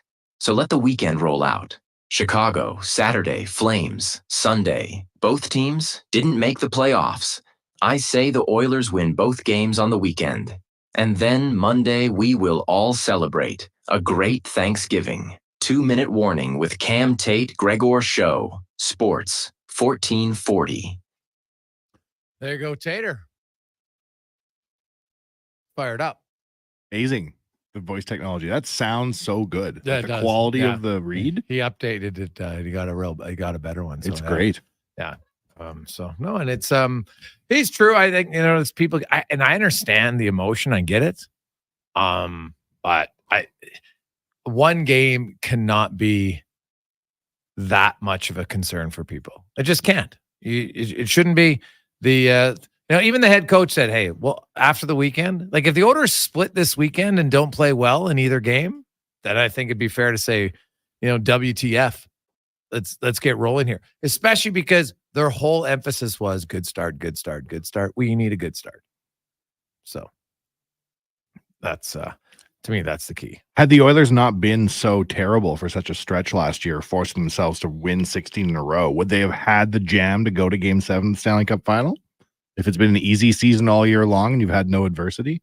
Well, yeah, you never know about that, right? We've seen some teams cakewalk all the way to the cup just because they're good. So adversity is great when it benefits you, and then when you win without it, you don't need it. So there's always different paths for sure. Hey, fellas, why didn't the Oilers just keep Lavoie? He obviously wasn't going to clear. Lose 3 of our top prospects for nothing. Brutal. From HVAC Nick. Well, Nick, I think it just comes down to that. I think fans view him higher than the organization does. And we'll find out who's right. But right now, I think a lot of fans view him higher. And I think there is this, we lost Broberg and we lost Holloway. So I think that might influence some of it, which is understandable. But he's not, I think, in the same class as those two.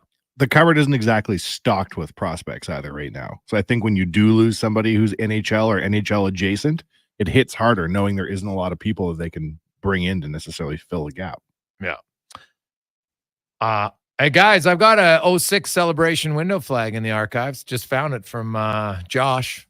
Very nice. Also, we got another text in from Al saying, Wanye, I have the little 2006 miniature banners. The best. Mm-hmm. You have an 06? He does. Outstanding. Or she. I'm not sure. But yeah. That's what I'm talking about. Mm-hmm. So there you go. Get me a 24. Proudly wear that. Or have it on. Somebody could do it. Well, maybe they're selling them. Yeah, I haven't seen it, but we'll find out. Wanye would buy one. You'd have one sold. Yeah. At least one. When the Oilers were winning the Western Conference Championship and they weren't touching the trophy, do you know what I was doing, Gregor? I was on NHL.com buying the merch in real time. Oh, yeah? We'd been Western Conference champions for 30 seconds, and I was already looking for the hat. Oh, there you go. I would totally buy the banner. I treat it as a win. I see winning the Western Conference as a win for the fans, as a win for the franchise. It's a win for everybody. We should celebrate it as such. If they didn't win it, you would have never got to watch the Stanley Cup final. That's just how it goes. Exactly. So you can't get to point D without getting past A, B, and C. That's how it works. Mm-hmm. So there you go. Why don't you have a good weekend? You too. Happy Thanksgiving to all the Gregors is. Congratulations, Scotty. You are going to the game. We'll get a hold of you and you'll get some tickets. So congratulations. On behalf of Wanya Gretz, Connor Halley, Declan Kruger, I'm Jason Gregor. Have yourselves a great weekend. Please don't drink and drive. Don't be inebriated. Enjoy Thanksgiving with the fam. Enjoy the football, the hockey, the baseball, everything. It's a great weekend. Let's get to the Con Man and a Sports 1440 update brought to you by your Alberta GMC dealers. The Canada-wide clearance is on now at GMC. Get a $7,500 cash credit on a 2024 Sierra 1500 Crew Cab Elevation. See more at gmcoffers.ca. Good night. This is a Sports 1440 update. Crazy week for Raphael Lavoie continued today. The Vegas Golden Knights claiming the 24-year-old forward from the Edmonton Oilers. It marks the 6th straight day Lavoie has either been placed or claimed off waivers by the Oilers or Golden Knights. According to reports, the Golden Knights were the only team to submit a waiver claim today, meaning they can assign him directly to the American Hockey League.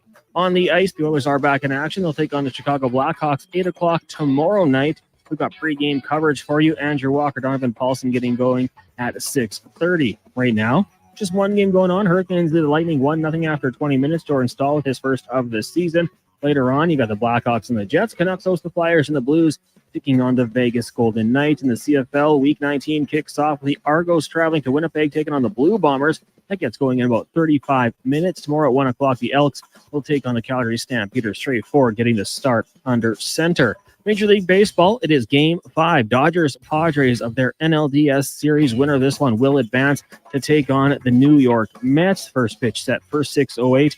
And in the NBA's preseason, the Raptors right now on top of the Wizards, 27-20 in the second quarter. College football down south. You got Maryland Northwestern, UNLV, Utah State, and number 16 Utah heads to Tempe take on Arizona State. North of the border at the collegiate level, we've got hockey and lots of it. Golden Bears taking on the Manitoba Bisons tonight, 7 o'clock. Tomorrow at 2 o'clock down at the Drake. The Pandas are in Manitoba taking on the Bisons. That'll be tomorrow and Sunday. The Edmonton Oil Kings are off today. They'll be back in action tomorrow, 2 o'clock, taking on the Red Deer Rebels. In the AJ, you got Fort Mac hosting Lloyd. Camrose and Drumheller. Whitecourt taking on Drayton Valley, and Olds battling Bonnyville. In the BCHL, Spruce Grove will host Olds, while Sherwood Park is in Chilliwack. And you got the Edmonton Huskies in the CJFL playoffs on Sunday noon kickoff time, taking on Saskatoon. At the Saddle Center, Golden Bears Invitational Basketball. So they'll be in action all weekend along with the Griffins. The Pandas also playing. They'll meet Trinity Western tonight and tomorrow. That'll do it for us here on the Jason Gregor Show. Coming up next, we've got Fox Sports Radio all night tomorrow morning at 9 a.m. It is the Saturday Sports Setup. I'm Connor Halley. This has been a Sports 1440 update.